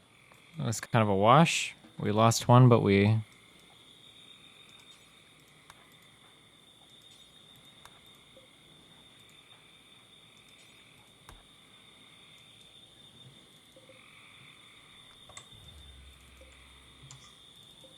Steel longsword?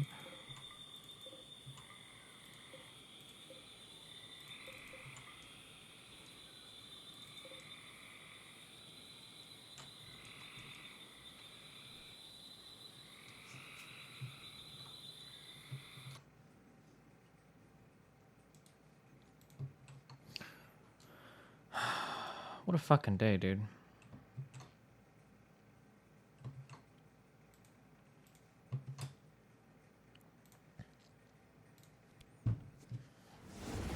I'm on a big win streak now. I can feel it. It's just starting. I need to pick some good meta tops. Who's like in the meta for top lane? Who's like the best top laner right now?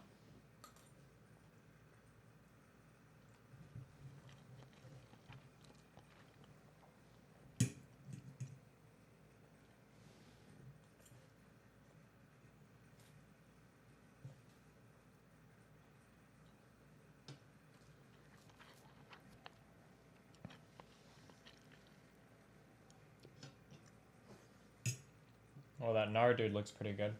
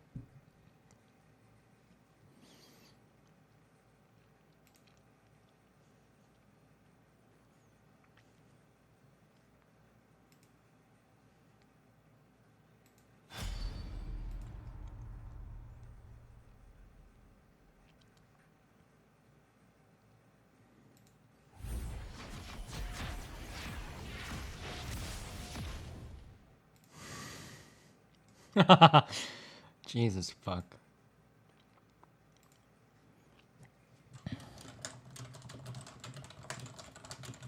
Alright, I am 100% in the fucking zone right now. Except I'm really fucking hot. Whew. But aside from that, I'm in the zone, okay? I'm ready, guys. Actually, I gotta use the restroom real fast, and then I'll be in the zone.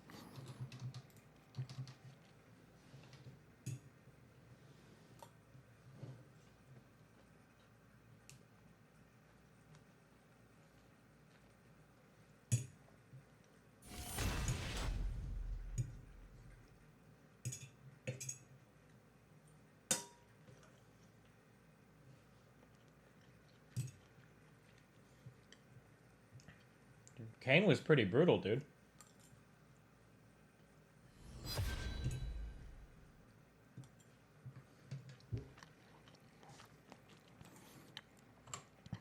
I think it would have been interesting to see Kane debating Trump. Huh, they would be interrupting each other non-stop.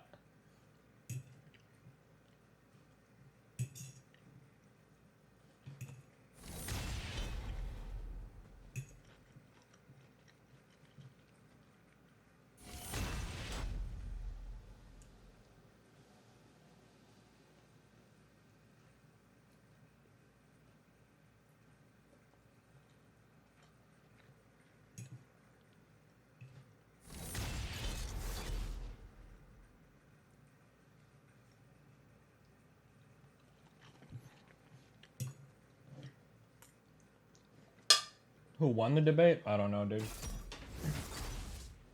I don't think there are any winners to these debates at this point. They never get to discuss anything because the moderators want to shepherd them on to the next topic like in 2 seconds. And the people that are dug in for certain candidates are always... I don't think anybody's minds are changing over these debates now.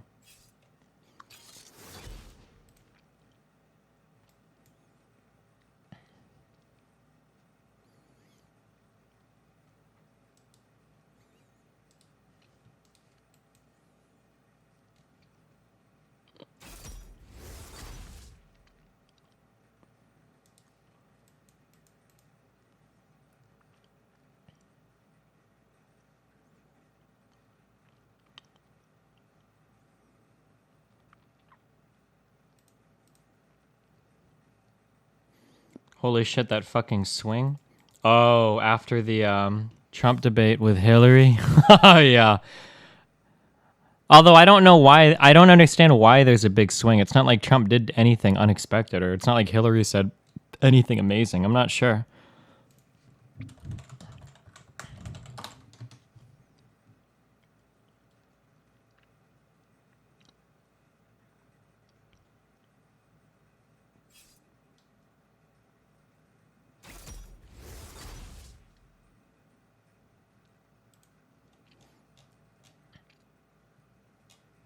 I appreciated Kane bullet pointing. Yeah, I thought it was... I feel kind of bad for Pence. I don't think Pence... Because Pence is very eloquent when he speaks.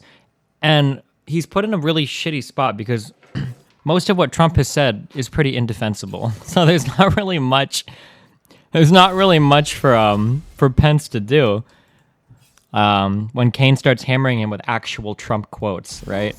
The thing that sucks about Trump is you really don't have to take much out of context to make him look like a fucking idiot, which is like a really big, selling point.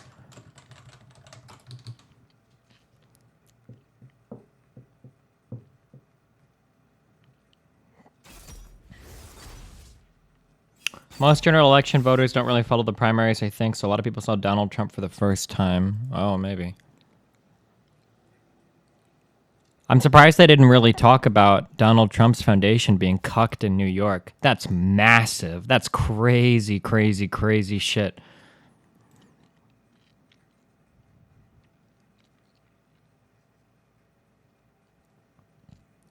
Wait, how do you just see the, Oh, this... Who am I voting for? I am voting for no one. Fuck this whole election, and fuck all of you. If I voted, it would be for Hillary pretty easily, though, unfortunately.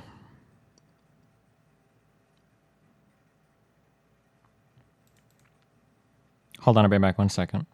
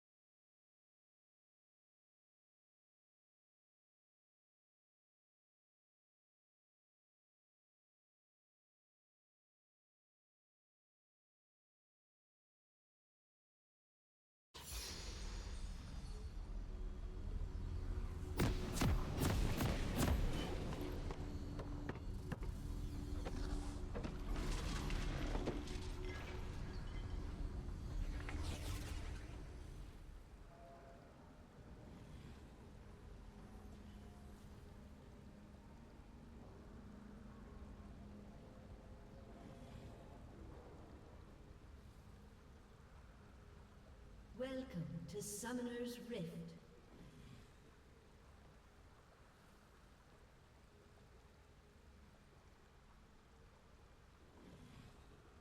I have the best intentions.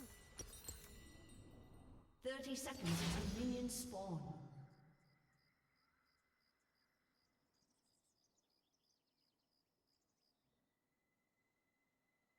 Who needs reasons?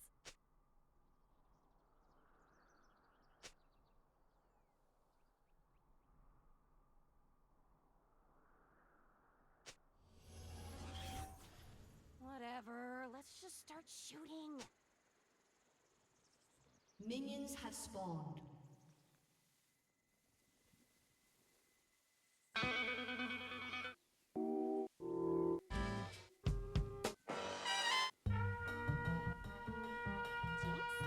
Stands for Jinx. My bad. I think that there are a couple of really easy tells on if you can like very safely ignore like any political opinion that comes from somebody, and I think that quoting WikiLeaks is one of those things at this point.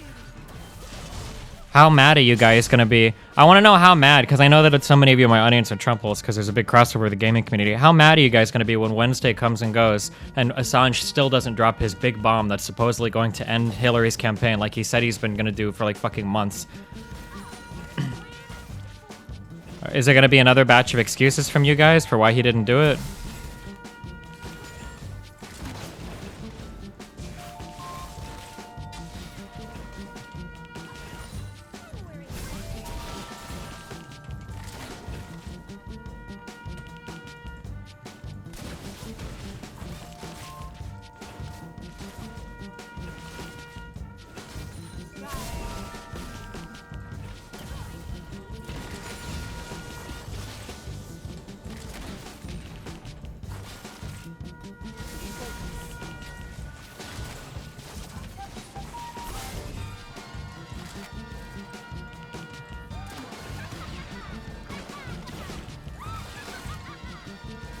He's waiting for the right moment. Assange has been saying for like fucking how long that he's got the final piece of the final meme that's gonna destroy, that's gonna end Hillary's campaign, and he keeps delaying and giving reasons on why he's not giving it out.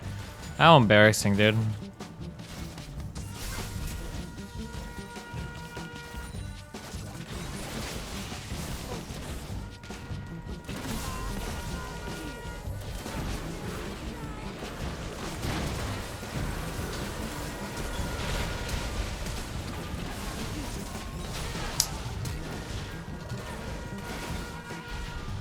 Push too far up.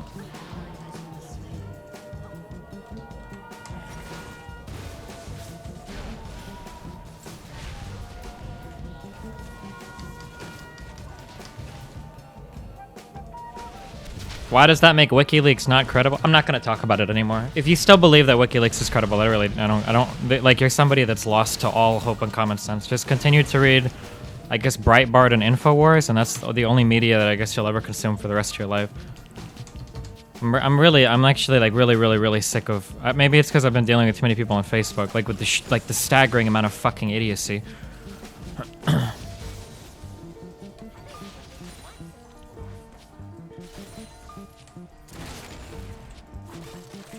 you watching Worlds? No.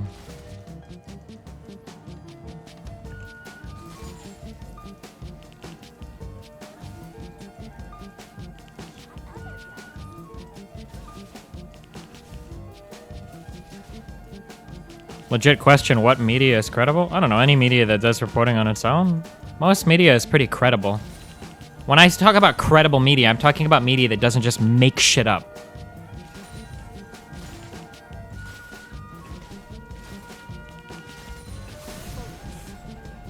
So I guess like any Fox News, CNN, and MSNBC, like Reuters, whatever, the Associated Press, I mean, all of it is. I mean, even Russia Today is, to some extent, has some value. But I don't believe WikiLeaks has any value anymore. His insane hatred for the Clintons, like, fucks his shit up way too much. Like, he's not capable of... Like, when you start posting things, like, out of context, what was the, I don't even remember what it was. When you start posting like quotes from years ago saying that it was recent, or when you start saying like, well, this guy, this anonymous person said this anonymous thing, like at that point, like you're pretty much tabloid.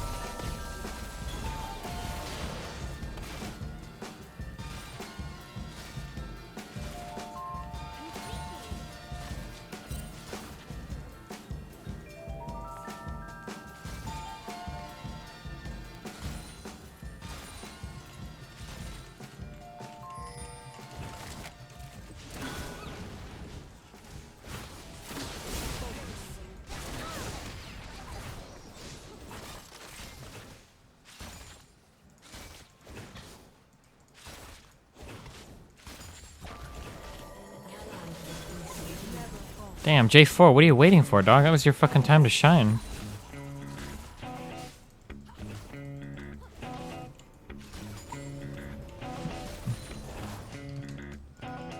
I don't read WikiLeaks, but I thought all they did was publish leaked documents. No, that's not all they do. The Assange dude has like a huge anti-American bias and really fucking hates Hillary. So like, I should have seen it coming. You think this guy is stream sniping me? I don't even know. When I play mid, I never ward this spot. This spot's supposed to be warded though. Our river ward's not doing anything. This is pretty stupid. Oh. I shouldn't have bought this.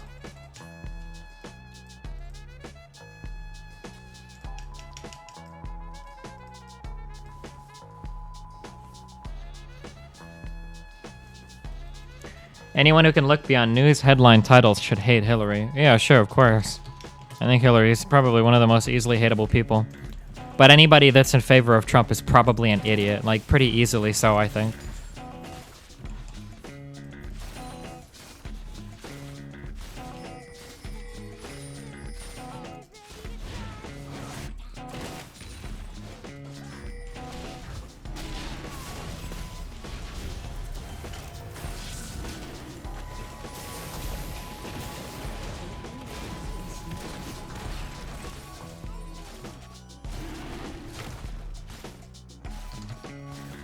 Does WikiLeaks still publish credible stuff not related to the election? I don't know. Most of what like WikiLeaks does right now is they're just propaganda.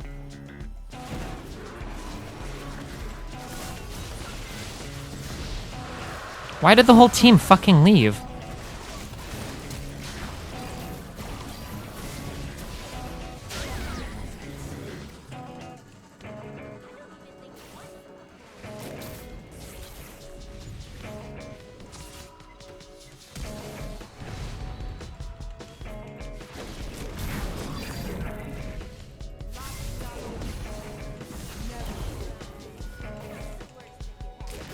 Oh my god, dude. The point and click. Too good.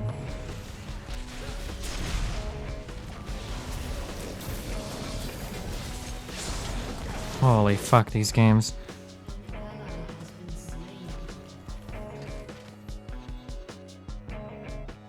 Anybody in favor of Hillary is an idiot. It's pretty obvious. Super Live, do you want to come onto Skype and defend Trump? Or do I IP ban you right now? Go for it, dude.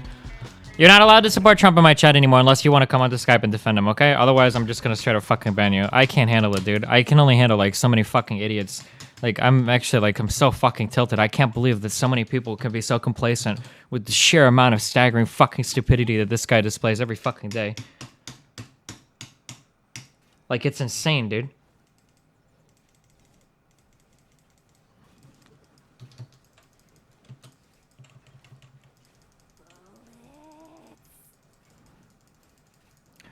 Is it not possible to hate both? Yeah, sure, but you can't pretend that the both are the same at this point. Like, Trump is on another level of...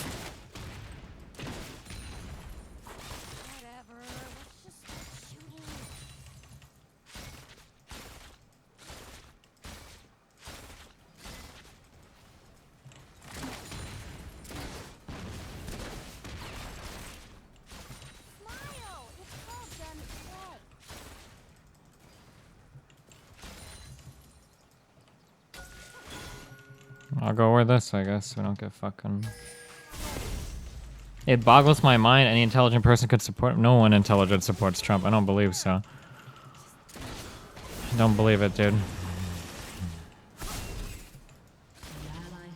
Even if you hate Trump this much, he'll protect the Second Amendment. I don't give a fuck about the Second Amendment, dude. Of all the things that I worry about right now as an American, the Second Amendment is like on the bottom of my list of shit I give a fuck about.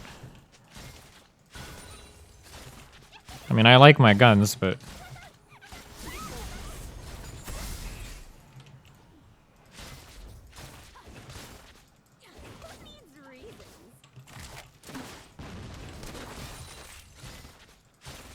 I'm really 0-3 this game. What happened? Oh, Lee Sin happened twice, and then Dragon happened.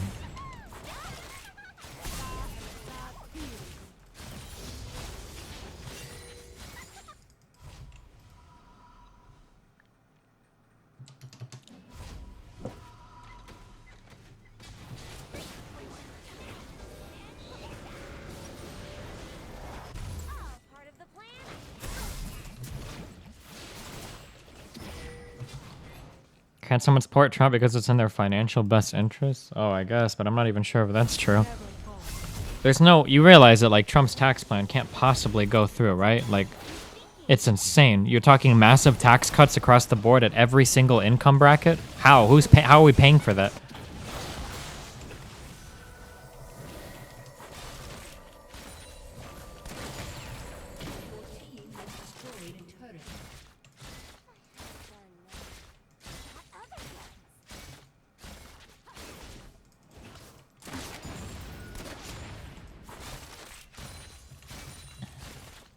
If it was Rubio or Cruz instead of Trump being the candidate, do you think you would have voted for them over Hillary? I don't think I could have done Cruz. Rubio probably pretty easily, though. Yeah, I think so.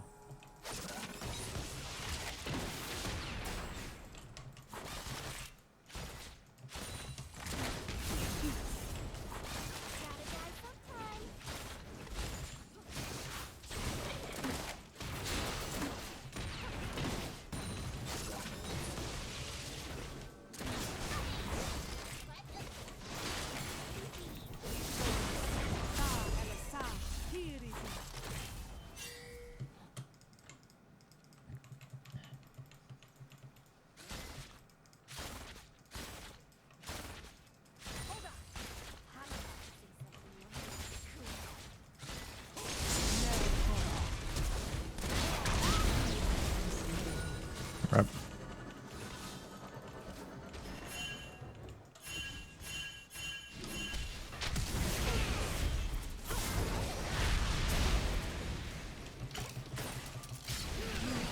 I just wanted to throw a ward over, dude. Fuck me.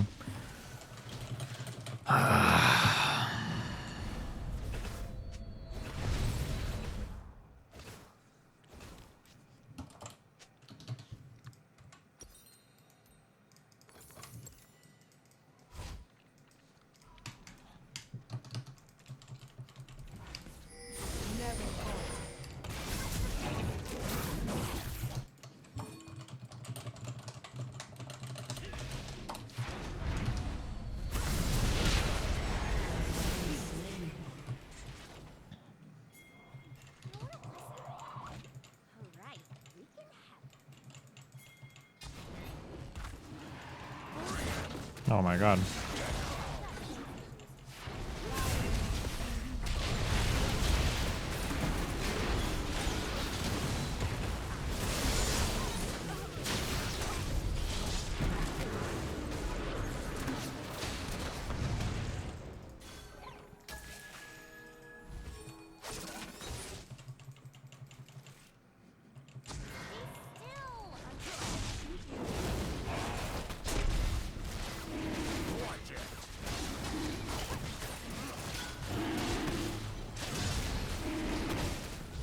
J4, come back here. You just need to stay alive.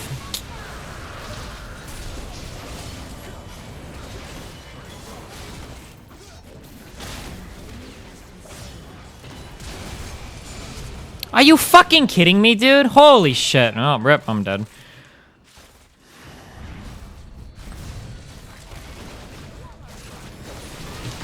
Fuck me, dude. Oh, God.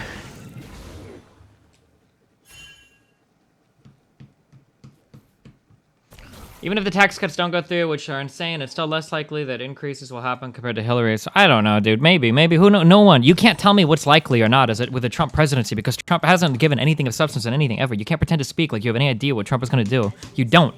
Trump doesn't even know what the fuck he's going to do, dude.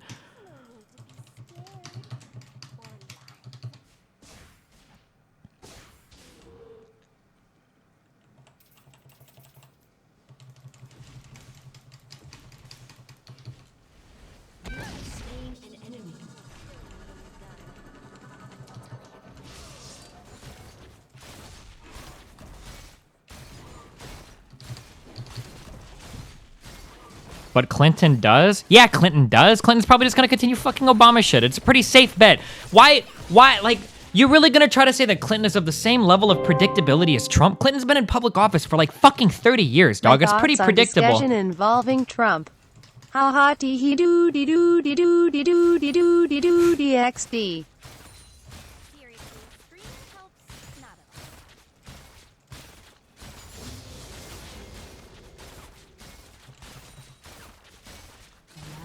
Oh my god.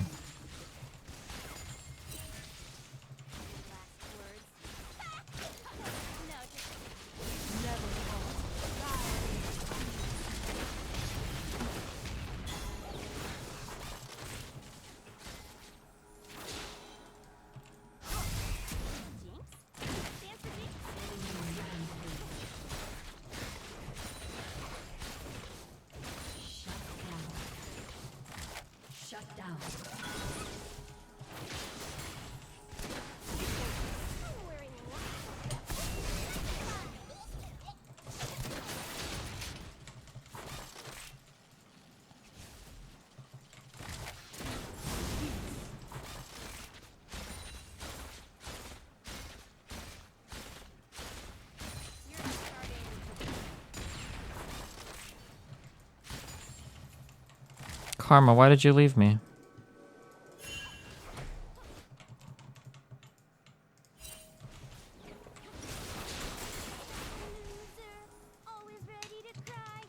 Oh, she's warding up here so that if Lee Sin comes to kill us.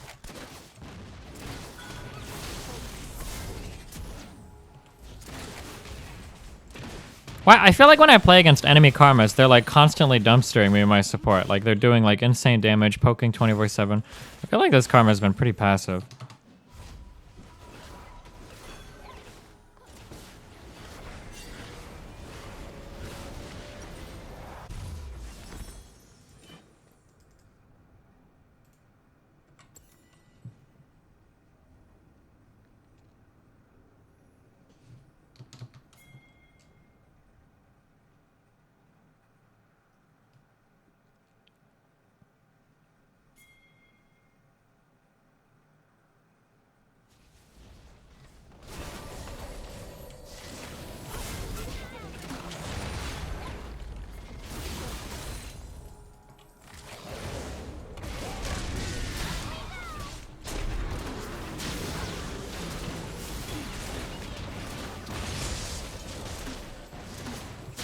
Wow, what a bro. Look at J4 giving me those kills.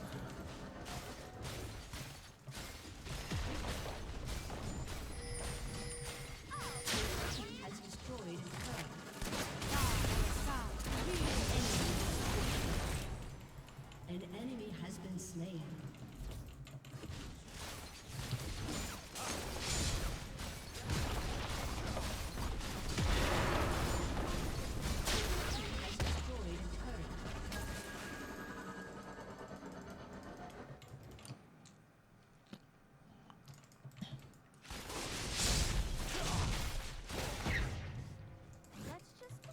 It's also the fact of having Supreme Court justice open. Trump is unpredictable in a lot of ways, but I think it's safe to assume that he wouldn't choose a progressive new justice. I mean, do you consider that a positive? I mean, what do you want, somebody that's going to overturn Roe v. Wade or Citizens United or the federal ban on gay marriage bans, I guess?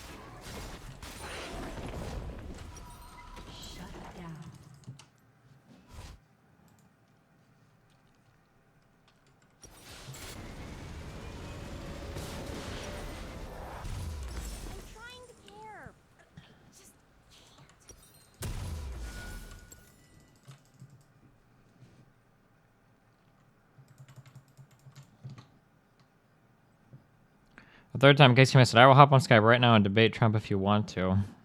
Do you really want to, dude?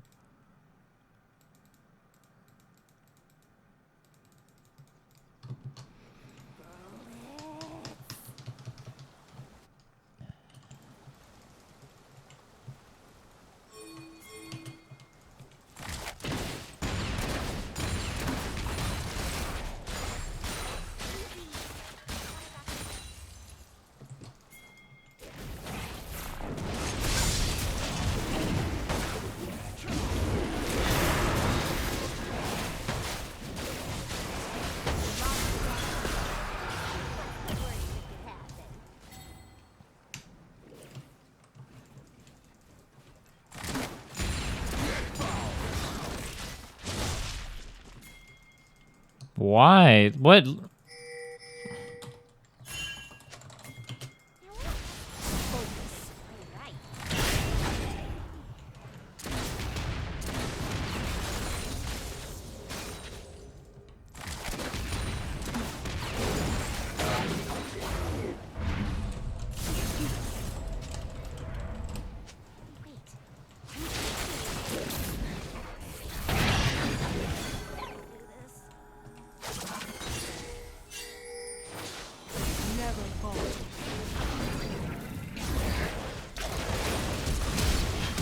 Oh, come on.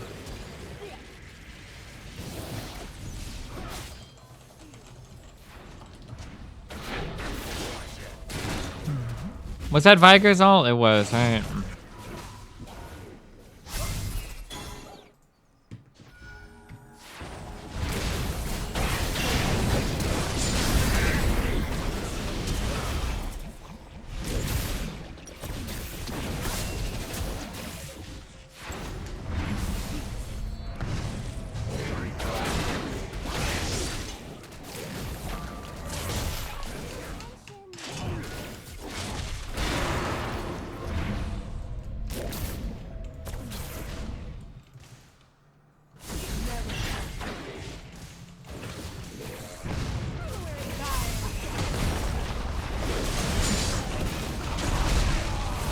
Just kill him! Why are you running from him? Do you know how shit else work? You just had to kill him! What a fucking pussy! What the fuck?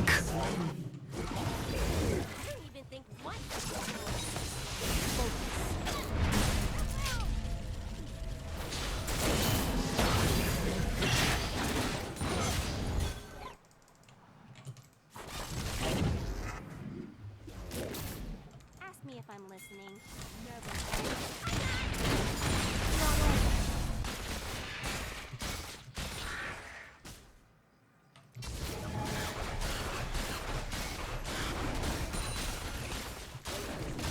You couldn't kill him with the shield. He's full tank. Dog, he was like almost dead. You don't think you could have killed him if we would have just wailed on him? I don't know, dude. I don't think I can kill this dude, can I? Sunfire? No fucking way.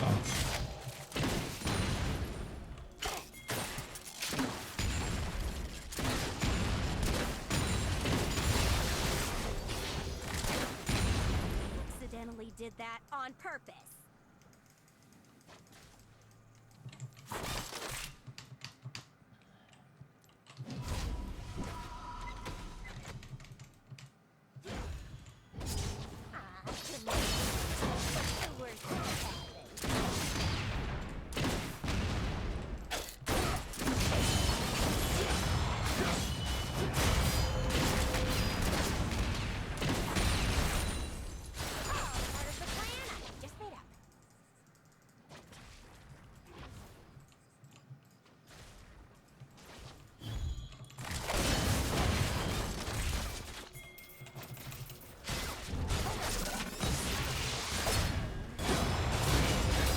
I don't know how this shit works. No, I guess it doesn't work that well. How did I kill him? He was 5 and 2 with this much armor? What the fuck?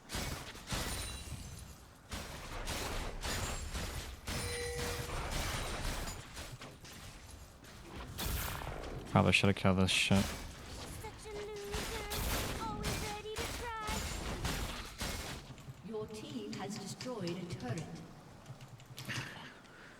Debate about Trump, yeah, after this game, I guess.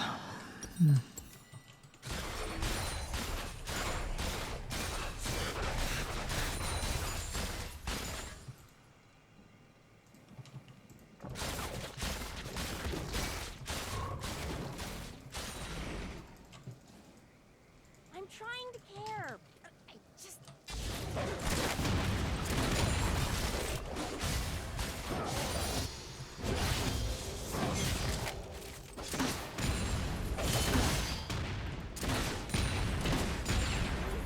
This is a lunatic route. I need to be a little safer.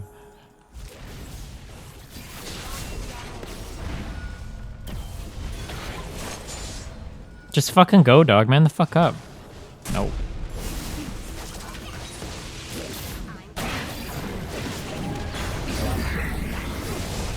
Oh.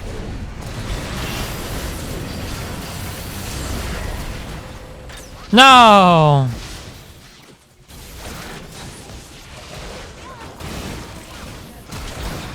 Whoa. Why am I off to the side? I don't even know, dude. My positioning is so fucking bad. I'm not thinking at all.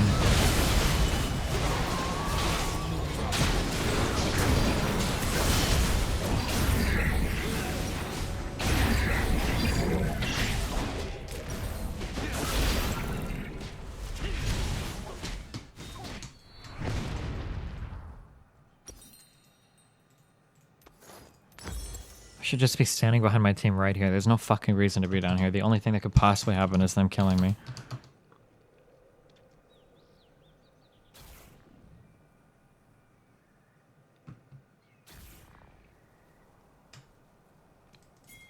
Let's just behave. Said no one ever.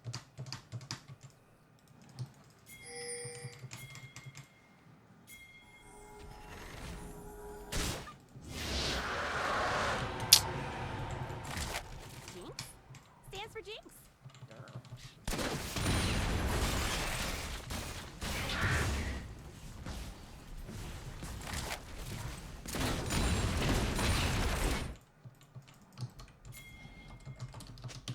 What if I had a gun that shot other guns?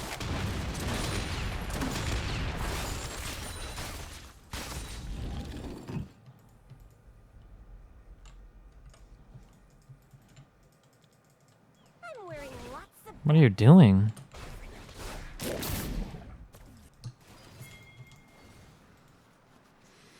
Now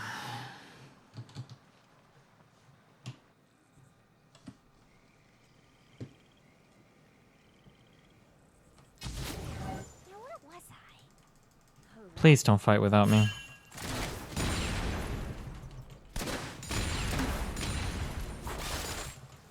They're gonna... Fuck.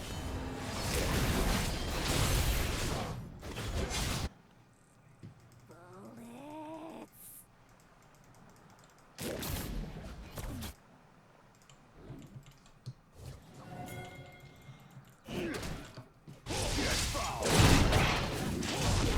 I'm crazy. Got a doctor's note.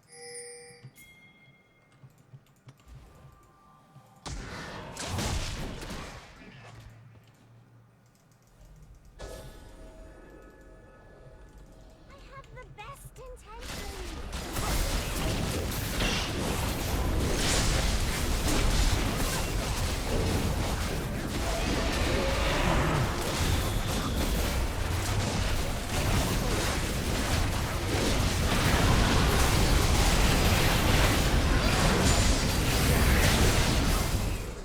You have slain an enemy.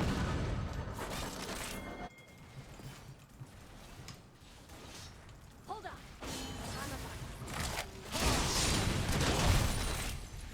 Why does she say hold on? I'm about to say something really cool, but then she never says anything really cool.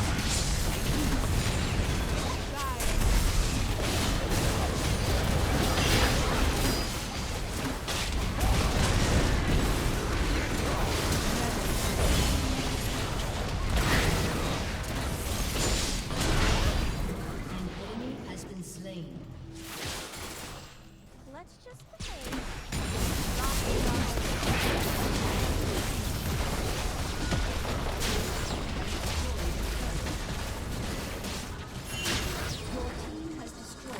You guys are fucking pussies, dude.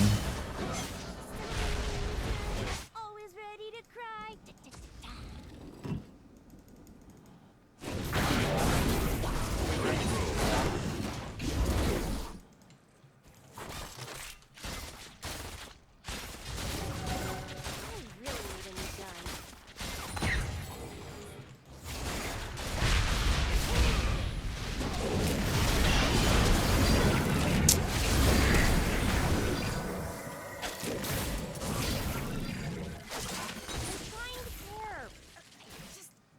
It's a wasted summoners. Fuck. If I would have had that kill, I could have just run away.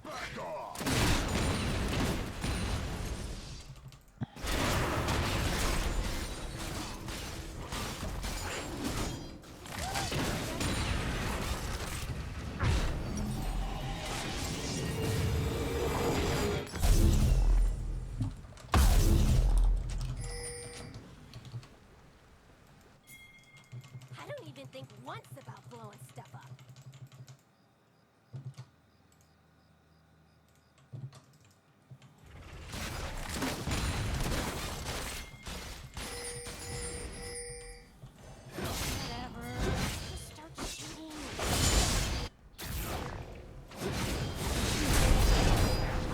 Oh, this guy's pretty fucked.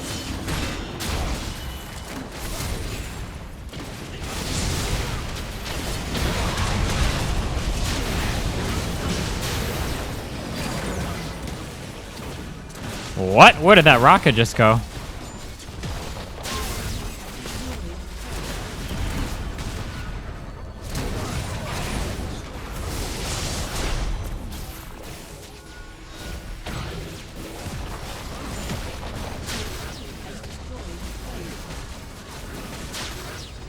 Your team has destroyed an inhibitor.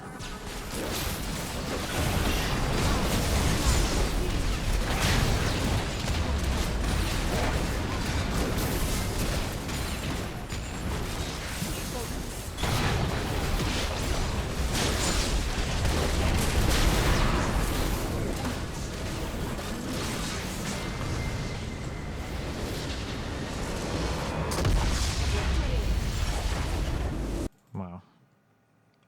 What a meme. Jeez.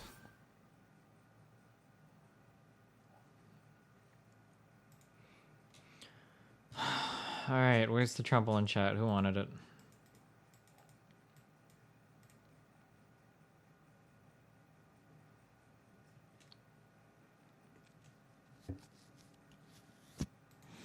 Is this run dead yet?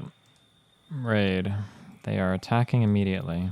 Wait, what? Was that the raid I just stopped?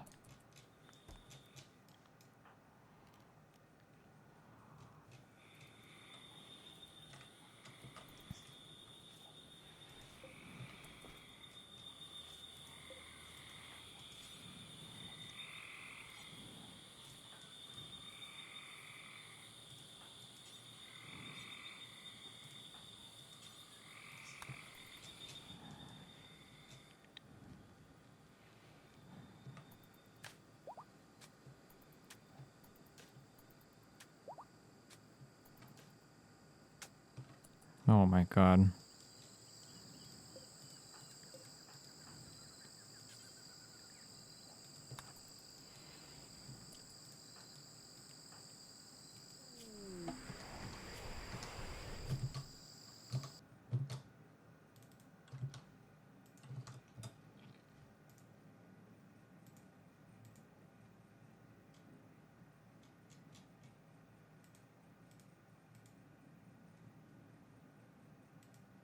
Alright, I added the dude.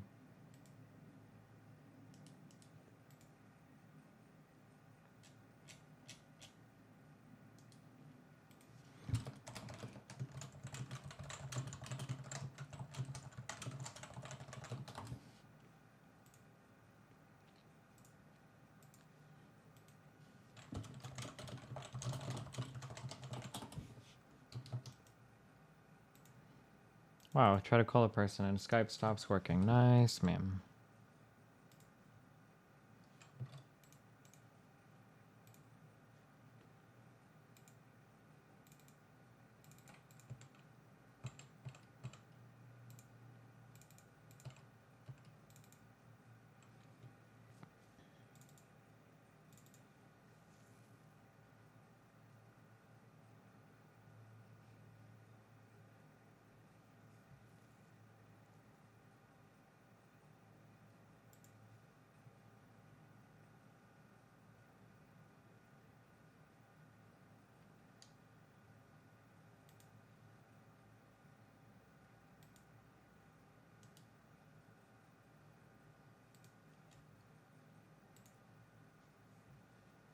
Hello. Wow, what's up, buddy? Hey. Well, first of all, I want to say thank you for actually. We're updating your Skype. Oh, thanks. Yeah, I totally just wanted to hang up right in the middle of that call so that Skype could update. Thanks, dude. It's totally what I wanted.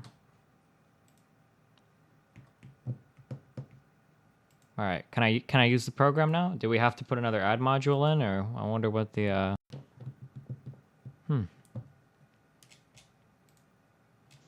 I'm sorry, I needed a mission critical Skype update. Okay, I think it won't hang up. I know this that's time. like.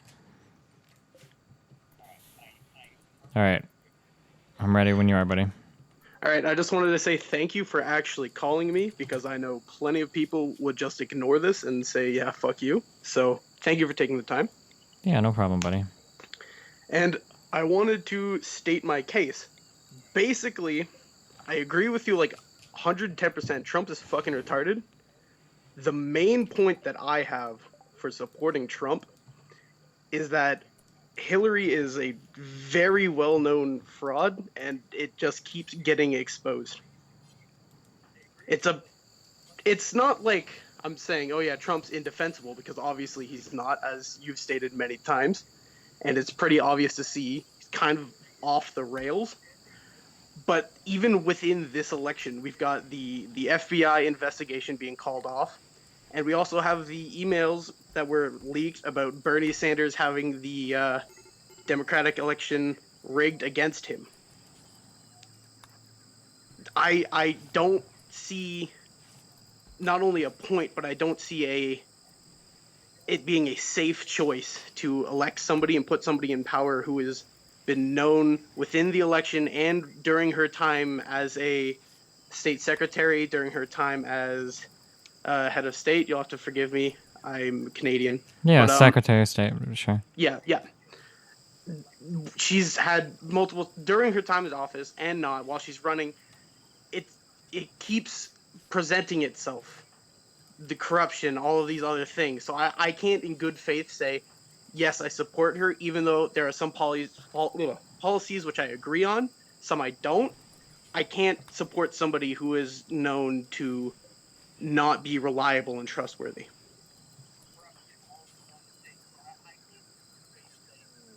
Do you have my stream on in the background still? Yeah, can you hear it? Yeah, a little bit. Okay. There you go. I mean, I understand what you're saying, and I don't really disagree on anything. I thought you were calling to defend Trump. I mean... No, I am. Like, for the most... That's my main point, and I feel like that's a very agreeable main point for a lot of people who support Trump, because, as I mentioned, nobody thinks he's some kind of paragon god other than the people who are too drunk off their ass to actually be able to read, who live in trailer parks. Sure. I mean, I feel like a couple of kind of iffy things have come out about Trump as well. Do you have any examples that come to mind? I don't know, random shit about... fuck, I should have specific examples. There was an issue where Trump brought in undocumented Polish workers, and I don't think that he paid them. But I don't know, let me see, let me read this. This was a long time ago. There was the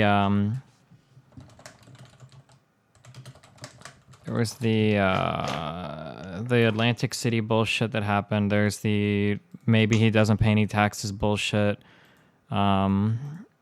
There is the deal, I guess, whatever's going on with his the Trump Foundation in New York. I don't know to what extent that'll go down with.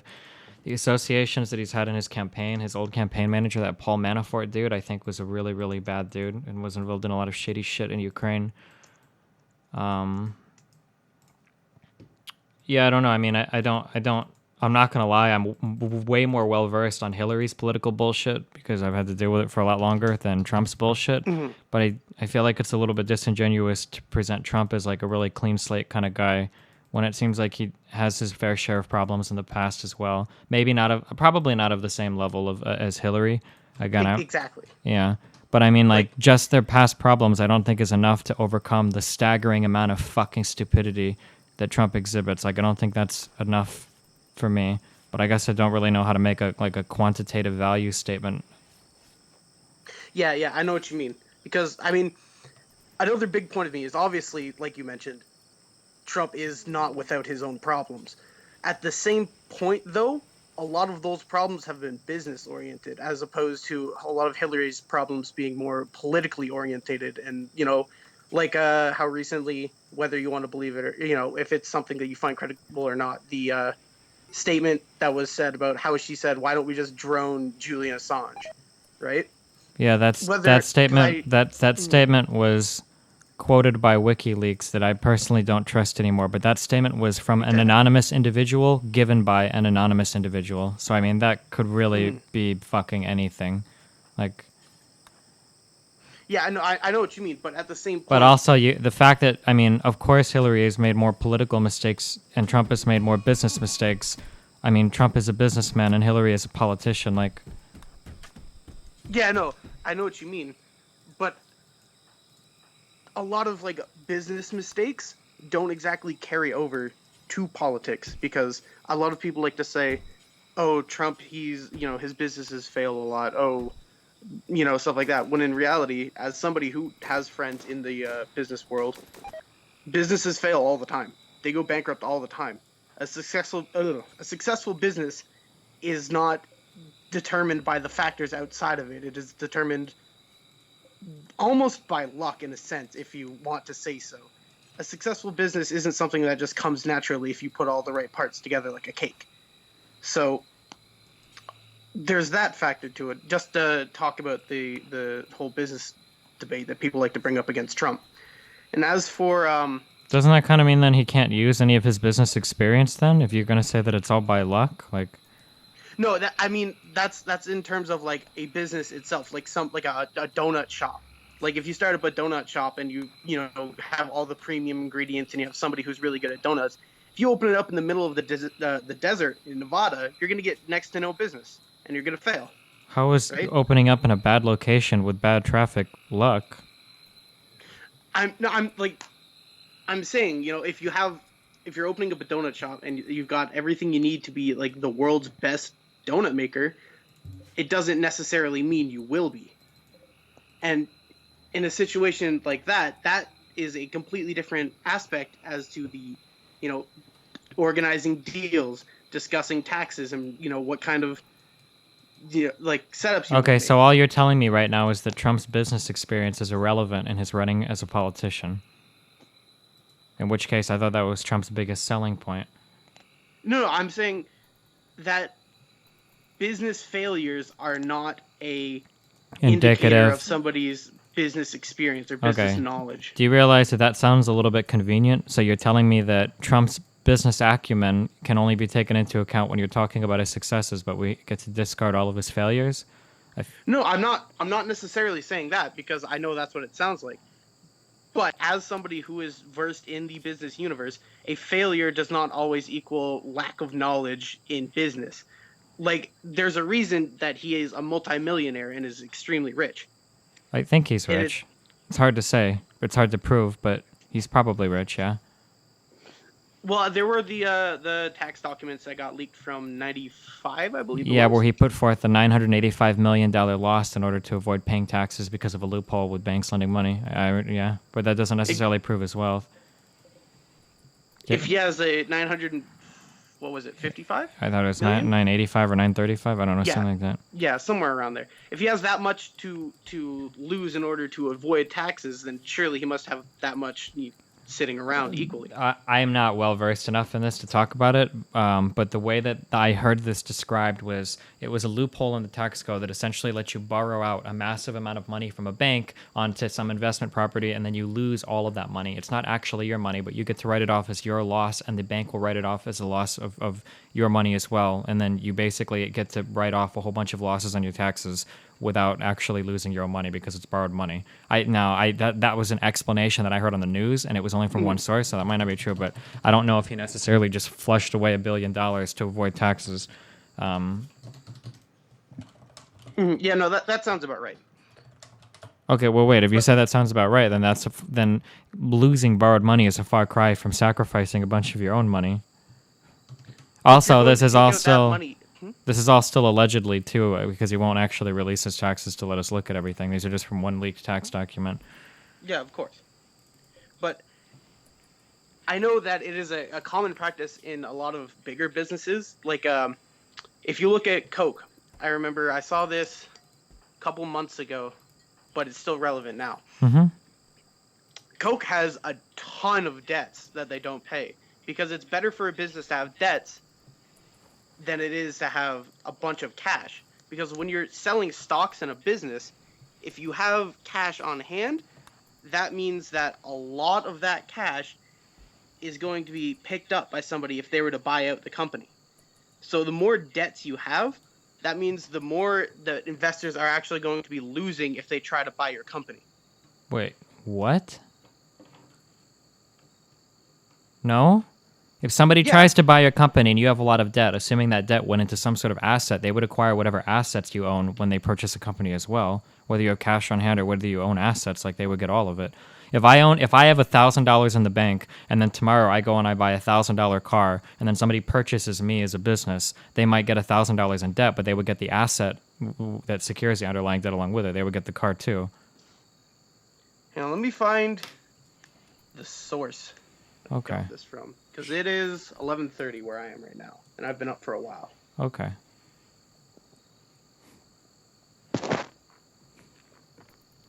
Are there any other points that you'd like to talk about while I look this up? No, I don't think so. No, I don't think so. Okay.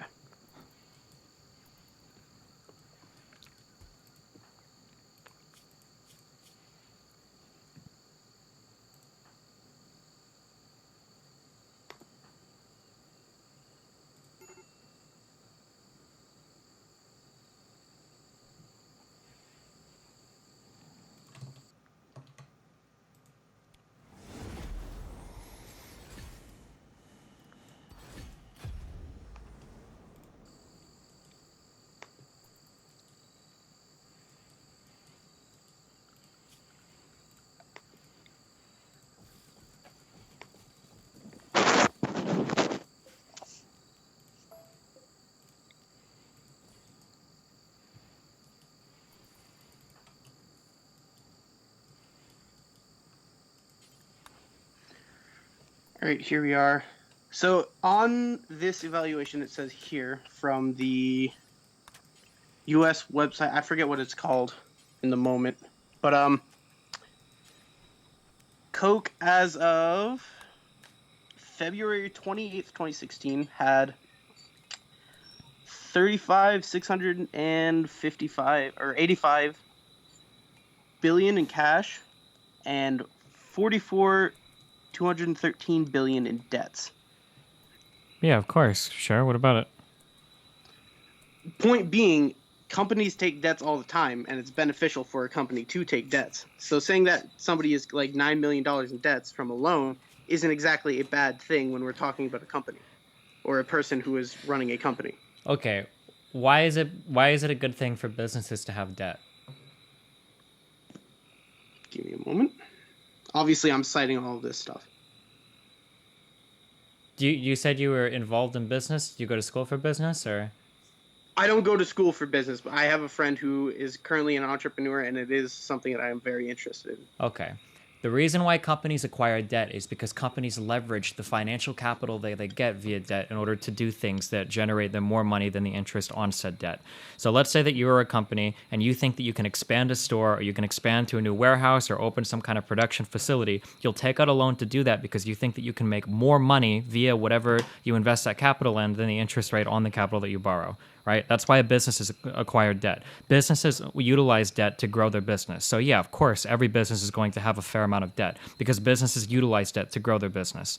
But that's a far cry from using a tax loophole or declaring bankruptcy. Bankruptcies are not good. Bankruptcies are universally bad things. Now, the alternative to a bankruptcy sometimes might be the entire liquidation of your company, right? Which is why you'll file for say Chapter 11 protection for your assets so that you can restructure your debt and then like move on and maybe regrow or regain yourself as a company. But to say that debt is good and then all forms of debt are good are not true. Debt is usually good for a company, because companies usually leverage their debt to continue to grow as a company, but that doesn't mean it's always good. Companies can go under. Companies can declare bankruptcy. That you're gonna have bad debt or toxic debt. Like, those are two different.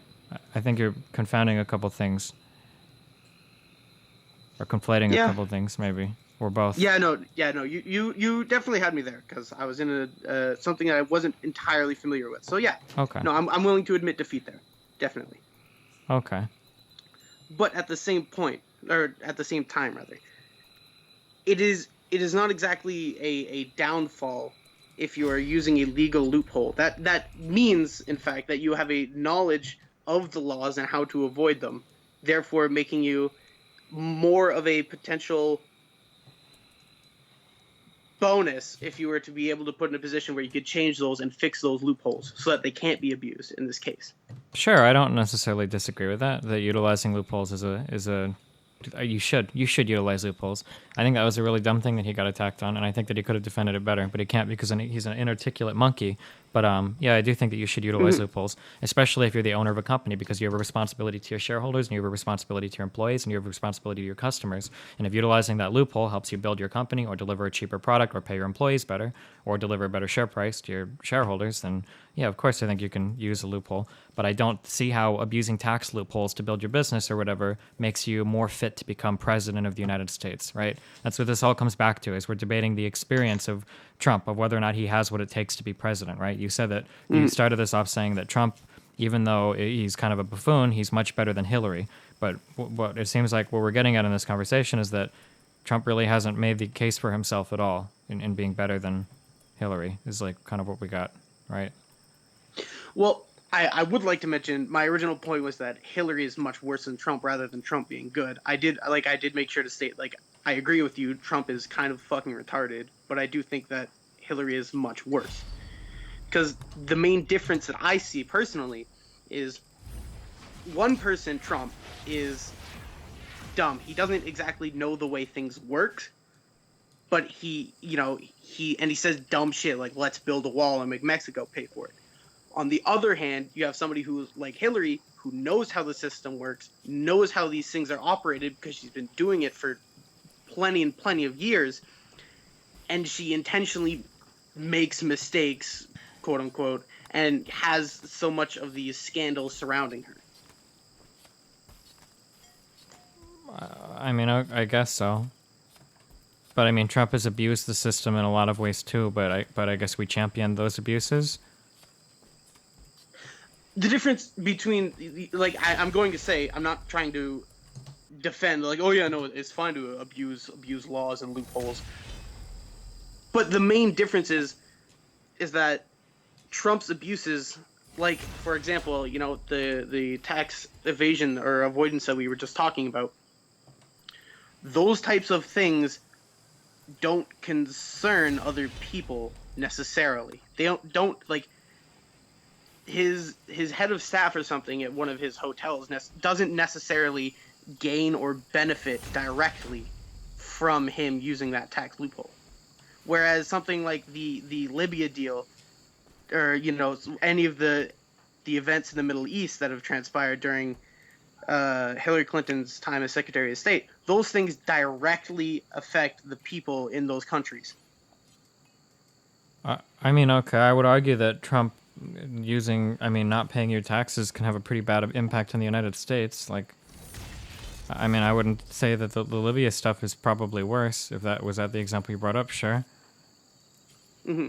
Well, I mean, yeah, no, of course, like, taxes do help the country. Like, I'm not saying that. I'm not an idiot. But it's a difference between not paying taxes and destabilizing an entire region of the planet. Sure, and but causing a ton of civil war. I'm not okay. So we're getting back into the politics versus business thing. I'm not going to argue that Hillary hasn't done worse things politically than Trump, but Trump hasn't been involved in politics. He hasn't even had the opportunity to make these mistakes. So to say that like Hillary has made political mistakes, so therefore Trump is more qualified because Trump hasn't made these political mistakes. I mean, Trump hasn't held political office, so of course he hasn't made these mistakes. Yeah, no, I know what you're saying there. And to a point, I agree. To a point, I say, yeah, no, like, Hillary has experience in office, Trump doesn't. But at the same time, bad experience is not always, you know, you can have experience and have it be bad experience. Rules are made to be And, broken. you know, as you can see by a lot of the things that have happened, Hillary does not exactly have the best experience.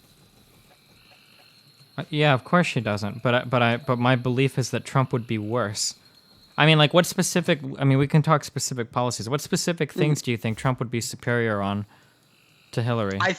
I think, you know, and it's something that he says a lot, obviously. So I'm not, you know, coming out of the box with this one. Mm-hmm. But obviously, a lot of the business stuff, he clearly knows a lot about it. Like we mentioned earlier with the tax avoidance and stuff like that.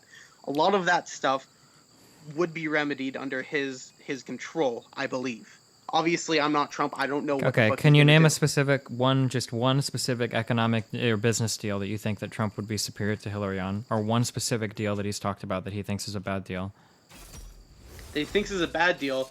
Obviously, like I said, I'm not coming out of the box with this one. The TPP. Okay, for the TPP, which, as much as I fucking hate her, Hillary is against in its final form. So I don't think that Trump can really get an advantage over Hillary there on the TPP.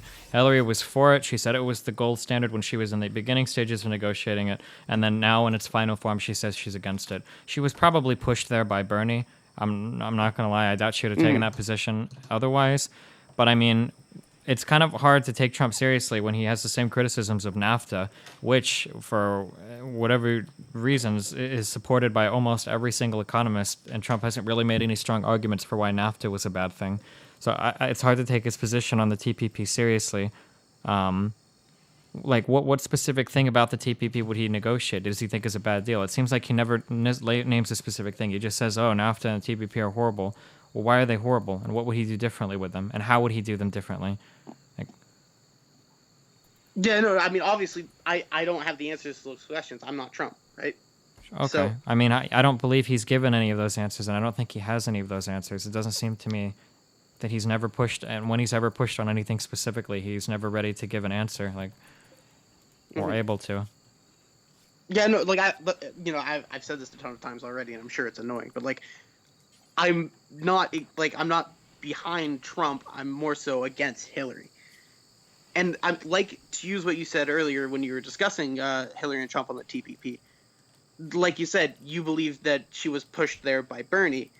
Do you really want a politician who changes their views to compete? No, of course not. I think that Hillary changes her views on everything when it's politically expedient for her. She did it with gay marriage, very obviously. She did it with a $15 an hour minimum wage. She's done it with Iraq. She's done it with pretty much every single major political position she has. She's changed it when it's become convenient for her to do so. I think it's one of the worst things about her. But she's still not fucking Trump, and she's not as anywhere near as batshit insane as Trump is, which which brings us back to the beginning of the conversation. Yeah. So I can't think of, if I could think of some policies that I could think like, okay, well, Trump would be better at least on this, then sure, we can go from there. Please But hang up. This is I feel like- fair to the rest of us. This I feel guy like we is haven't- genuinely the worst kind of person. Yeah, no, I know. You're better exactly. than I feel this. like Please you were about hang to up. say, I feel like we've been arguing in feels. circles, right? Sure. Well, not in circles. I feel like you're not going anywhere. Can you give me a single policy that Trump is superior on? One moment.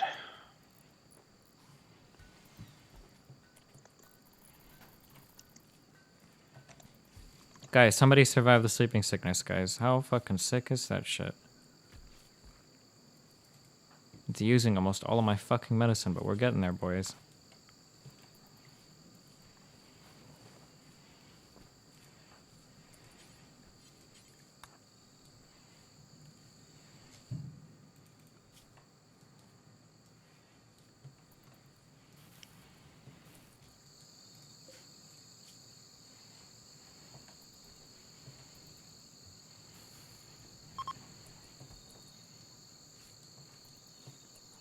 A group of travelers. Oh my fucking god, are we finally gonna get to trade?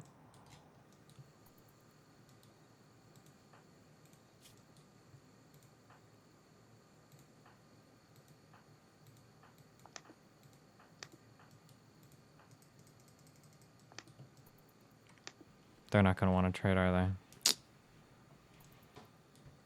they? Aslan. Are you fucking kidding me, dude? Nobody wants to fucking trade.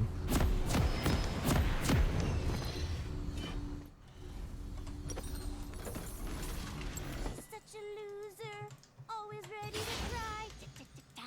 Wait, can you link your Twitter real fast? I'm just curious. Oh yeah, go for it. I don't use it like for anything seriously, but I don't mind. Oh no, can you read it? Or I mean, can you link it to me? I won't put it on stream. I'm just curious. Welcome to Summoner's Rift.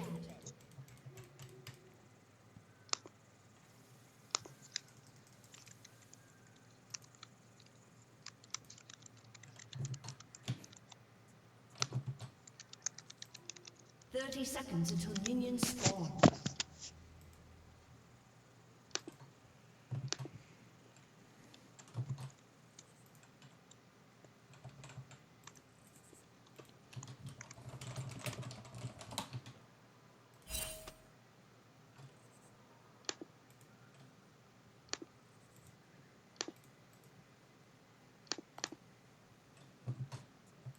Well, where's it at? Where's your Twitter, dude?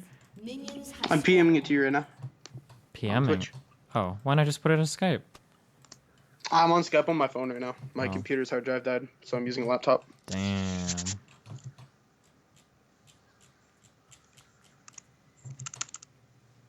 Hold on. I'm about to say something really cool.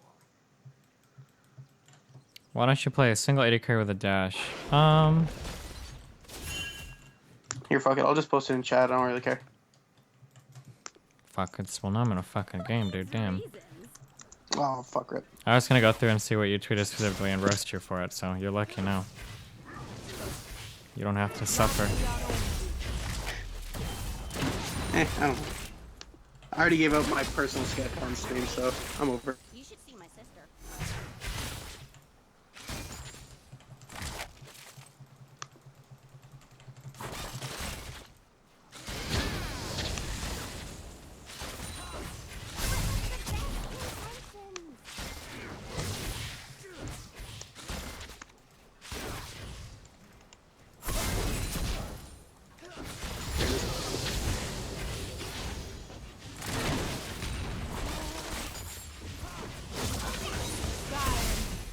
Now this karma is fucking poking. Hell yeah.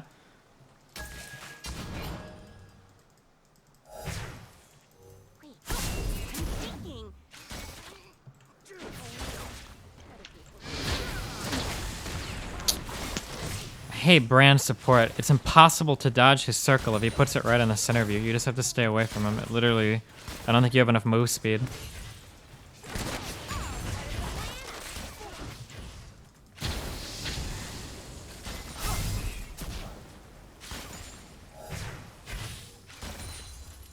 Brand is like Karma too, and then he never ooms.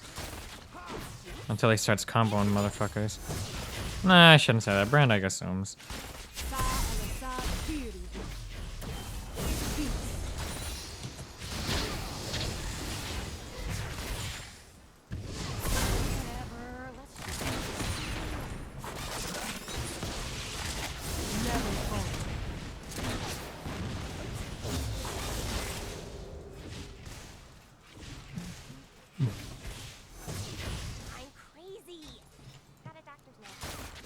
Alright, what am I waiting for? You're gonna find a specific Trump point? Yep, I'm looking through his campaign site right now. His campaign site? Whoa, I'm not interested in his site. I want to know things Trump has said, dog. You asked for a policy, so I'm going to the source, I guess you could say. Well, yeah, but there's a lot of bullshit on his site that's written by, like, fucking interns and shit. Yeah, no, of course I'm not going to just read it straight from the site. Okay. I'm just looking there to see what policies he actually has stated. Because I know he likes to talk a lot of not policies.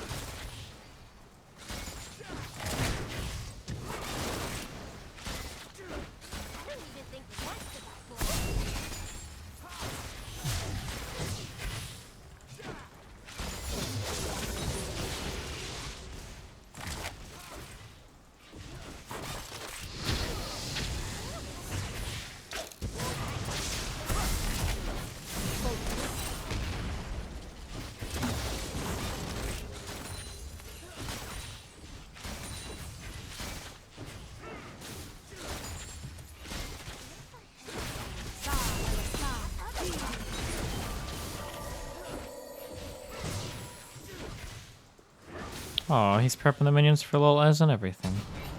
What a trooper.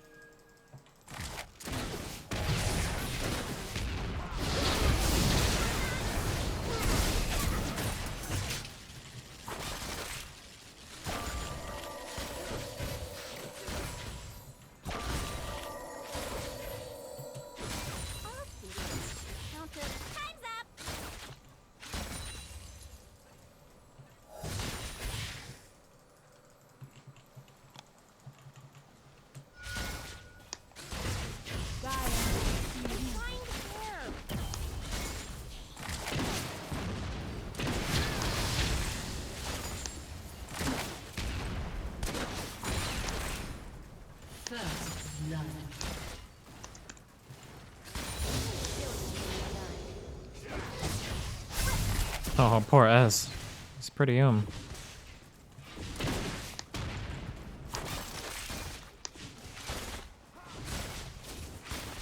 Fuck. How much mana is an Ezreal Q? Is it 40 mana, guys? It's less than that, isn't it? Isn't it like... No, it might be 20, 40? I think it's 40. I'm gonna go with 40. No. Yeah, I'm gonna go with 40. I think it's 40. That sounds like a good number for an Ezreal Q. Whoa, why would you speed me up?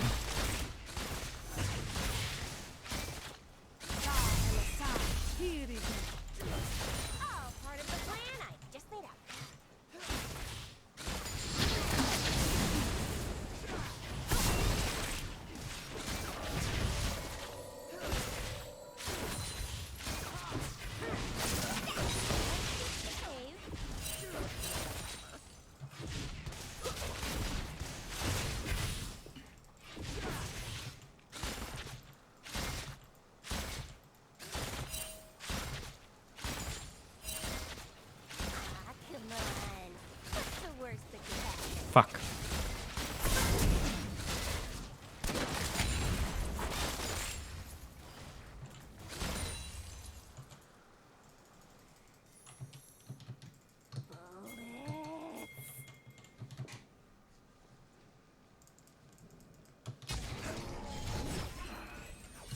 Yeah, let's bully this motherfucker, dude. Let's do it. I'm wearing lots of belts.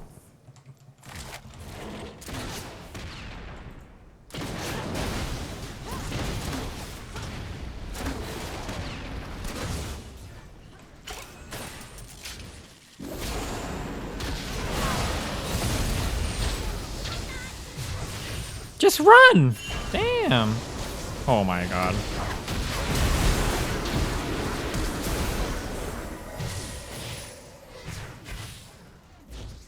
Akali, no tower dive? What a pussy. I would have tower dove that all day as Akali. Diana, what are you doing? Oh my gosh, she's crazy. Oh, I hit her.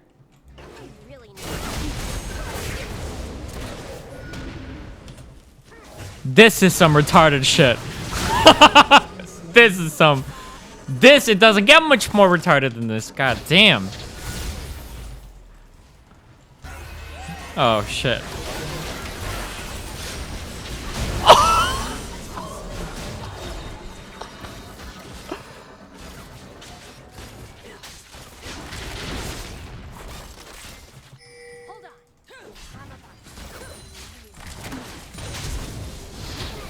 Oh, no.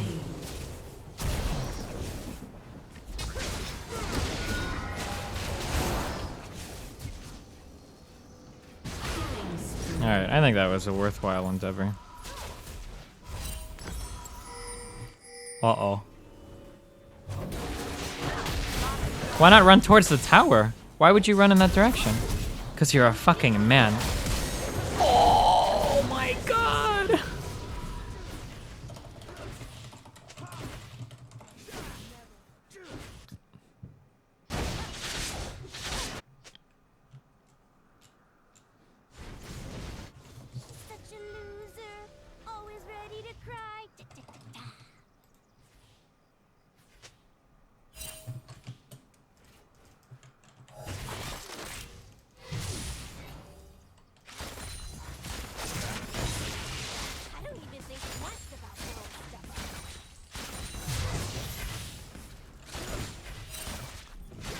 Good job, Ezreal. Keep poking me, dude.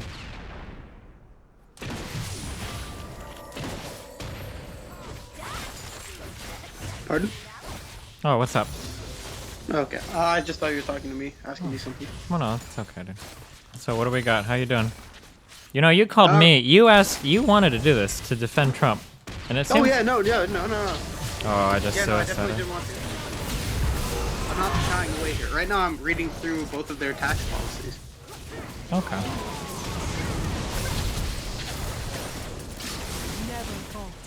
just want to make sure, because I've heard from I don't even fucking know where anymore that apparently Hillary wanted to increase tax rates on 225,000 annual and up.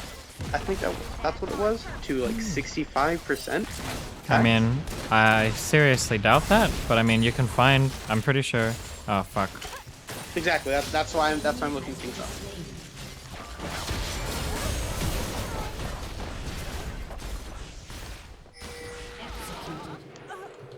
An ally has been slain. Your team has destroyed a turret. Rampage.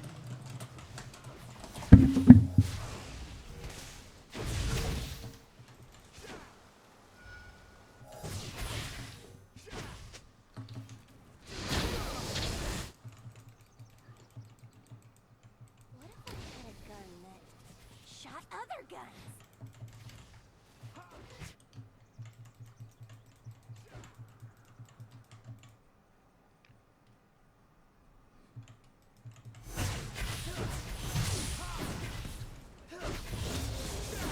Where was I?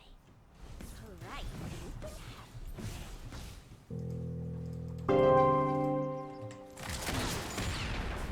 HMM Steiny, I'm starting to think this guy came unprepared.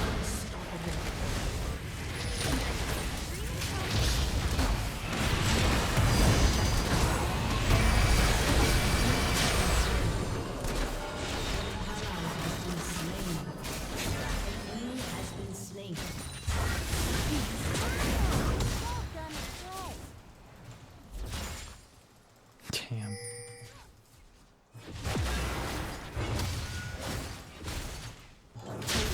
Has destroyed a turret. You think I'm crazy? You should see my sister.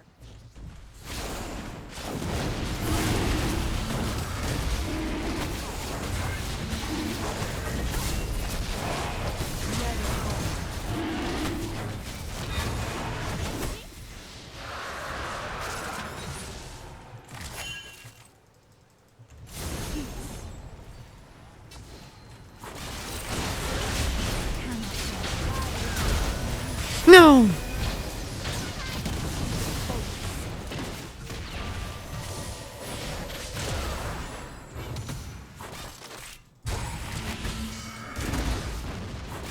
An enemy has been slain.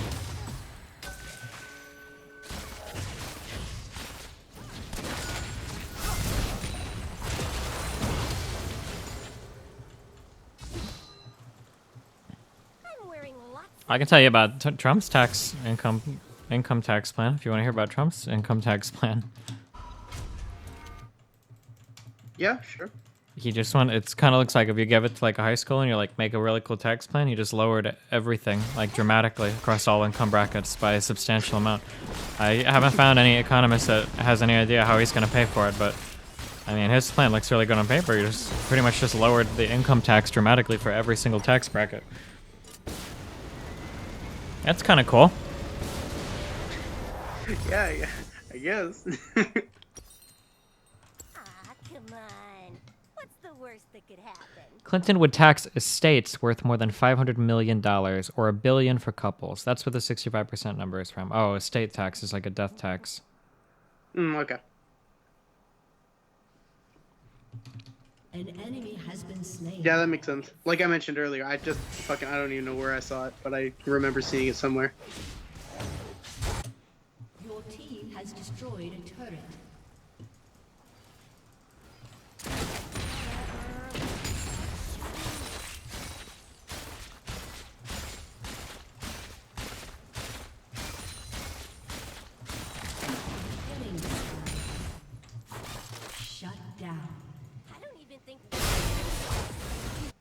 Enemy double kill. I feel like I should have been there.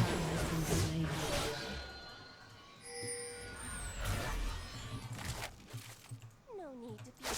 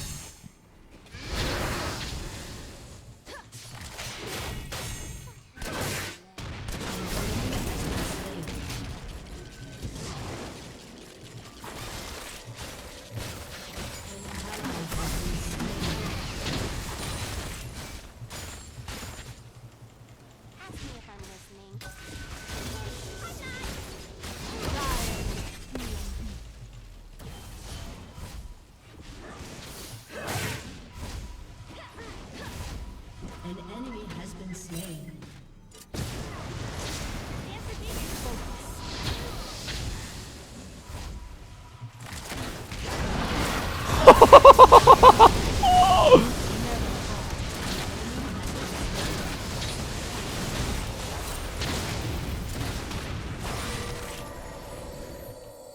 Holy fucking trash can.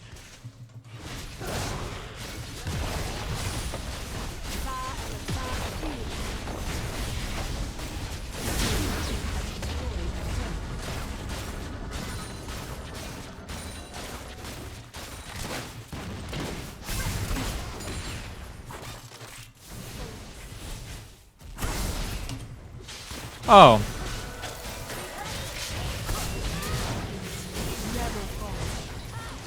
I did not see her coming.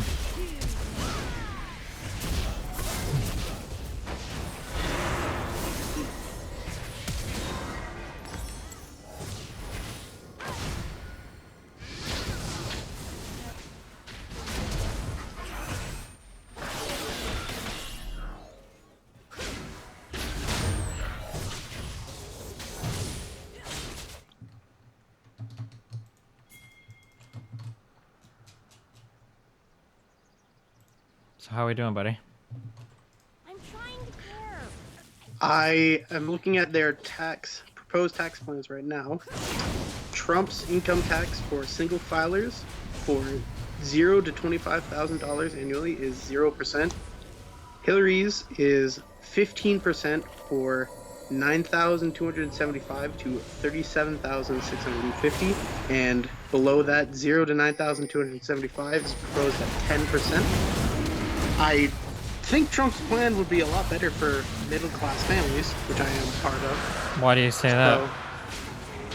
So, lower income tax. It's never a bad thing when you're a family. How is he gonna pay for any of this? And also, do you know what changes he plans on making to the deduction system? Because that's really what's gonna determine how much you pay in taxes. Right now, I'm just looking at their rate numbers, so I'll have to take a look at that I mean, after. the straight numbers for Trump, I said, look really good. He pretty much just lowered taxes all across the board dramatically. But no economist has posted anything thinking that it's possible to pay for any of it. Yeah, I know. Like, I don't think he's like a genius, and I don't really think he's fucking like good or anything like that. But like, my main point still is, I think Hillary Clinton is a lot worse due to her past mistakes. Okay. But none of Trump's past business mistakes count because those were business mistakes. They still count. I'm not saying, yo, business mistakes don't mean anything. I'm just saying, to judge a business based on its mistake, or like judge somebody's business experience based on their mistakes, isn't being credible enough, I guess. But you can judge Hillary on her mistakes. Because they're political mistakes. Trump has never been a politician. Yes, I know. So Trump is never going to have made any... that means that... Are you saying that I could run and you would take me over Hillary Clinton because I've never made any political mistakes? Because I haven't made any political mistakes. You made a case that I could, you know, go forward and behind, then yeah, fuck it. I see. Okay.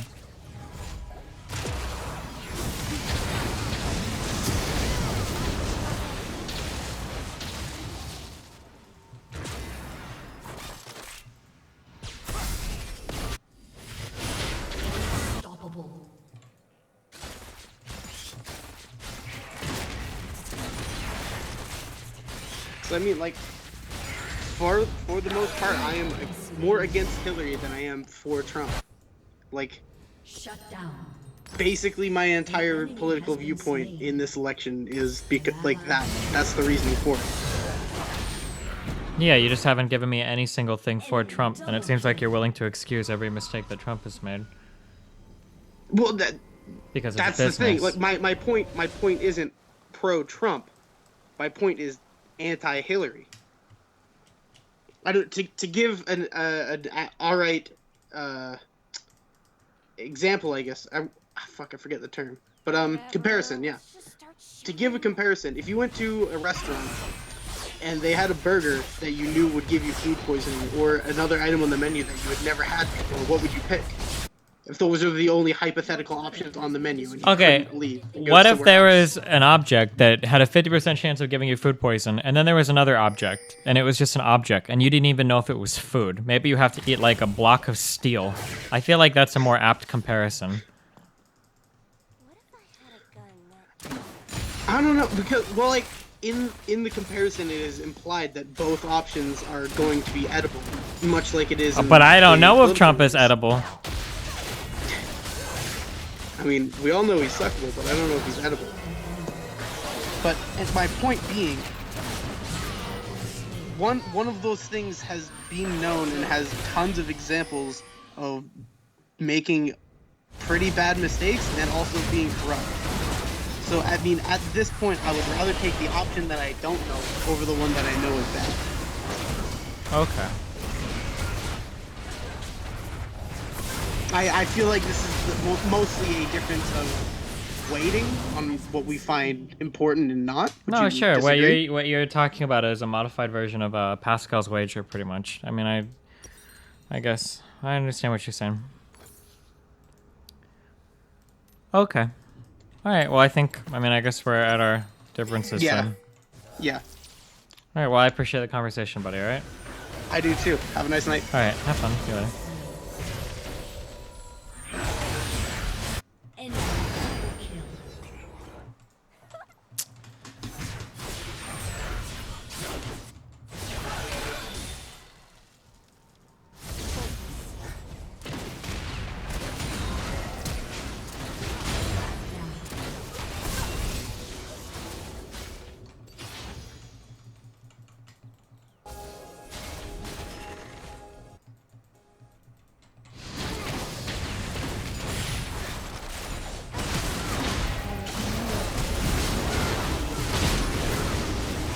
Fuck! Why can't I kill her? She didn't have any armor. I feel it was doing like no damage. Maybe I just got no crits? She just got a lot of health, I guess. Fuck me. She did flash on me, right? I think she did.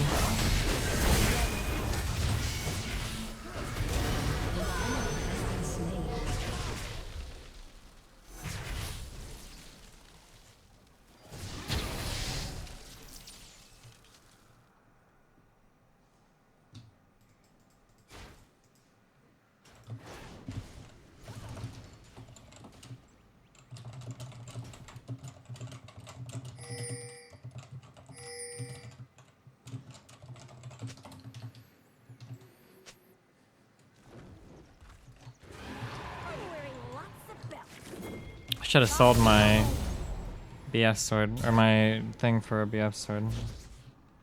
I'm pretty sure you got exhausted when she did. Oh, maybe. Was I exhausted? Who does she have exhaust? No. Brand has exhaust. Oh, Akali has exhaust too. Maybe.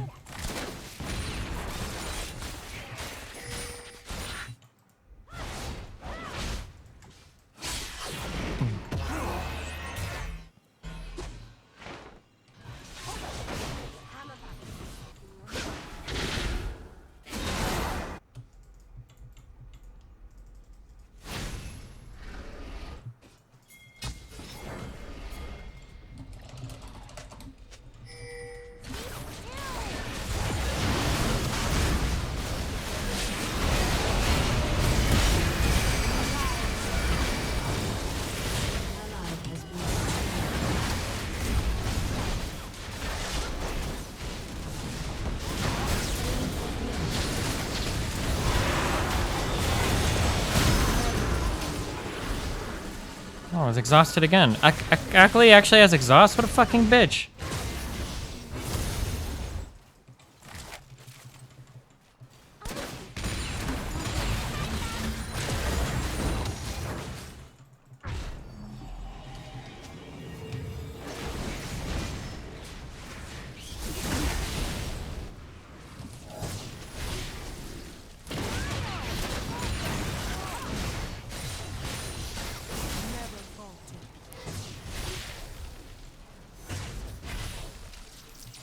Why aren't these minions becoming super minions?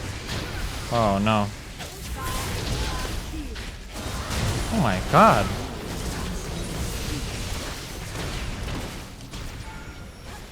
She doesn't give a fuck.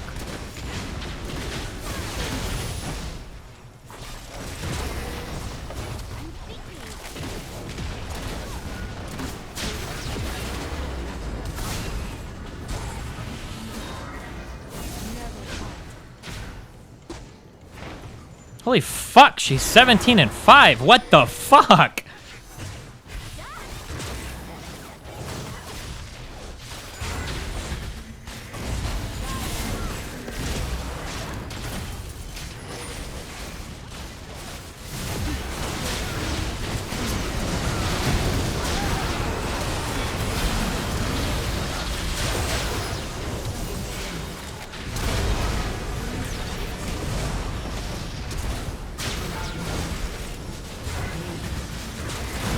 Holy fuck.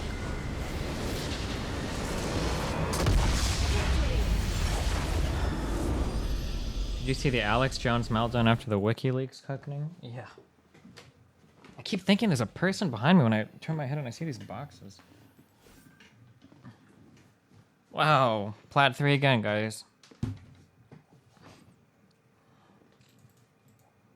We finally made it, boys.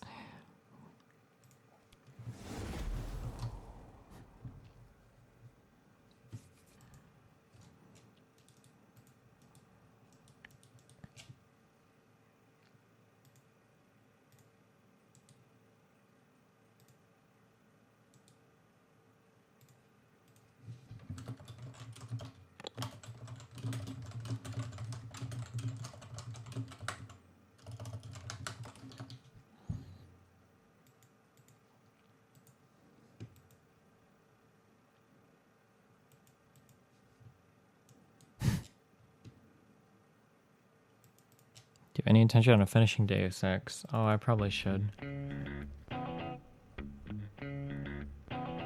Who won the debate? Nobody won. Nobody wins these debates, dude.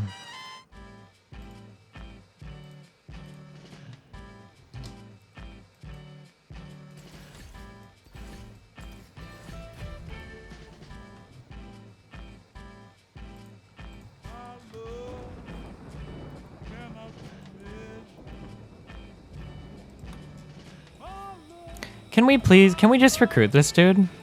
Look, you're still here, dude. How many prisoners have come and died? Your friend died, your fiance died, and you're still here. We know you're gonna join.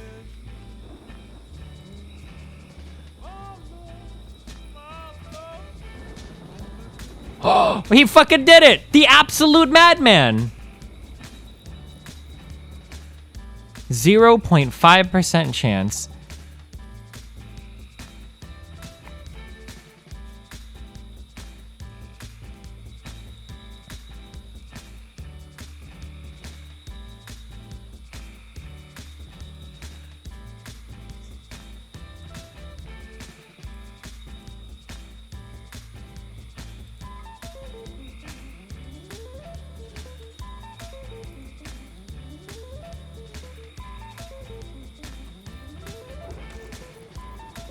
Shield user has range. I thought I dropped the shield. Oh no, I dropped his weapon. Whoops. Why are you sleeping in here? Oh, because you don't have a bedroom.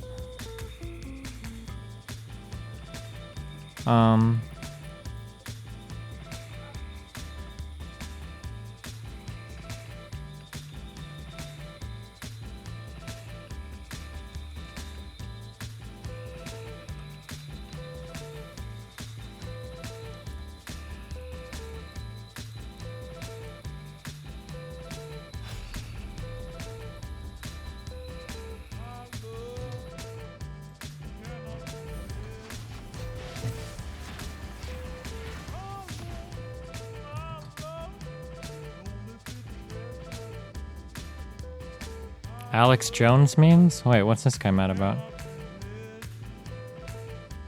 This legendary historic press conference by the very brave hero Julian Assange is about to begin. This is just too epic, and I've got to, you know, like a lot of horses will run themselves to death if they have heart attacks. I'm kind of like that. I'll go 40, 50 hours in a row when stuff like this is happening. Uh-oh. And then there's the Type 3 history. None of them think to bring the mic close to the speaker. It's like way back in the back of the room, they're all just acting liberal, like, ugh, liberal, ugh. And they can't even hear it. I'm honestly shocked at the 2-bit nature of this so far. This is a frickin' train wreck. And I'm glad my crew came in and worked really hard tonight. We are like 10 minutes into incoherent babble. Okay, and more documents than Santa Claus ever shit out his ass. We get it. What is that? It's a goddamn jelly donut. And why don't we have jelly donuts? Because you are a disgusting liberal fob. He told people that it was going to be the biggest thing since sliced bread, and all we got was some weird, trendy guy. Yes, it's true. This man has no dick. Pull up his quotes where he said, she will be indicted. It will be destroyer. Oh, my God. We're not losers because we got trolled by Julian Assange. Little son of a bitch up there smiling. I tell you, this is a joke. He made a deal, folks. My gut tells me. I can't prove that. He said after the election, he said by the end of the year, he made the deal. 34 days, pile, to save the world from Hillary that wants to kill you. Julian Assange is a Hillary butt plug. You better release it all within 12 hours or you're done. Who bought them TVs, bitch? Tell me that. Move, bitch. Get out the way. Get out the way, bitch. Get out the way. Move, bitch. Get out the way. I mean, you get out the way, man. Oh, I'm liberal. Oh, hi. You know, give us a break, man. You think you bitched us? You think you rolled us? Yeah, you ain't seen nothing yet. I thought he's done some good work in the past. We know he's under a lot of pressure, being threatened. Just because you're a fake chump, don't think we are. It is 4:33 in the morning. I can act like this now. The way they keep this false hope out and now chump us at the last minute smells of Hillary Clinton's dirty underwear. We don't need wiki turds. Okay. There it is. My mom is a big fan of this guy. Yeah.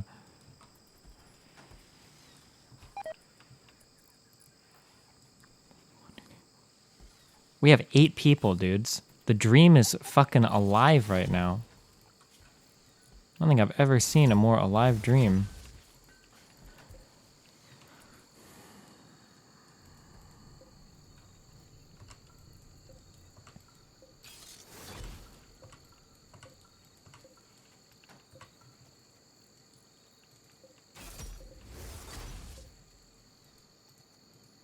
Fuck, guys, I'm not gonna lie, I made too many crops. I'm never gonna use all this fucking corn. Oh no, dude. I fucked up, guys. Maybe I should demolish these 2 rooms and then I can expand my storage. Do you think that would be a good idea? I think I might do that.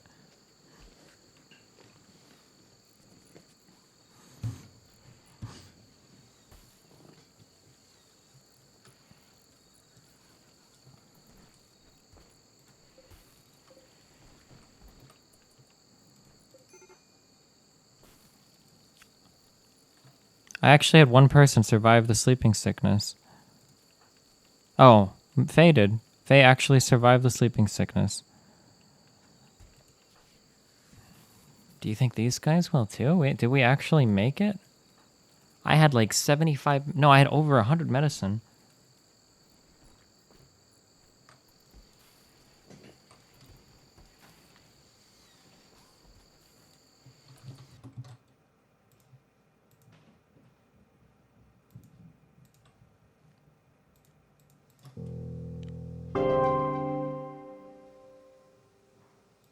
Hey Destiny, Dunebug here. I'm sorry buddy, I don't mean to rustle you. I posted the message that got me banned when my game finished. I think you'd like Quinn top when you go up there. She harasses better and roams well. Wow. And could I have an unban? Teehee. Why did I... Wait, mental break. The final straw was ugly environment? You're working and hauling ugly shit, dog. What do you want to... Is there a reason you don't segregate your storage items as in a wood spot and a metal spot? Why does it matter?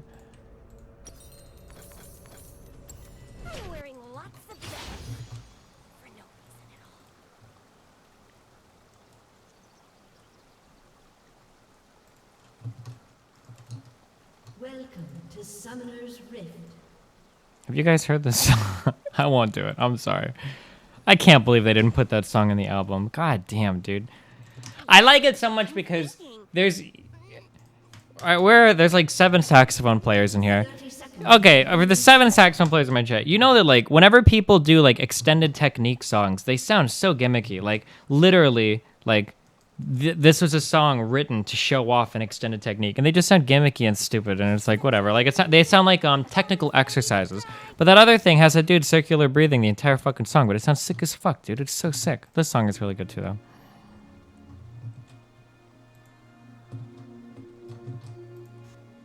Minions have spawned. Who needs reasons?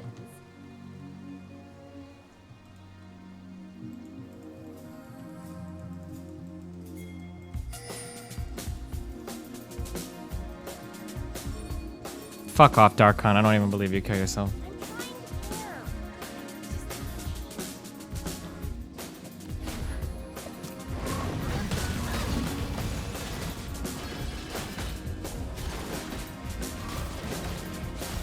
Oh, General Faglove is in chat. He's pretty mad.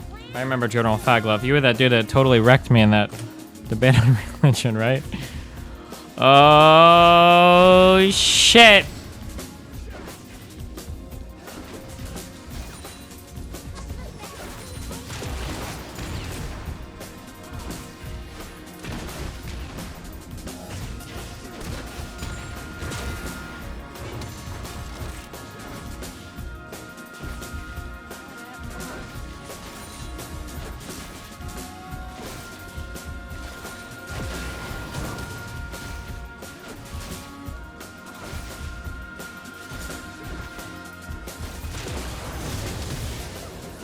Okay, Vel Koz is very annoying, but Vel Koz ooms super hard.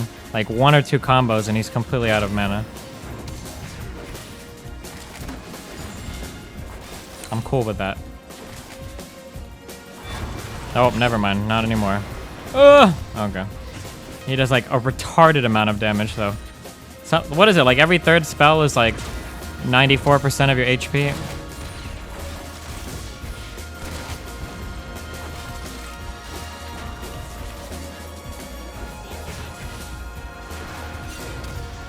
Janna, I'm gonna need some fucking bush control, mate. Do you want me to ward it for you?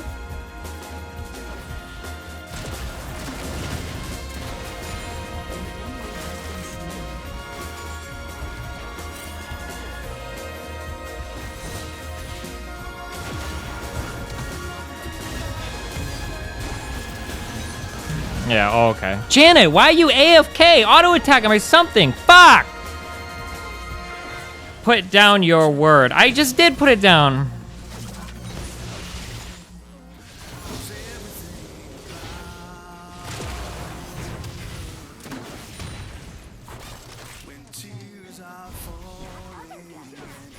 I hate fucking passive Jannas.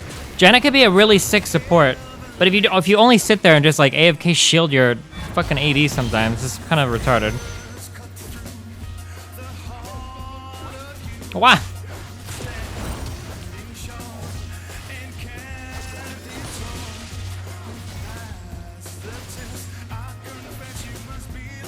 I should have just bait. I'm not accomplishing anything here, I don't think.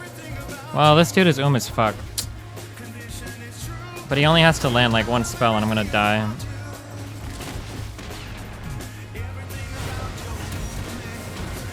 Jenna, why don't you fucking pay attention to the fight happening right here? She shot a tornado!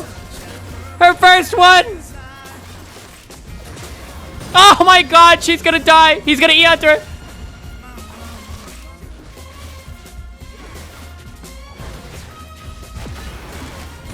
These guys are so greedy. What the fuck?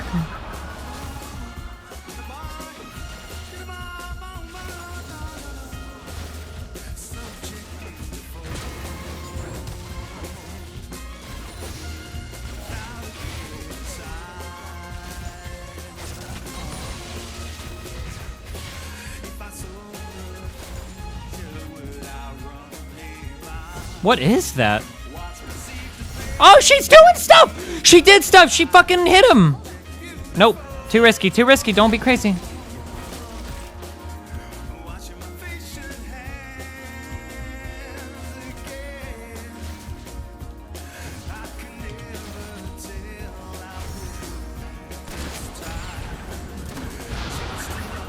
What? Where was this Janna at when we started the lane? Holy shit! That was sick as fuck!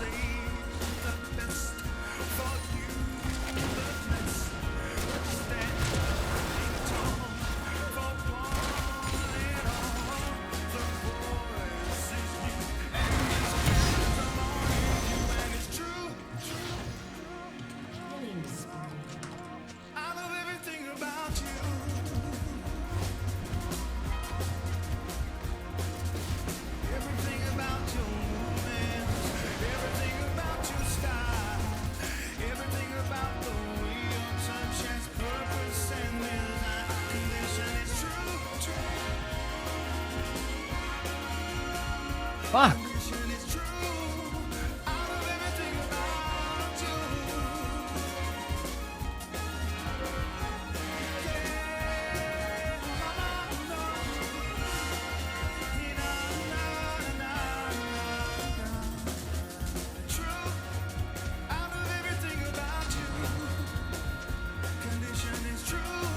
Stop arguing! I don't know what half the skills in this fucking game, dude. It's all good.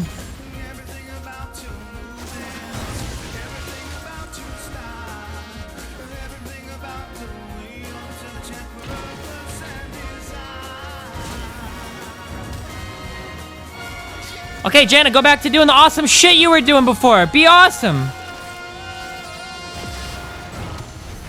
No, you're just like AFK shielding now. Go do awesome shit.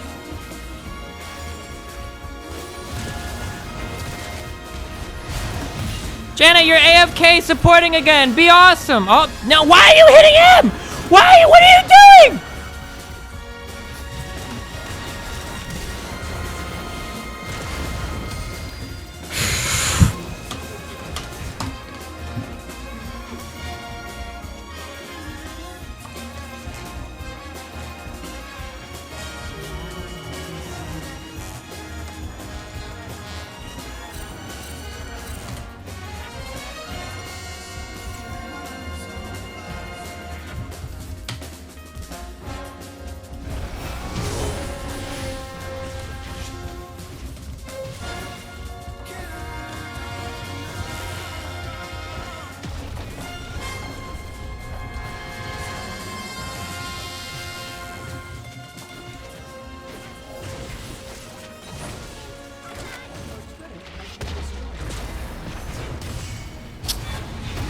Oh my god, dude. Fuck me, man.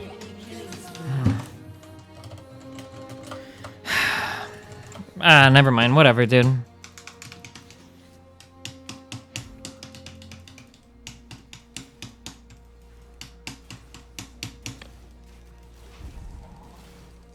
You think I'm crazy?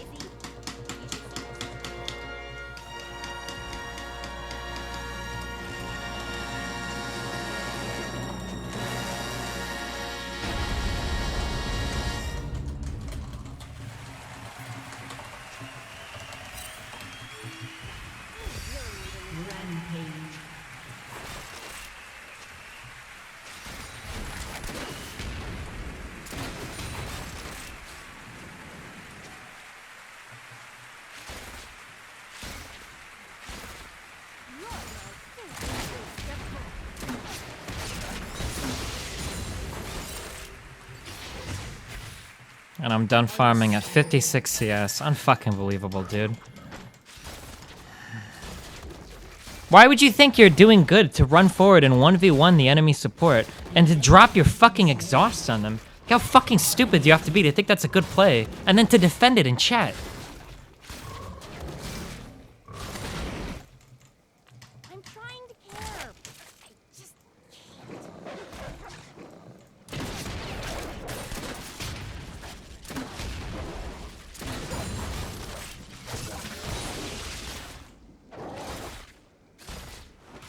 Can I do this?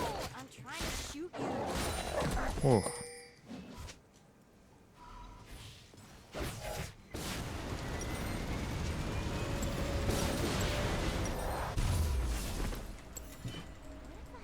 Gun that shot other guns.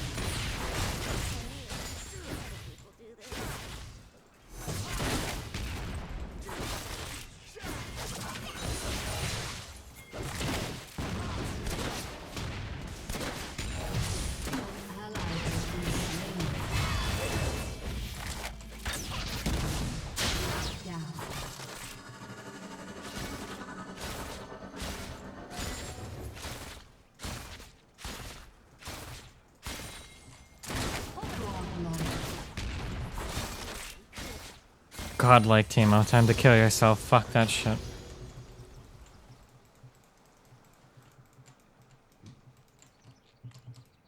An ally has been slain.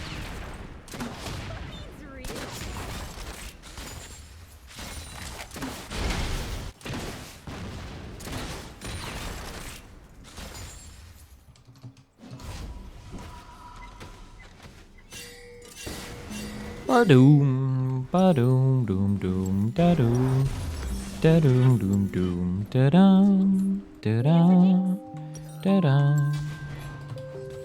That was off key as fuck. Your team has destroyed a turret.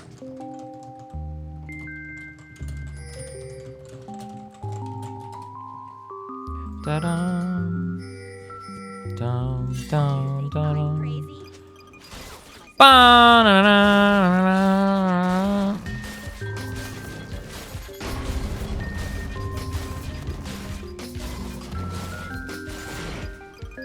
Shut down. An enemy has been slain.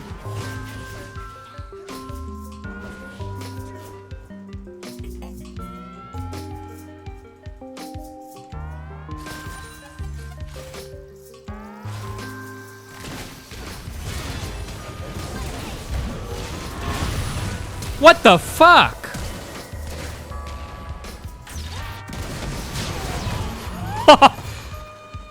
Damn, he's mad as fuck.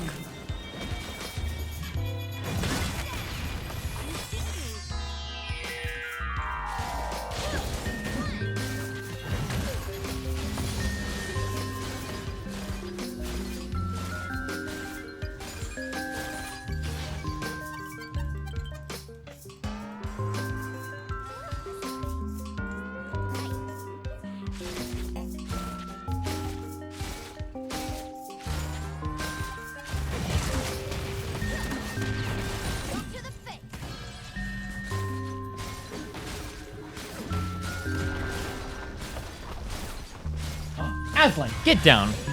Fuck.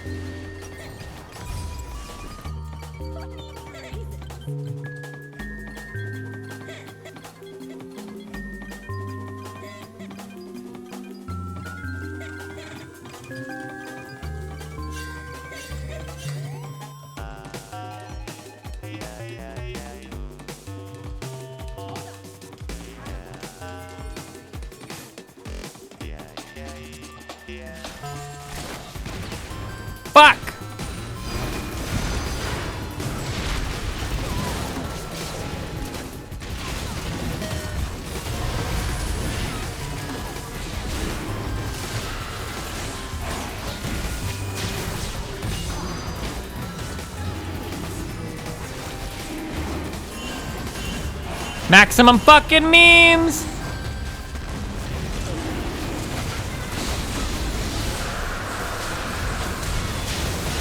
No! And I got beat by the skill. By the point and click snare. Fuck! I was trying to run away off that kill. Well, we got the dragon. Nice! Fuck off, Ezreal.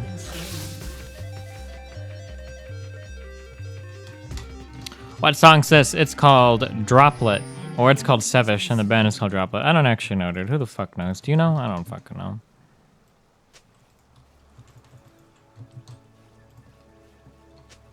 I'm trying to care.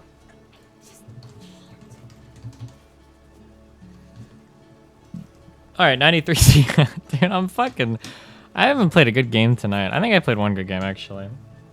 One of my Jinx games, I had like 300 CS at like 33 minutes. That was pretty good. I didn't even know I had so much, but I did.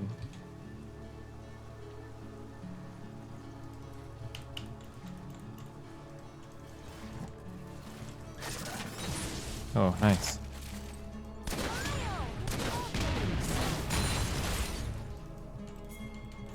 Is this suicidal?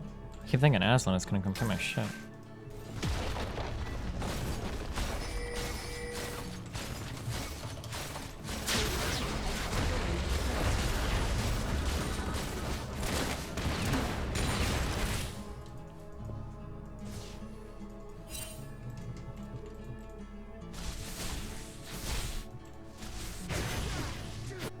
Ezreal Trinity Force Rush. Is that a real meme? Holy shit.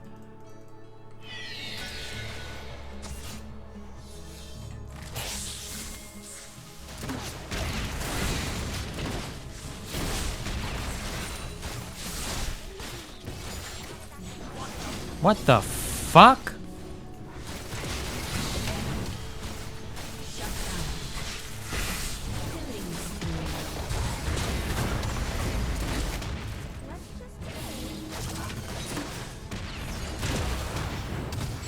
What the fuck? Oh, I forgot he could do this shit. My bad, dude. I totally forget that this guy can just teleport around.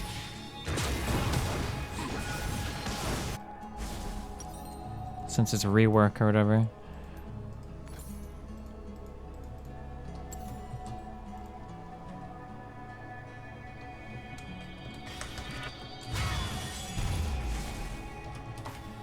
Your turret has been destroyed.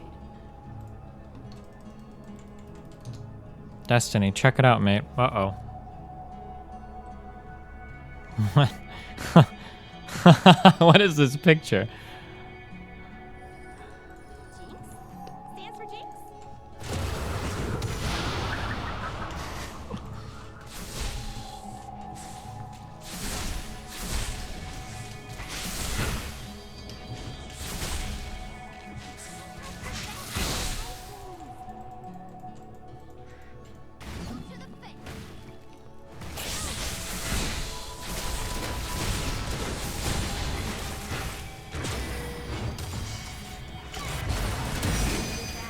Yeah, I think it totally makes sense that a support is fucking literally fucking killing me. Nice meme. That was a nice meme. Okay.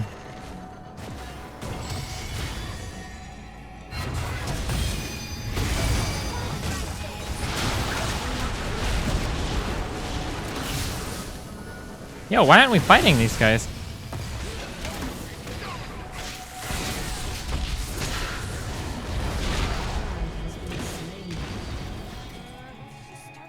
Well, I don't understand why we were so scared there.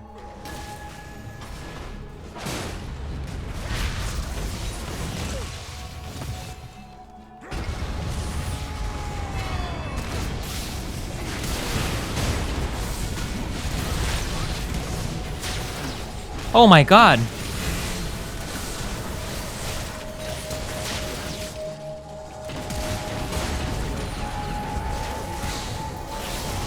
Fuck me! Ah, fuck!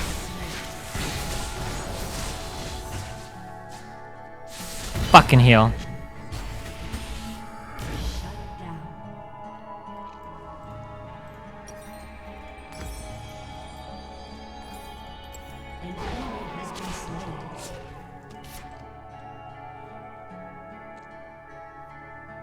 Teemo 11-1. Unbelievable.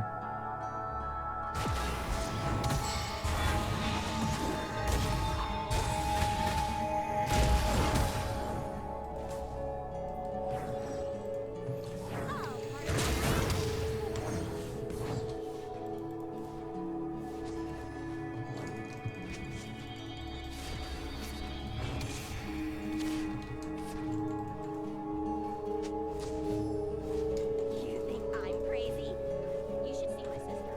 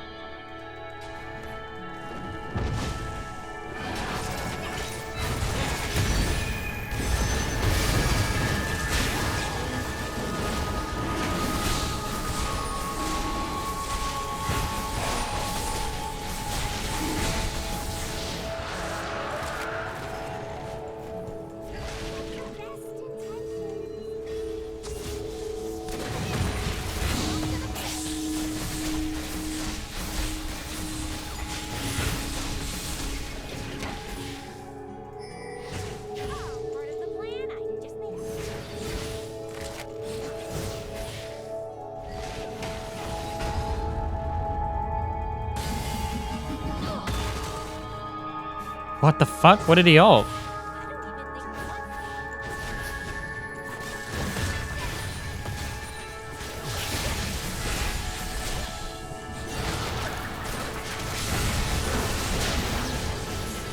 Why? Why? Why? Stop doing this retarded shit!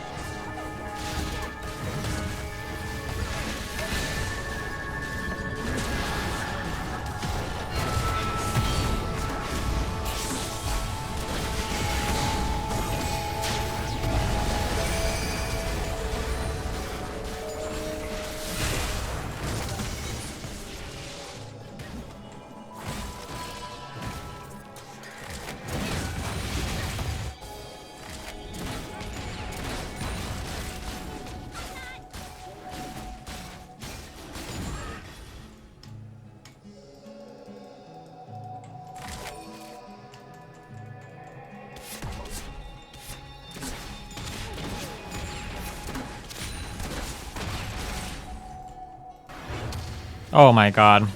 We're in the fucking... It's all over, dude. I'm dead. In the meme zone.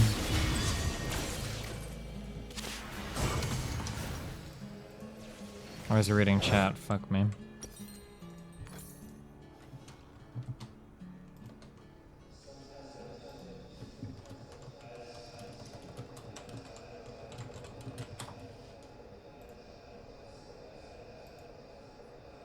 An enemy has been slain. Has he then? Dominating. Double kill. Are there any other good songs on this album?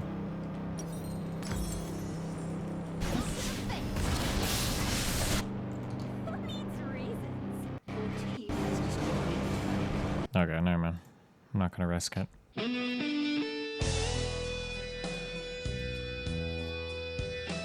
team has destroyed an inhibitor. I win lots of bets.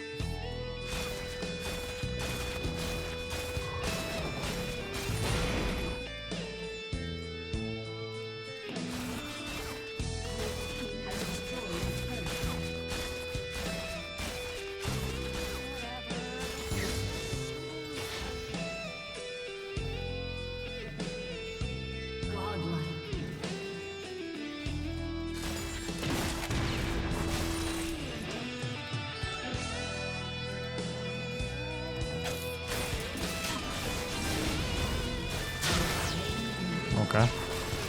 Oh.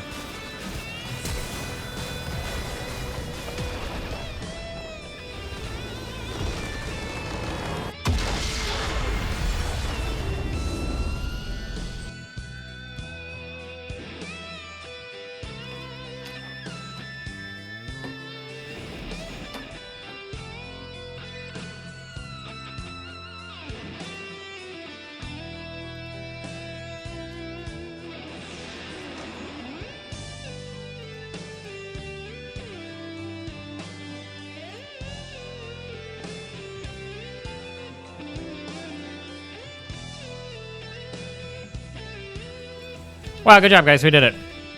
This is it. This is the big winning spree, dude. This is what's gonna finally take us to Platinum 2.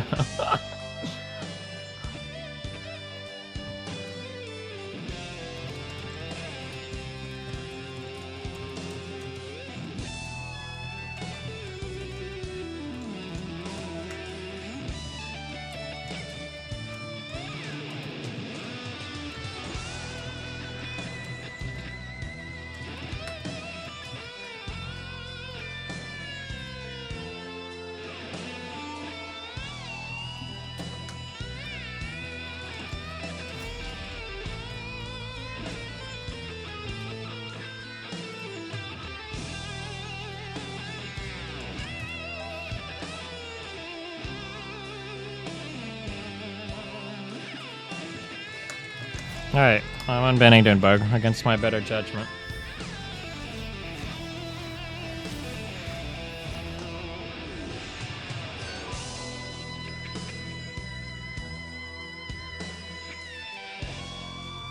Holy shit, I'm getting my preferred role so many times in a row.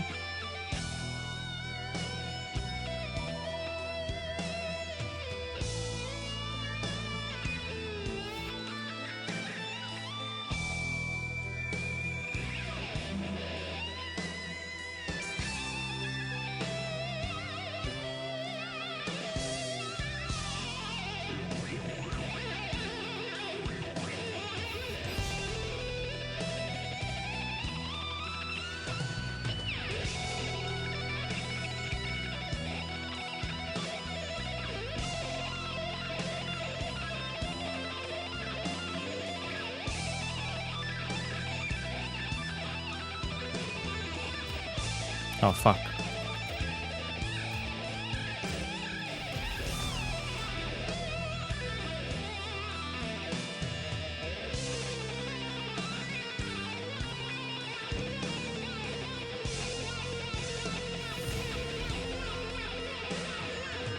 Huh.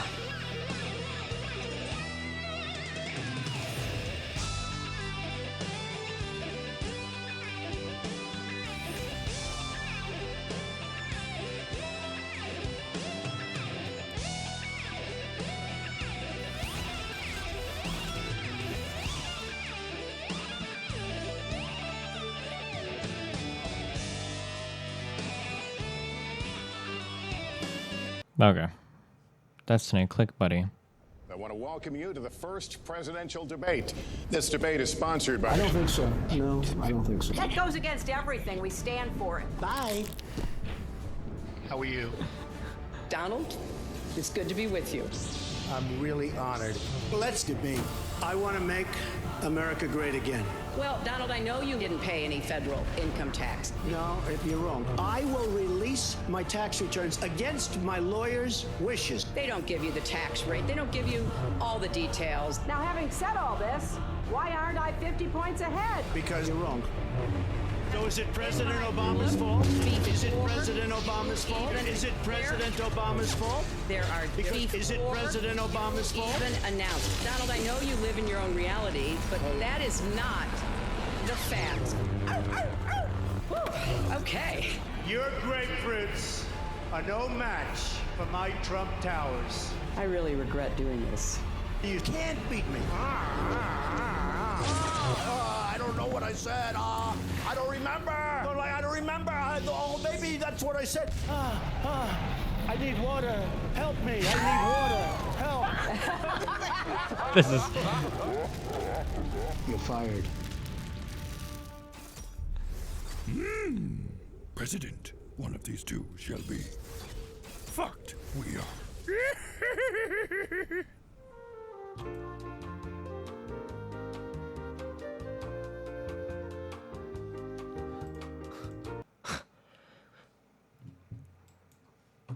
Jesus fuck.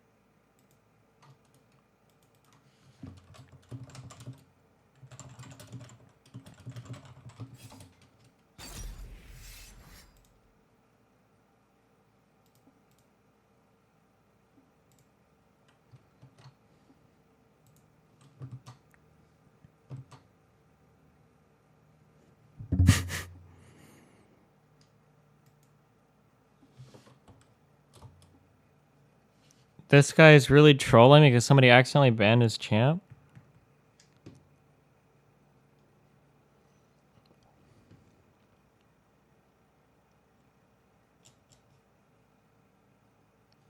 Wait, which champ got banned? Was it Zach or Graves?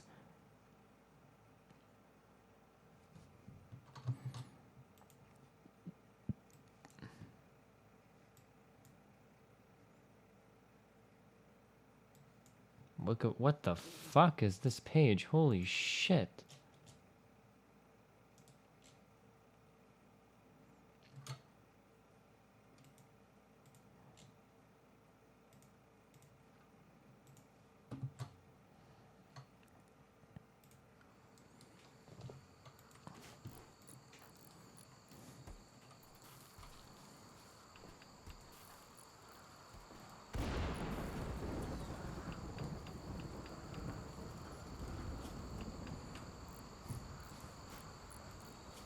Chat, cooking. Still cooking level 7? This shit takes forever to level up.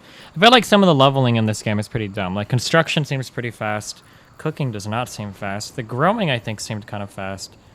Research is very fast.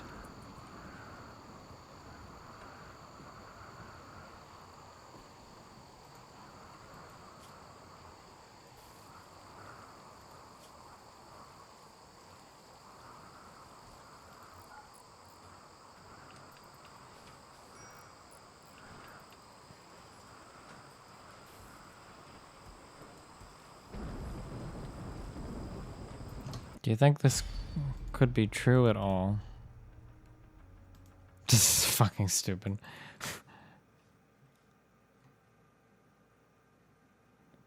High levels of the skill decay is hardest. Oh, yeah. I don't think I like the skill decay in this game. I don't know if I agree with it being here at all, but... Do I care about Civilization 6? Nope.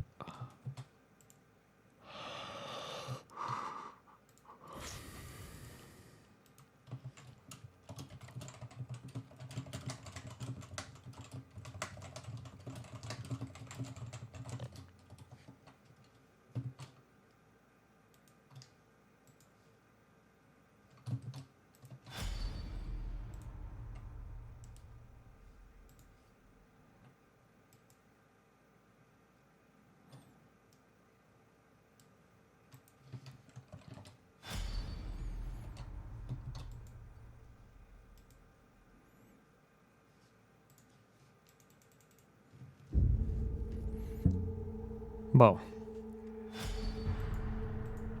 The first two parts of the Caribbean were really sick, but then they had the one with like the giant monster. I don't know how I felt about that one. I don't know if I'm excited for these anymore.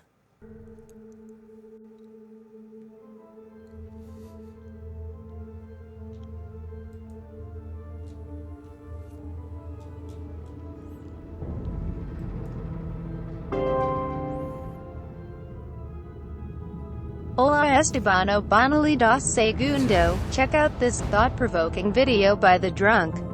Debate me bonus meme Jonic or Disgustiny. Maybe.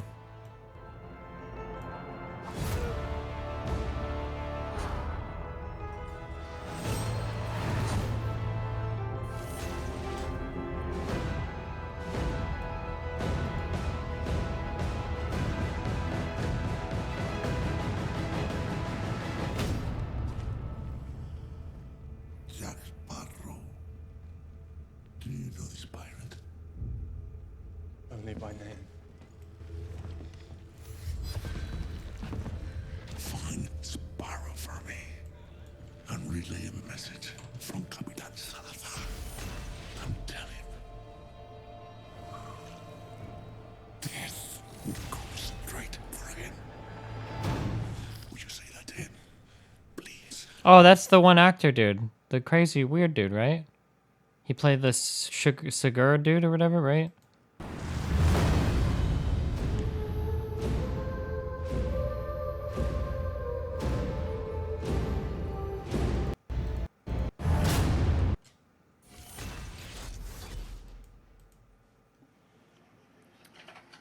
Okay, I'm gonna give it a second, see if so people hop on. I was really contemplating on doing this video. All morning it has bothered me and bothered me. It has ate at me, and I'm still upset. Like, as a mom, I'm just mad. Like, I am mad. I'm gonna give it a second. And Skylar's in the background, so if she comes up here and wants me to hold her, she might. All right. Wait, what are we doing? Why am I linked this? Okay, so what's the matter, baby? So I'm on my way, taking the kids to school in this morning. I have an 11-year-old daughter, Aaliyah. She loves that 104.5 radio station. She loves it, and I'm like, whatever. Like, it's the top hits, right? I remember listening to the top hits when I was a kid, like Britney Spears and Christina Aguilera and Backstreet Boys and NSYNC, and those were the top hits when I was a kid, right? Nowadays, it's not the same, right? Not the same at all. And I had taken Aaliyah to school first, then I drop off Aubrey, then I take Gabriella at the ECC. She's the last that I drop off. The radio station was on, and I think Meghan Trainor had just played, which is fine. I don't mind that, okay? I usually listen to, like, The Effect. It's all Toby Mac, Newsboys, it's Christian music. That's what I usually have it on in my car. I had just dropped Gabby off, and this rap song comes on. And guys, I could not believe what I was hearing. Like, this is on our local radio station. This crap is being played. I couldn't even believe the words that I was listening to. And as a mom, it infuriated me. Like, why is this on here? Like, so obviously the cuss words were bleeped out, but I'm not stupid. Like, we can dictate what they're saying, right? I think she meant determined, but... And it, like, I started to get tears in my eyes. It upset me so much. And my 11-year-old daughter listens to this radio station. Never again will she listen to this. And I want to read, I looked up the song, and I looked up the lyrics. And I read the lyrics. I cannot believe this stuff is on the radio. I'm sorry. This is literally my mom. Fuck me, dude. I've got to collect myself, because this is what our youth is being subjected to. Welcome to Summoner's Rift. Okay, and I'm going to read it to you. And I want you to just listen to the words. And I'm telling you that some of this, I'm going to cuss. I'm just going to repeat what it says. But these aren't my words, obviously. I just want you to listen to it, okay? All right. Okay. It's a little long, so bear with me. It says, "Bitch, you thirsty? Please grab a Sprite. My Crip's lurkin'. Don't die tonight. I just want to dance with you, baby. Just don't move too fast. I'm too crazy. Man down the Ave and get shaded. Take a nigga mind off that.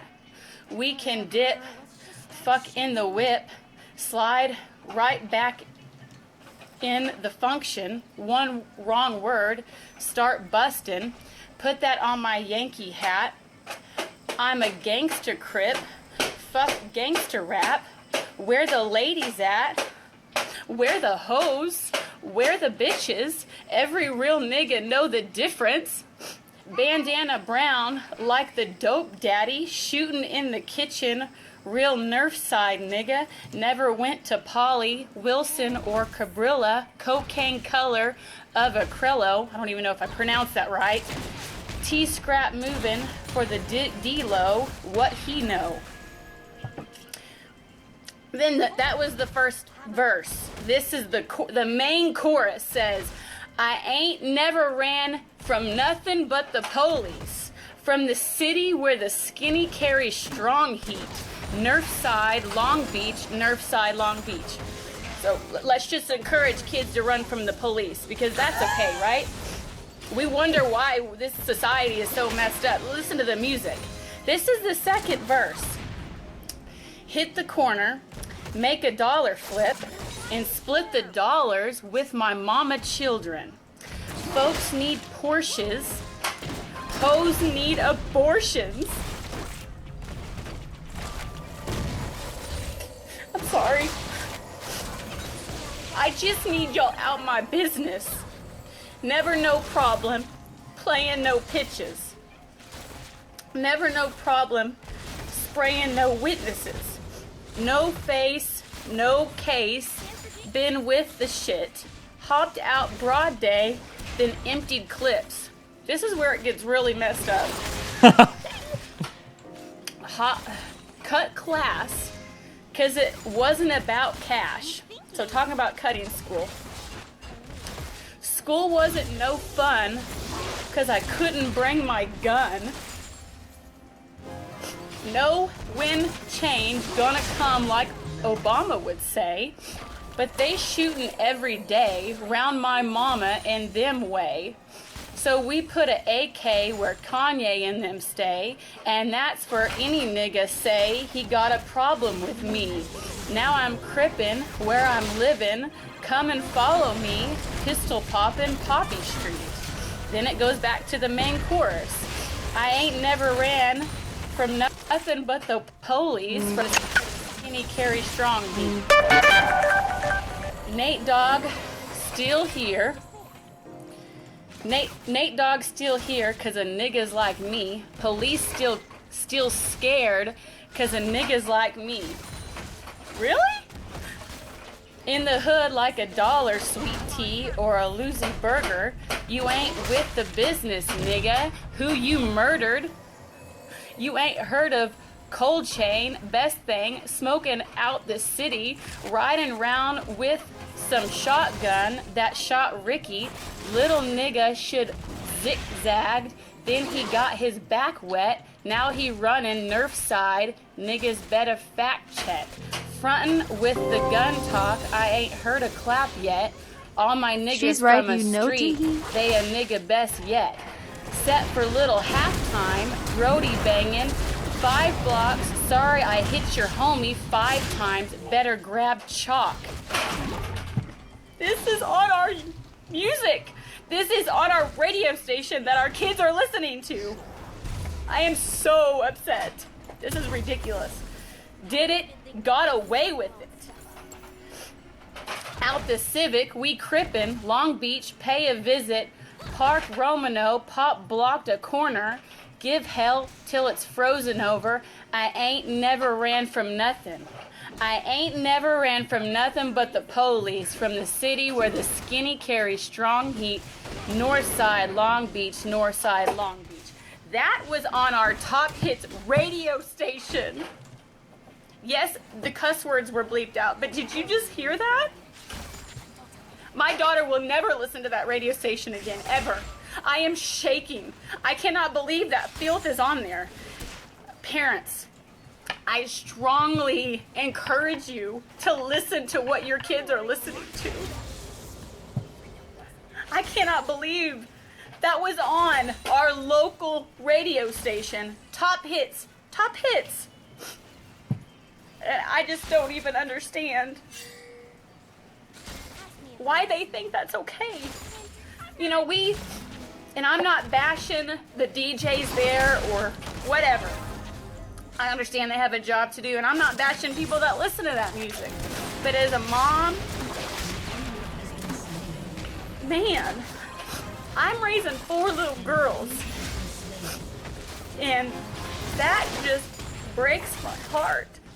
That's the kind of music that is being played, and they're probably not even really listening to the lyrics.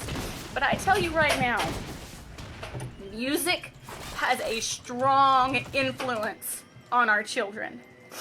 And I just want you moms and dads to be aware that what your kids are listening to can have an impact on their lives. I'm gonna die, aren't I? Like I said, I don't ever listen to Eat that me! radio. Oh, It's why would you almost say like things are so I late? was meant to hear it. Oh, fuck! To let you guys know about it. I don't know. I should have waited for him to fucking move up. You know, you hear songs, especially rap songs, because sometimes you can't always understand what they're saying because they rap so fast and you don't really hear it. But when I pulled up these lyrics and I read what was being said. Okay, we got it.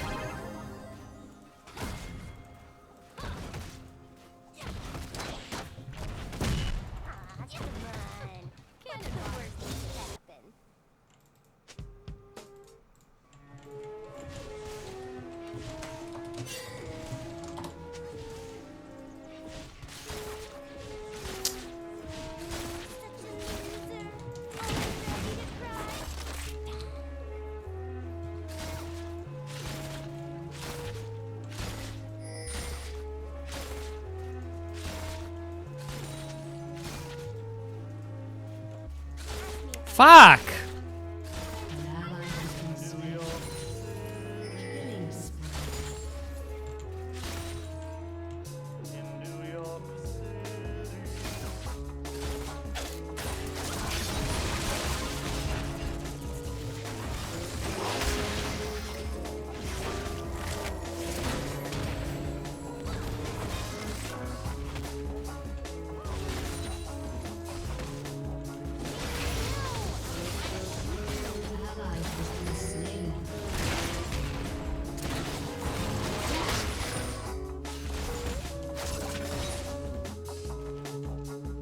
Oh fuck, he's already got that pinked.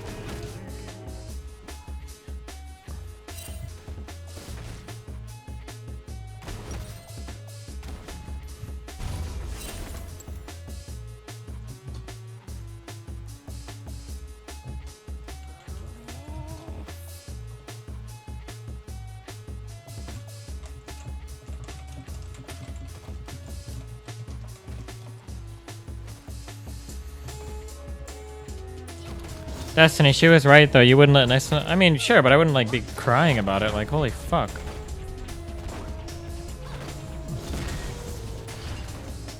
And I don't know. It depends on if the song sucks or not. Maybe it was a sick ass fucking song, dude.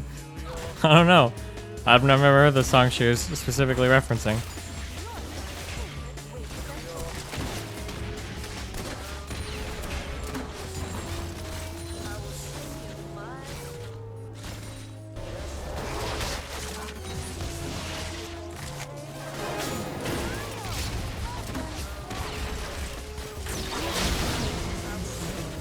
Oh, he's gonna apologize for that.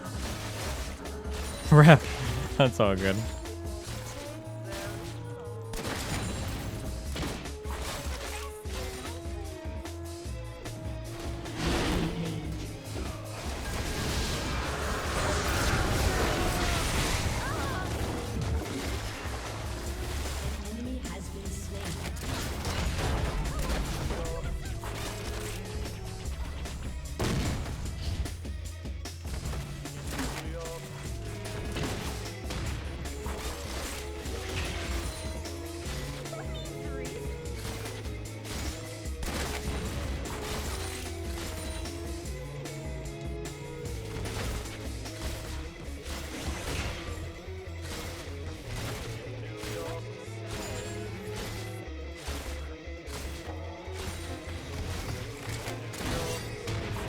Man, we're not fucking around with this pink shit. What the fuck?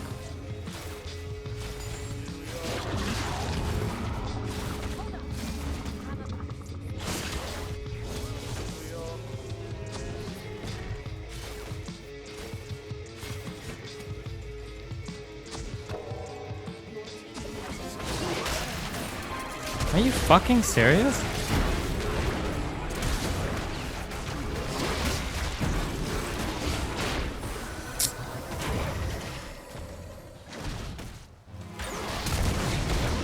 Oh my god, what a god! An enemy has been slain.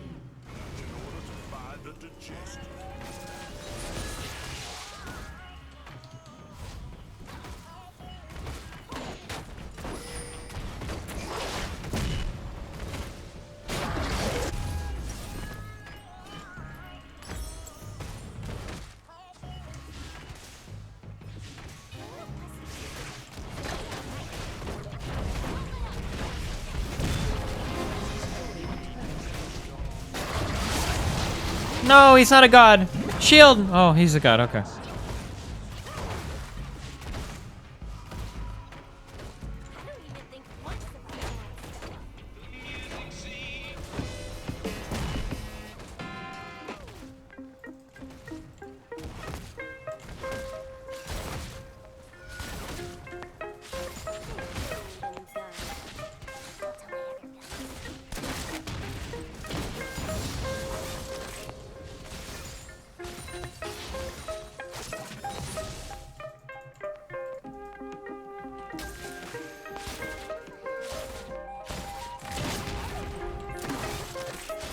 Fuck me, dude.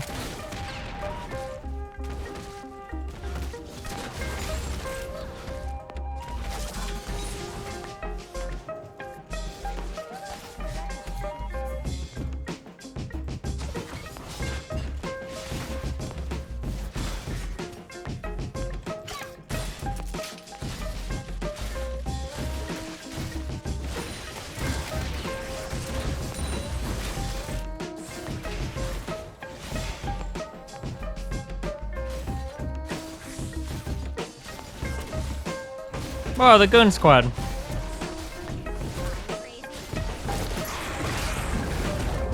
Why? Oh no.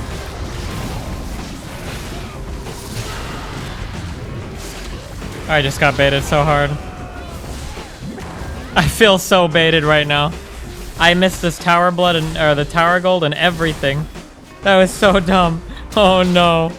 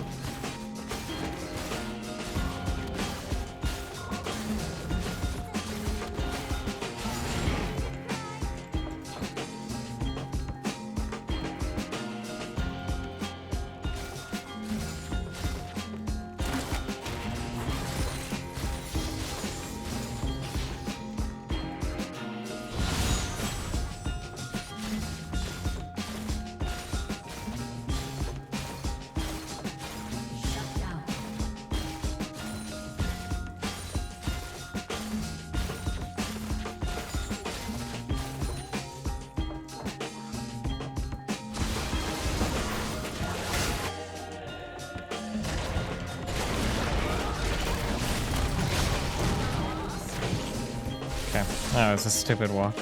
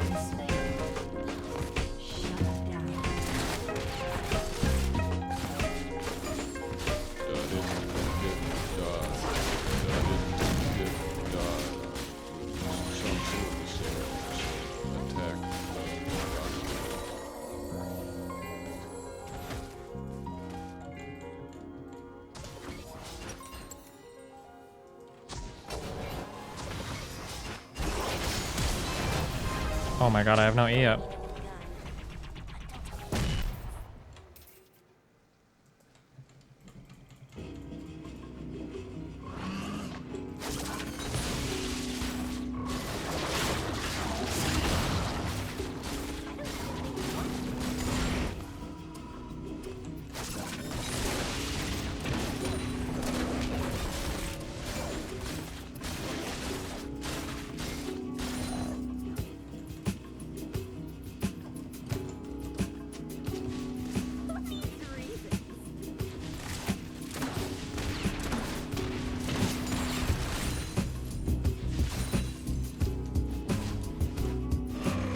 The fuck is this guy doing?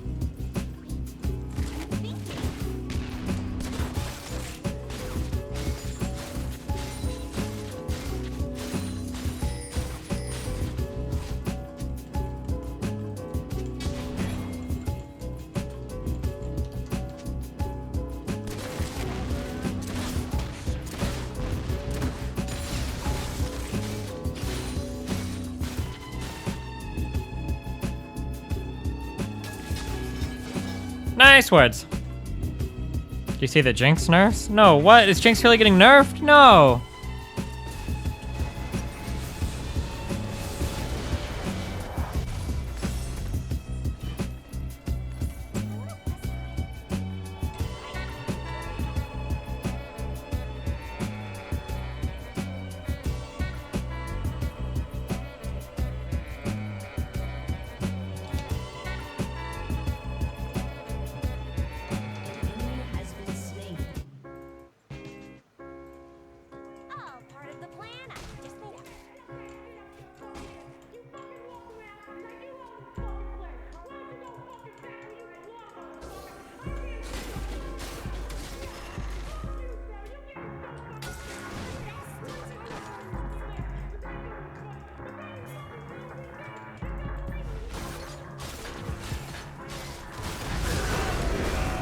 Why?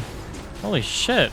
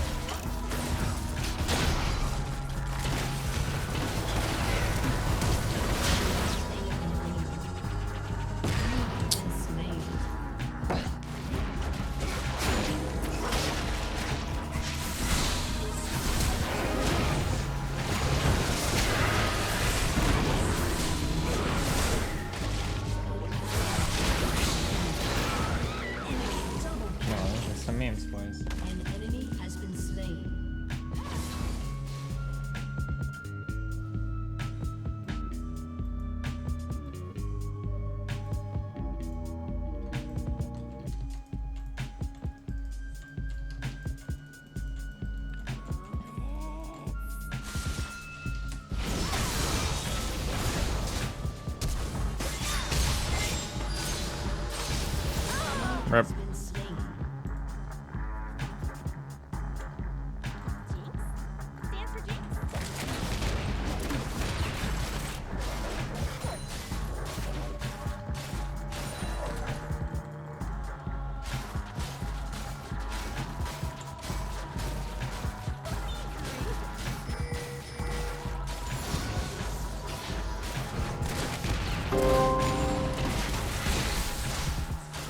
Dead but not forgotten, the good days are gone. But soon I will have separate MMR race, voice packs and skins. What game am I? INFESTINY. Whoa.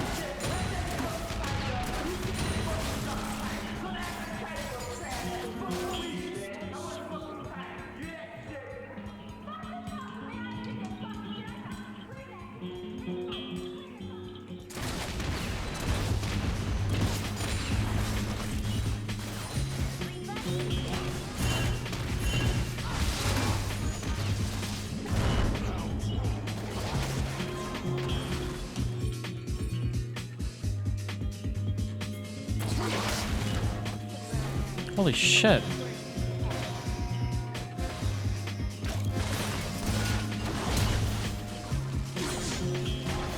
Oh, rip Reno.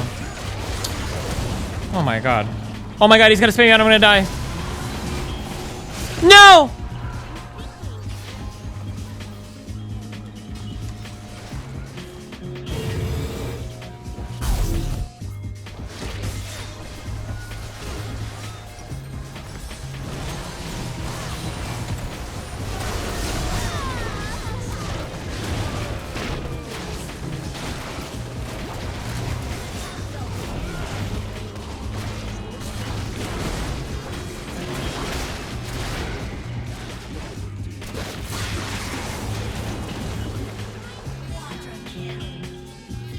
He got away?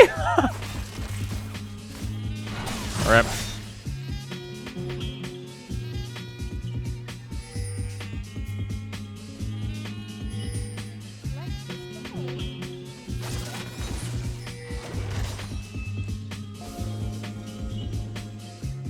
What? How?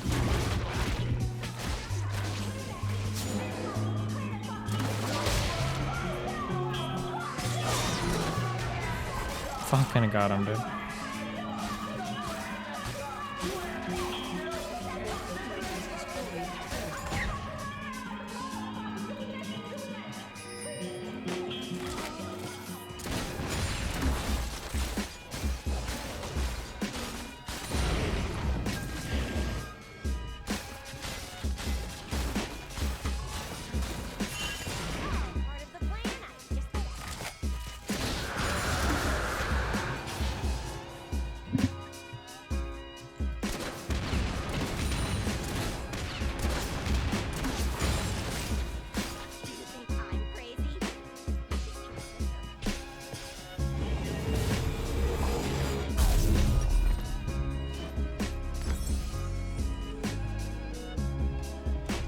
Destiny, click.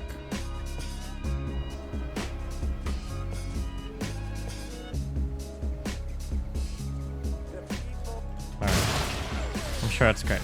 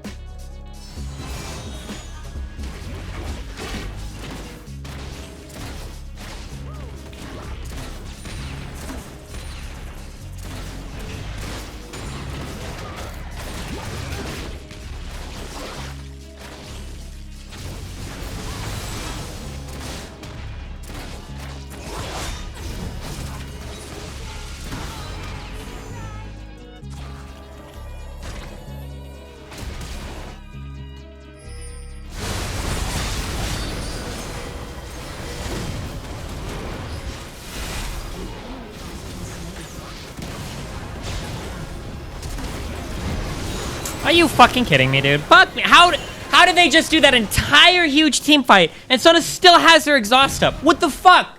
Well,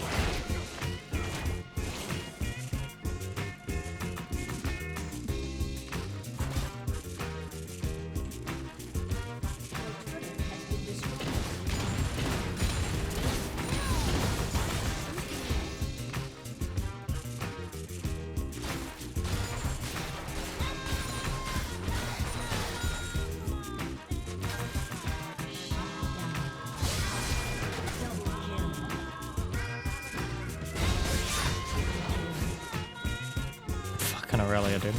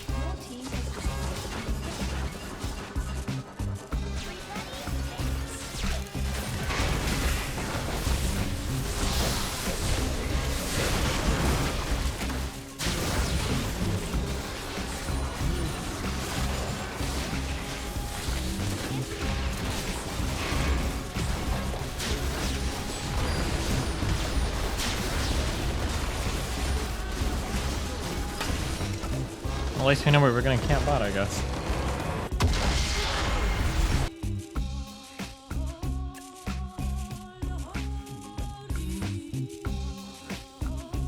Jesus Christ, my teams.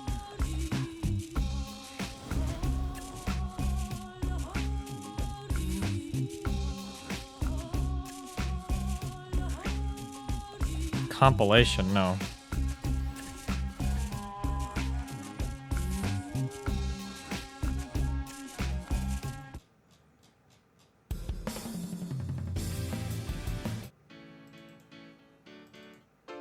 What are these? Oh, from the Pokemon album.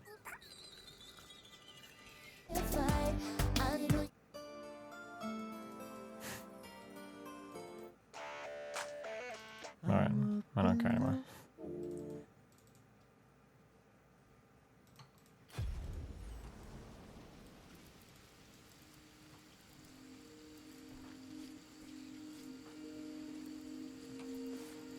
Can we be done with this wandering shit? I hate that they randomly take their fucking clothes off. It's so stupid.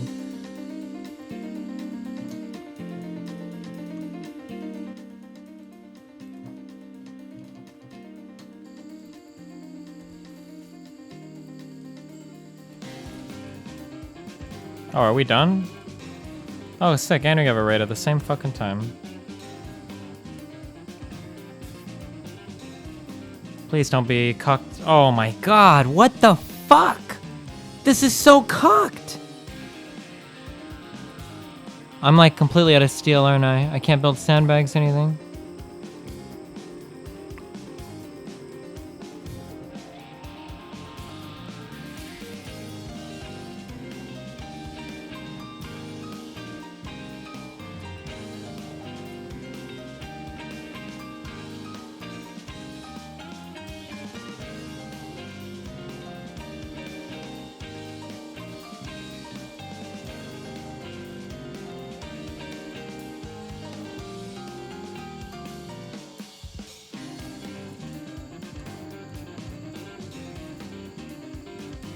Do-do-do-do-do. Are there any sick fucking weapons laying around here? I don't think there are.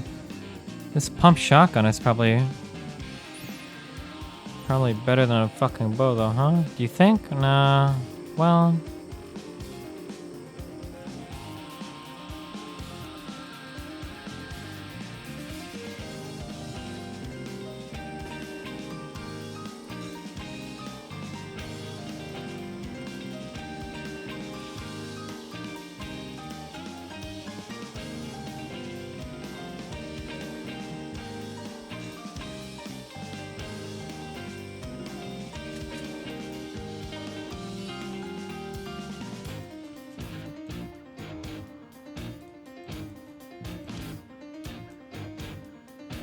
Oh fuck, are they coming?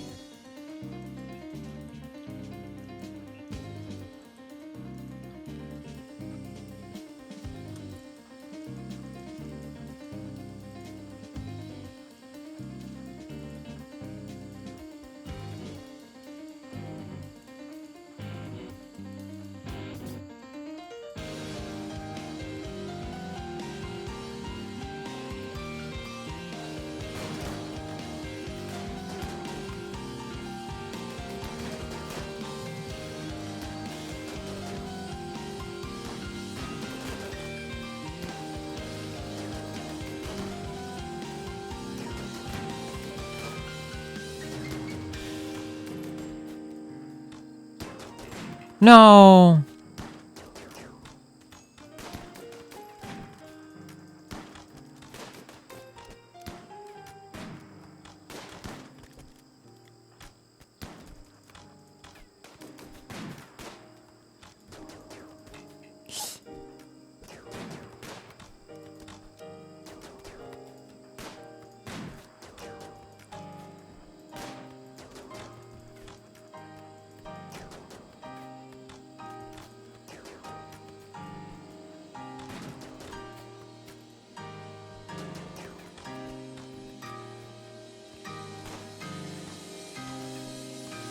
Oh my god. Is this where it all ends?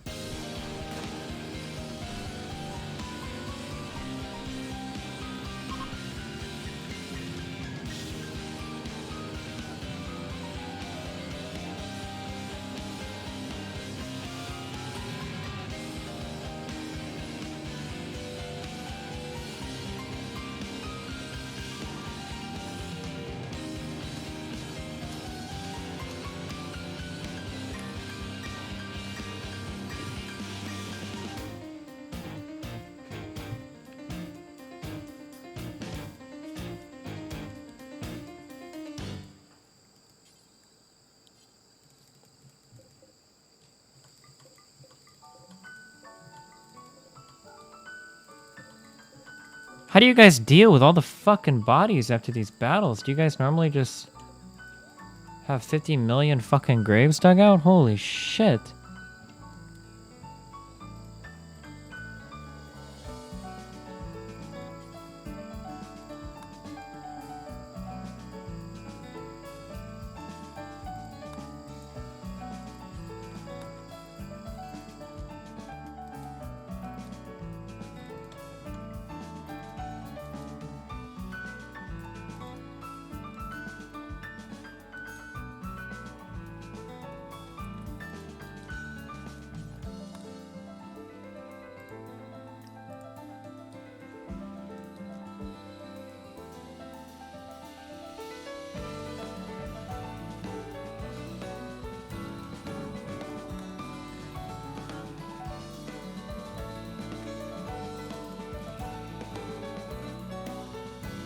Can I convert any of these guys, or are these guys all going to be the like the uncuckable?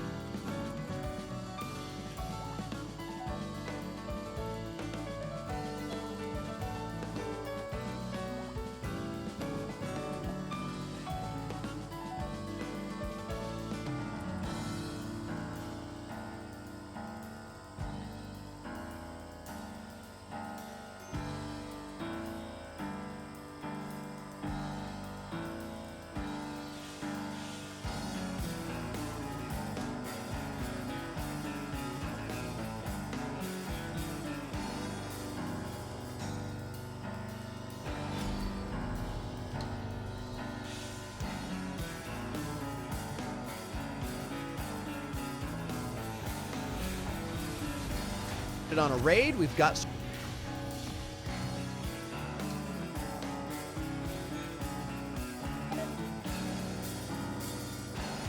Oh.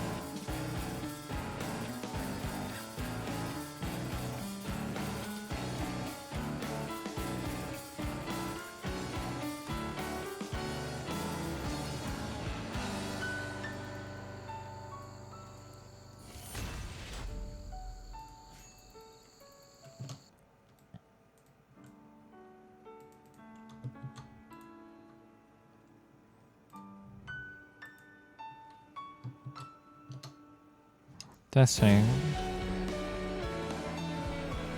What?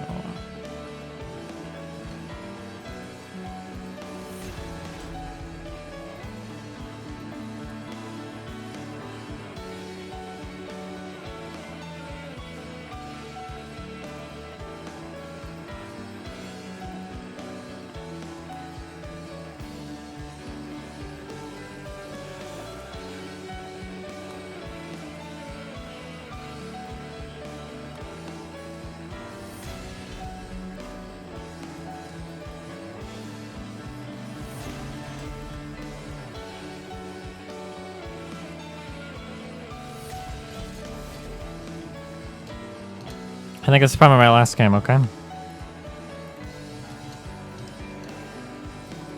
I think this run is about to be dead, boys.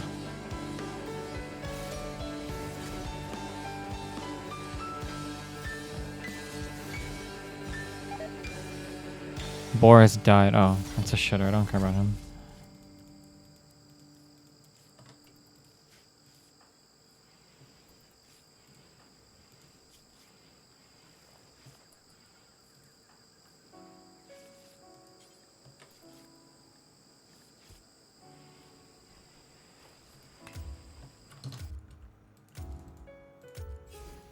Rules are made to be broken. Like buildings. people.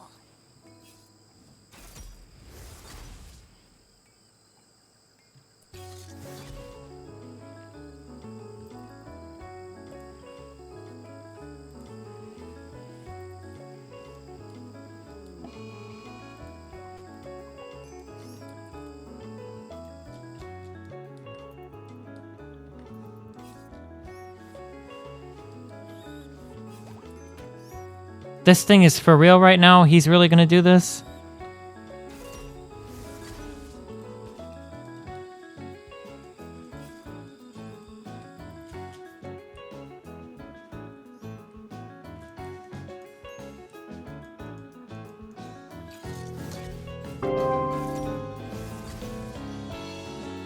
Saw the Smash Brothers doc again and this song is hype as hell. Play it please and I will love you forever. Dog, I don't even do song requests. You really gonna make me do this right now?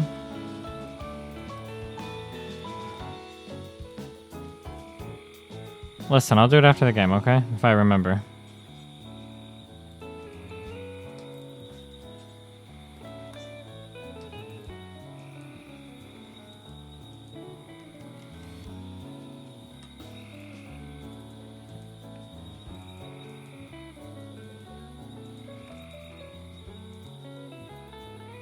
Dude, this whole run would have been the god run if I wouldn't have been cucked by like 6 people getting sleeping sickness.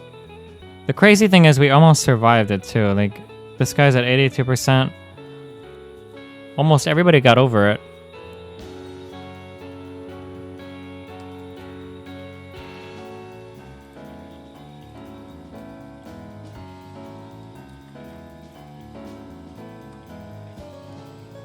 This fucking sleeping sickness is the biggest cuck though, holy shit.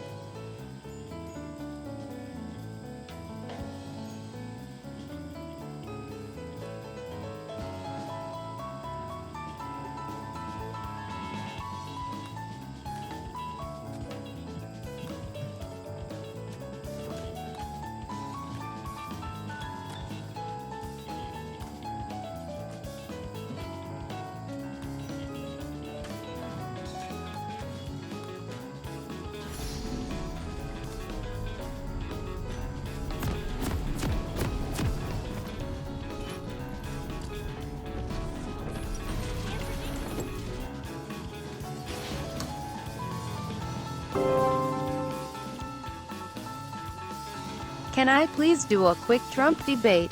I'll make it fast and spicy. Fresh viewpoints guaranteed. PLS Senpai, I can do it. I can't handle it, dude. I'm sorry. Summoner's Rift. I believe in you, but tomorrow, okay?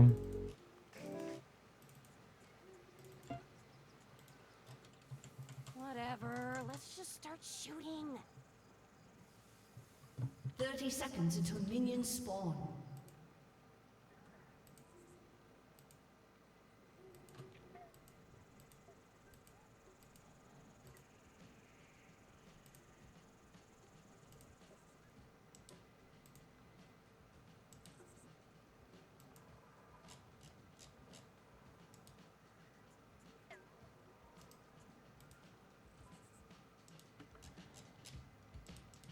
Minions have spawned.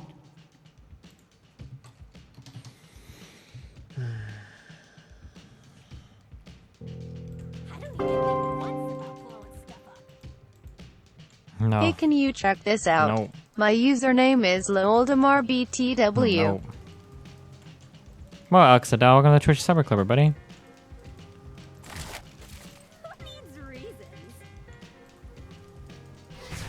Nice shot, Ezreal.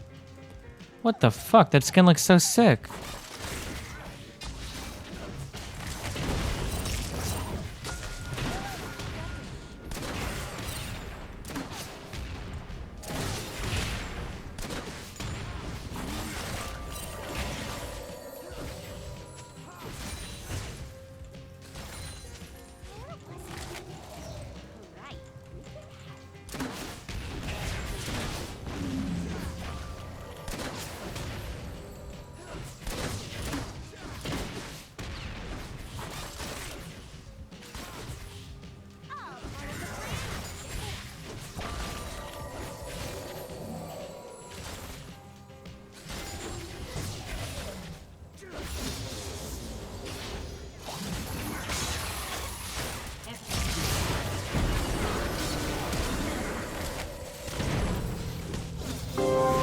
What? Why did I take tower aggro? Thanks for catching my ass again 'Cause and no- never no creeps. recognizing me and my dank memes. Ye boy to fellas. Because there must have been no creeps. God damn it, dude.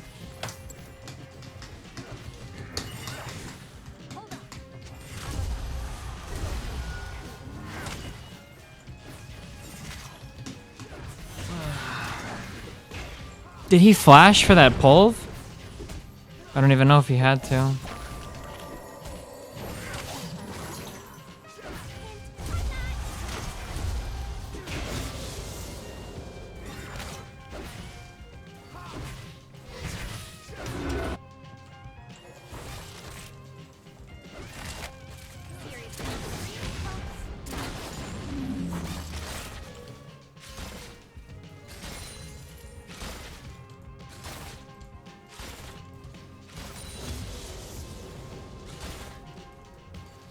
Did he flash for it? Alright,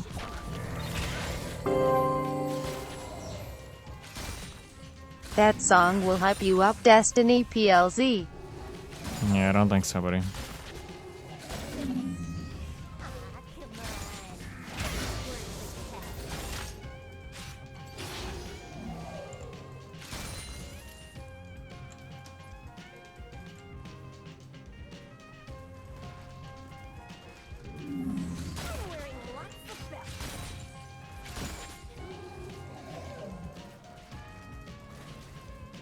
Executed.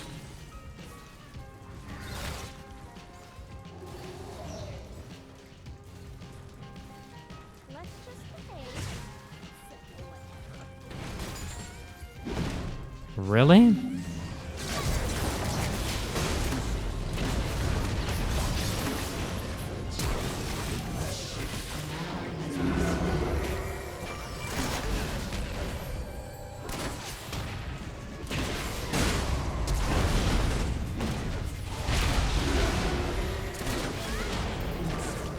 Okay.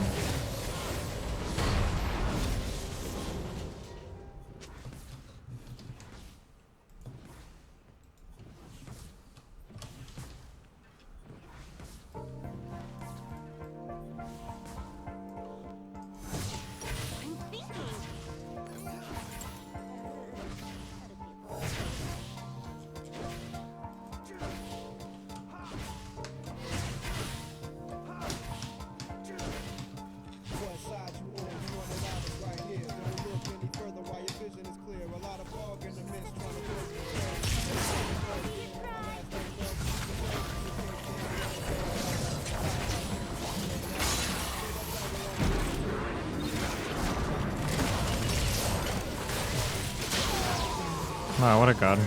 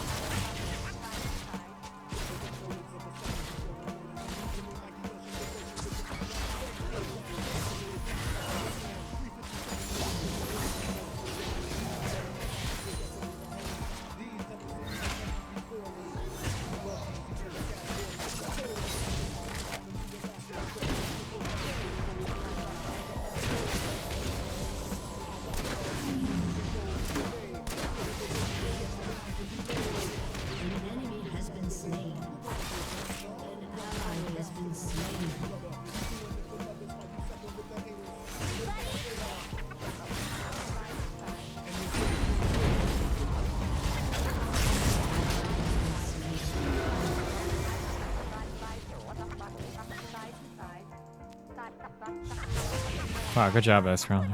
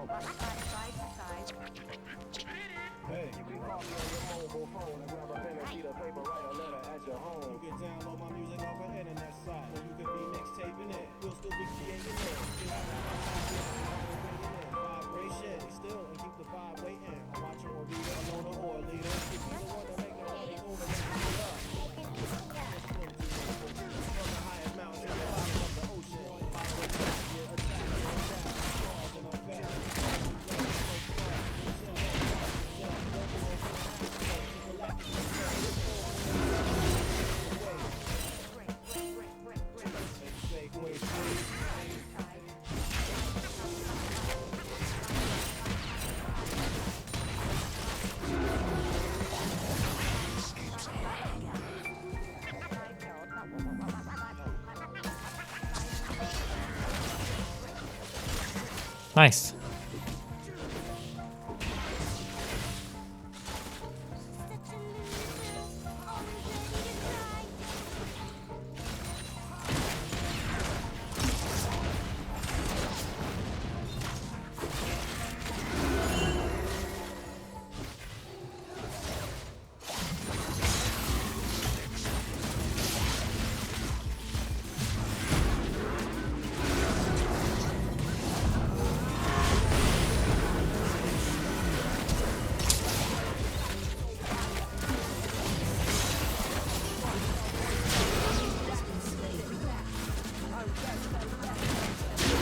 What a god, dude. Fuck, this fucking Thresh turned it the fuck on. Holy shit. Holy shit.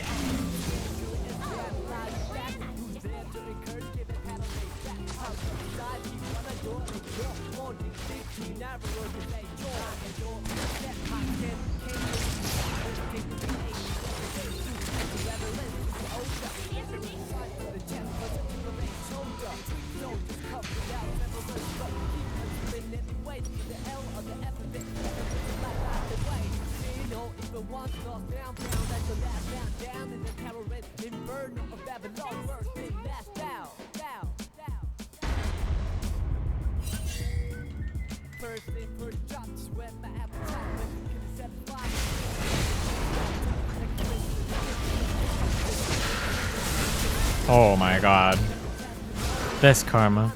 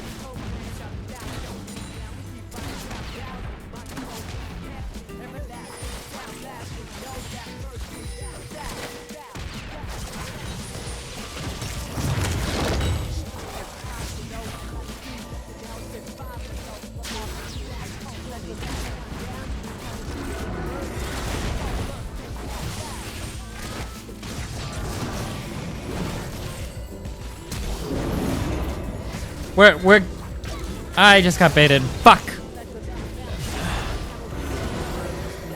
Fuck.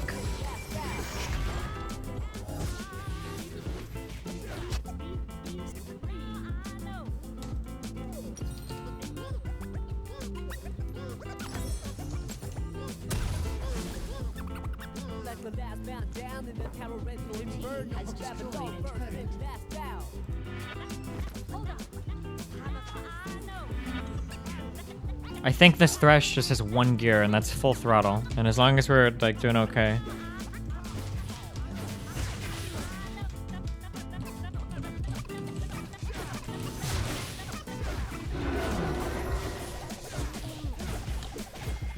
No, go away, Singe. We could have killed these guys, but they're gonna run away now.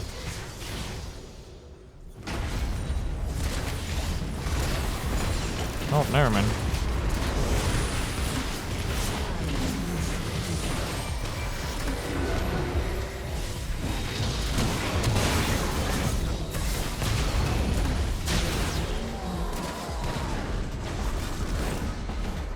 Are you fucking kidding me? Holy shit! Whatever. I think it was worth. I didn't have any traps up for his corpse.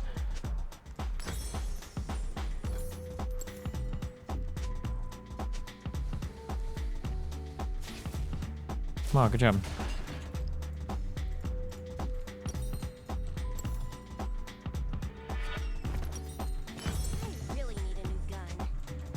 Why did you run into it? Because the alternative was running into the Malphite?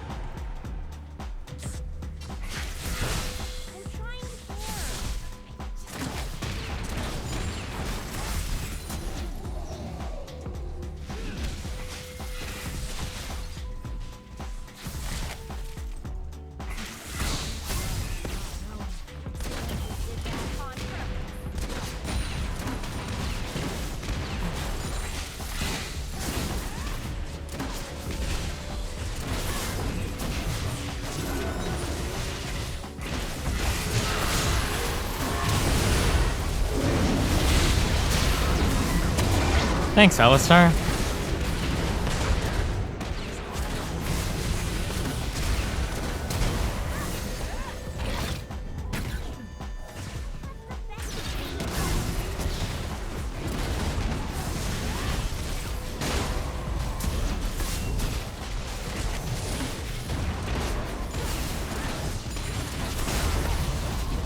Ah, that's done. Nice.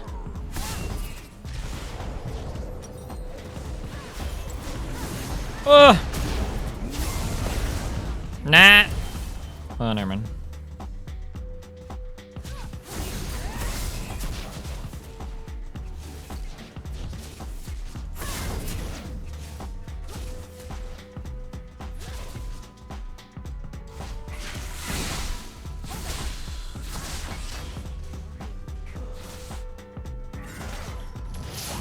Damn.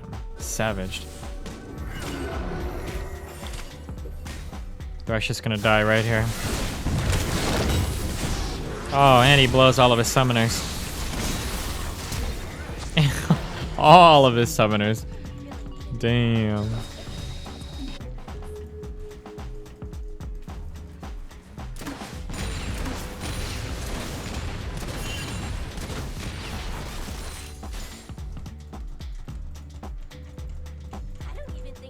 Wow, good night, Killicone.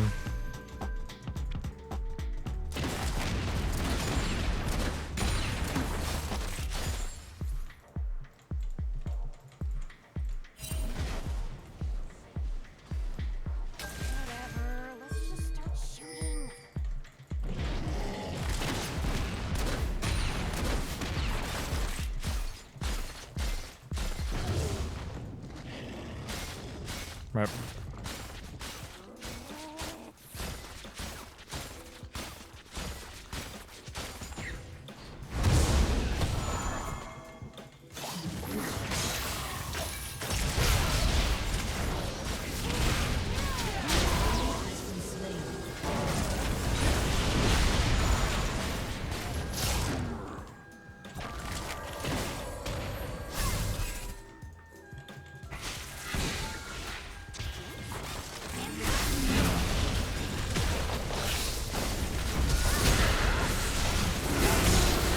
I love tower aggro. Wow, Lee Sin shielded me and everything. I think Lee Sin did. It might have been Karma.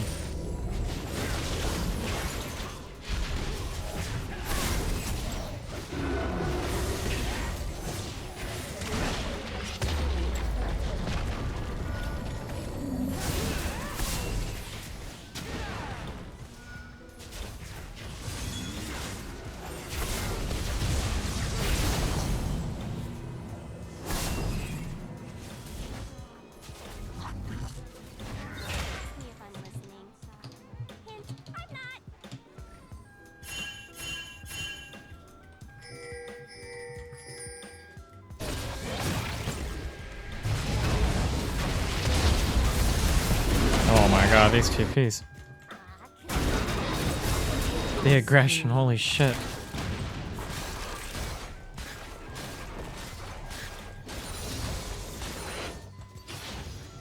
An enemy has been slain. An ally has been slain. Rampage.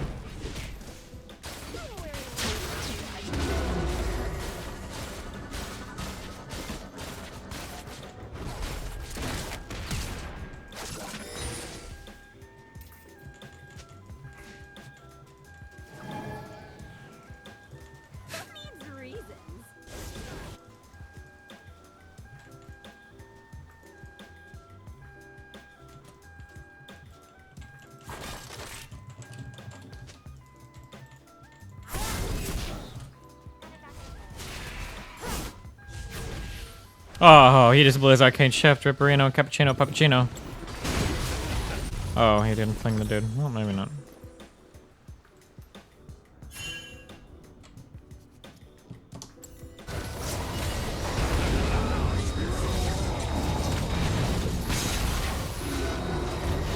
Rip.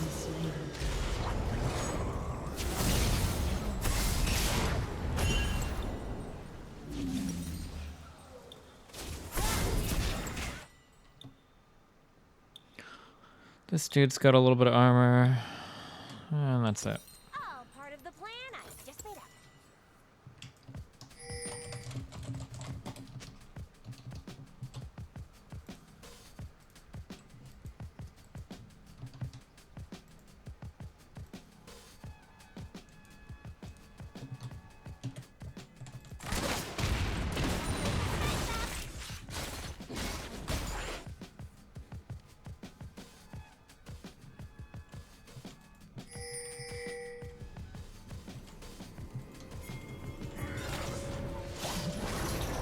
Oh, fuck, dog. I was here.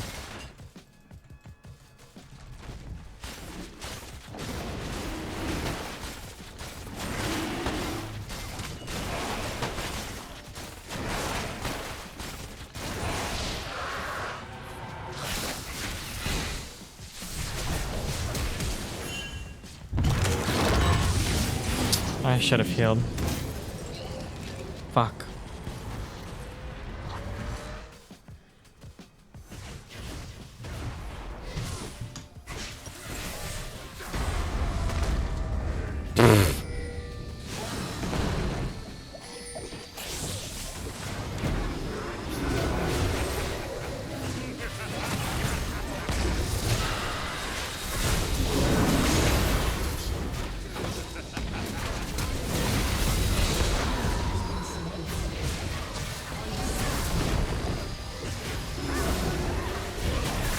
Wow, this disrespect. These guys aren't respecting the Singed at all.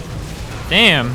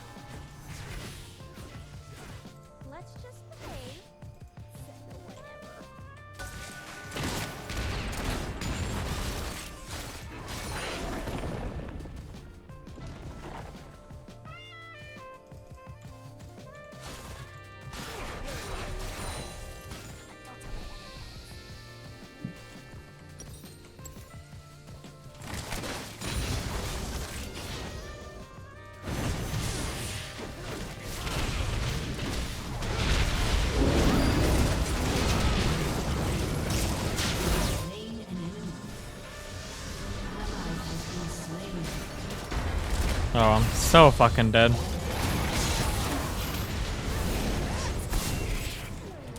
Did that Malphite not have ult?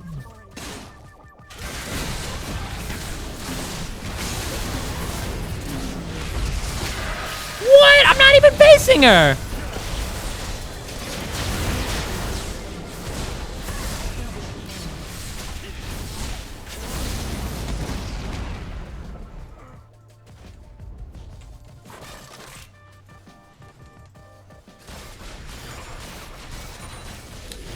God damn it, dude.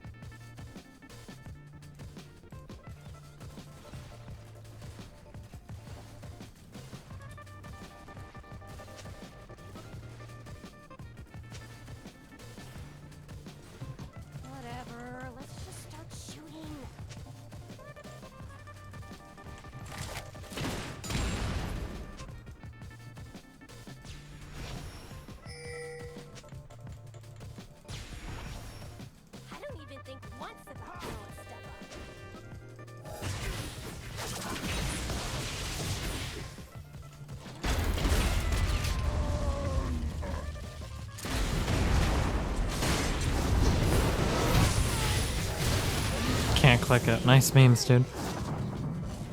Oh, I should just fucking follow my team. I should have went bot. I don't know why I went top, dude.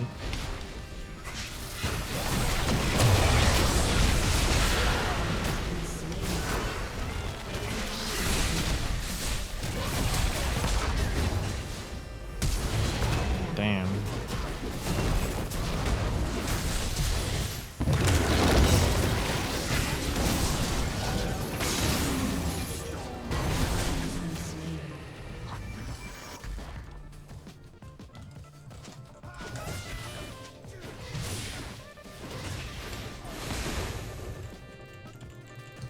I'm wearing lots of belts.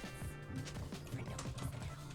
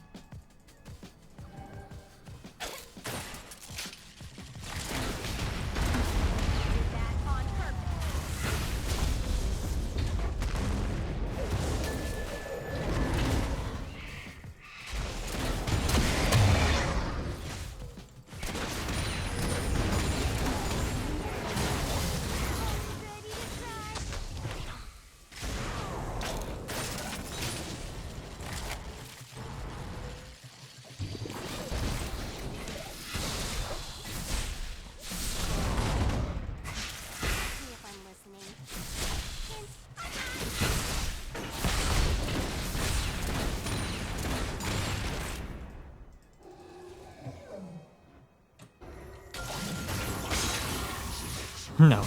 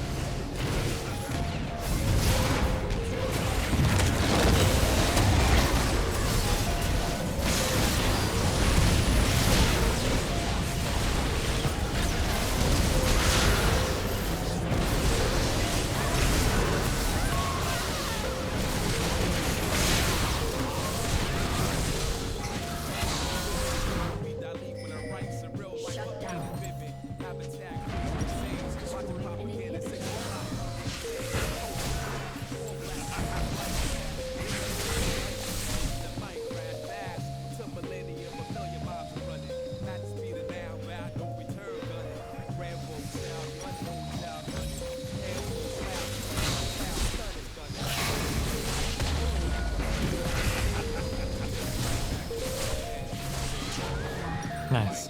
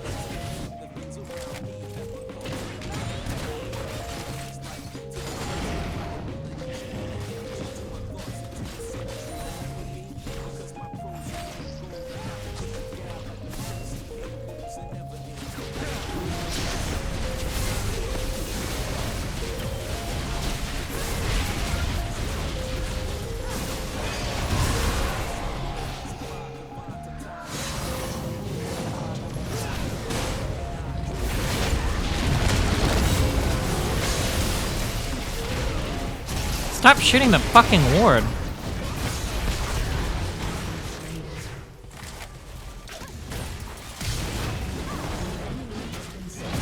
Fucking exhaust. Fuck me, dude.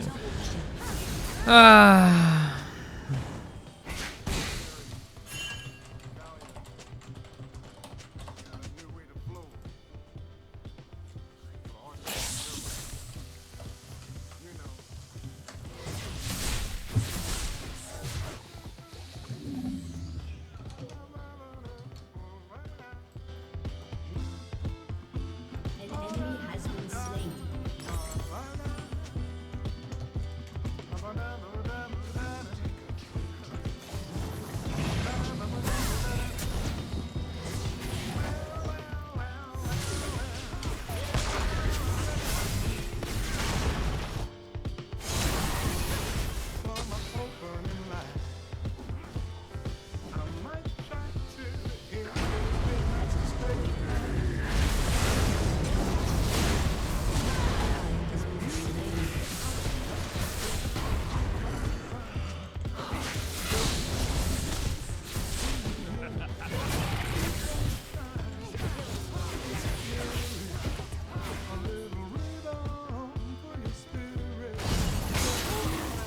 This fucking Thresh.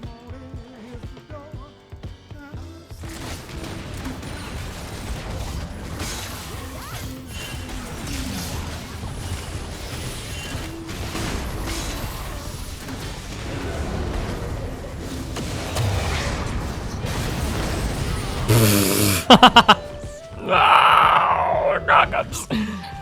So many knockups.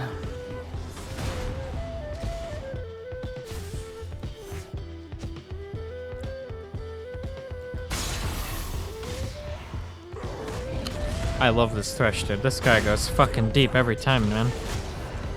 If I would have been playing Draven this game,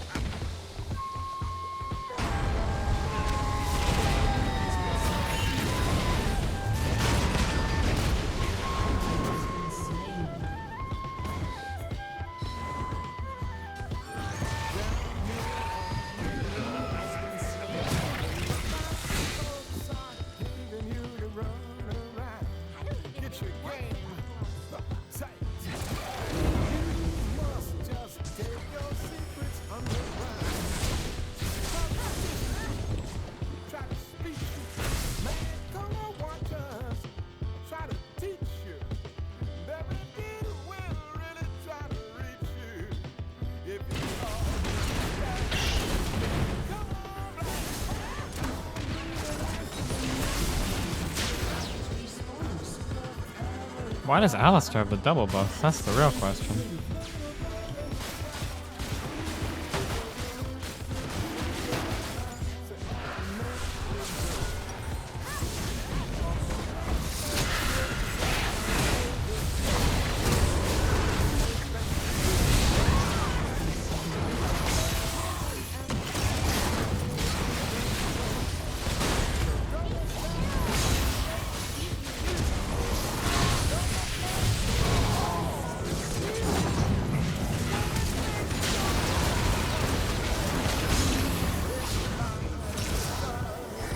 The fuck?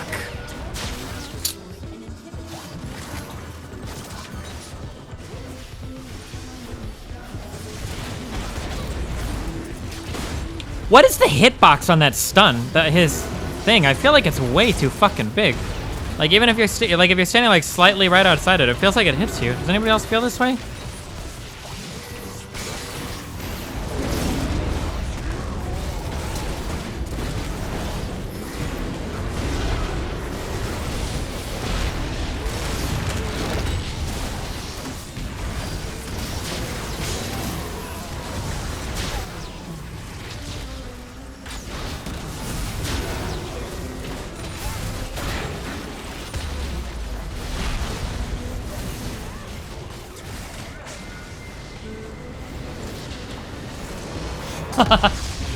Fuck this Sedge, dude.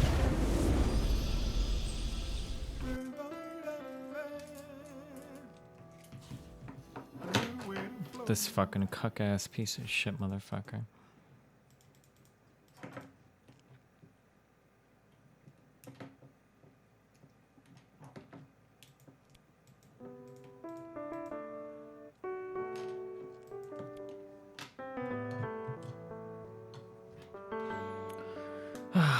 I shouldn't go to sleep right now because I think I'm on a never-ending win streak. Now I'm gonna sleep, and then tomorrow it might all be over, boys. All right, I love you guys very much. It's been fun. I'll go host a memer, I guess.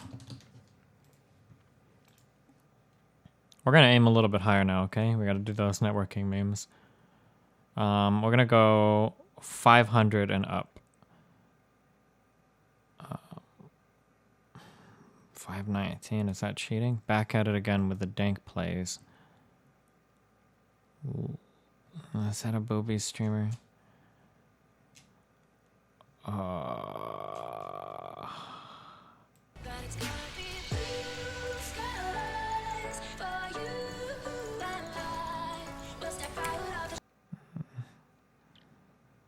Ash Platt solo queue. He didn't edit them a lot. It was mostly reverb and a little bit of echo, but in my opinion, it was way too much reverb. I wanted the vocals to be almost natural, so I don't really know what she added to the vocals, but it's almost completely natural, so that's why there's like some mess ups here and there, but I like that. I like that it's not perfect, you know? Whenever she first sent it to me, it sounded like super, just, there was so much reverb to it. What are we talking it about? Didn't sound like acousticy. I Wow, wanted it to music be, girl. like, Here you go. As if I didn't edit anything at all. Adding like slight. I've hosted this one before? Ash Elios? I feel like I would remember. I'll do the headphone thing tomorrow, I promise. All right, have fun. Be careful.